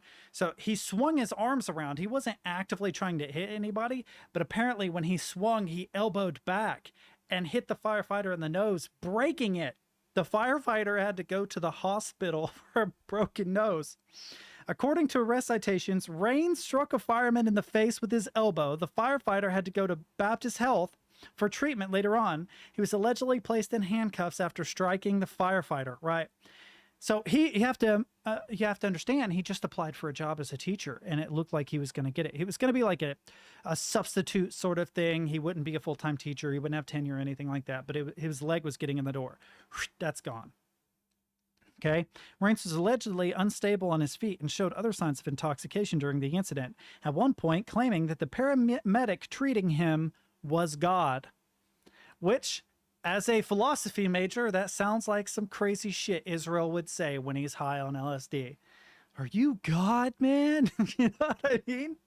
You have to understand how timid this guy is. He probably comes up to here on me. He is as skinny as a rail. He used to have really short hair and stuff, but after he met me, he started growing his hair long. He's got facial hair and shit. Like, it's weird. I don't know if he's trying to be the teenage version of me, but he's like fucking 3 for 3 right now. I'm not gonna lie. So, text and arrest citations state that Rain slept through most of the night, but told officers he was in a reality TV show upon waking. This presented an obstacle for deputy attempting to read implied consent to Rains. Rains allegedly admitted to using LSD before driving his vehicle and did not want to contact an attorney. He probably had no idea what the fuck is going on. Anyway, he was arrested on July 24th, charged with operating a motor vehicle under the influence of a controlled substance, third-degree assault of an EMS fire or rescue squad, third-degree criminal mischief, and possession of marijuana. So this dumbass also had pot on him. He's like, "I'm being followed by someone, but you know what? I better not leave my weed." Fucking idiot. It's literally one of the most brilliant people I ever met, but he was so sheltered by his therapist parents as a kid that he never got the opportunity to act out and make most of his dumb mistakes when he was a kid. I did dumber stuff than this when I was a kid. 100% way dumber stuff. This doesn't even begin to describe some of the stupid shit I got up to when I was like 15, 16, 17. But I got it out of my system. I did all the dumb stuff when I was young enough that if I got arrested, it's like, oh, well, worst case, go to juvie, but you're not going to go to prison. You're not going to get any serious jail time. You're probably going to get scolded by your parents and the cop if they're there. Definitely have come close to being arrested a bunch of times and was basically told to go home and just did, you know? But I feel sorry for him because he began acting out after he got in college and got introduced to what it was like to be around girls. And you know what I mean? One of the coolest people I know, but he kind of sort of fucked himself up. So what should he do? I told him that he needs to get a good lawyer, plea bargain to reduce all of the felony charges to misdemeanor charges, which is probably possible with the exception of third-degree assault. Everything but third-degree assault will be easy to get rid of. The third-degree assault is going to be hard because it's not an individual charging him. It is the fire department charging him. So like if I elbow my buddy can be like, "I don't want to press charges." That's the end of story. If my buddy is a firefighter and I elbow him, he's not the one that presses charges. It's the department. So he would have to make really good on the department and somehow convince them not to press charges on him, or at least get it lowered.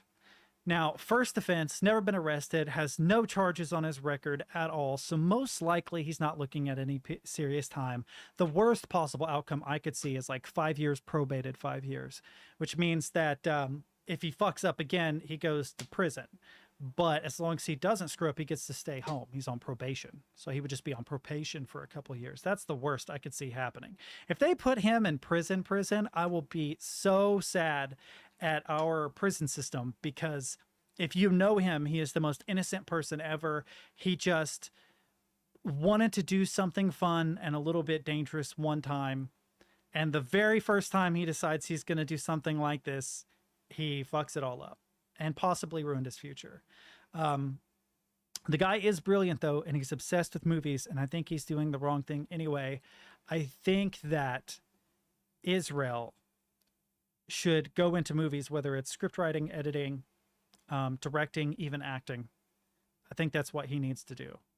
I know a lot about movies because I've had a lot of close friends that were really into movies, Jordan as well.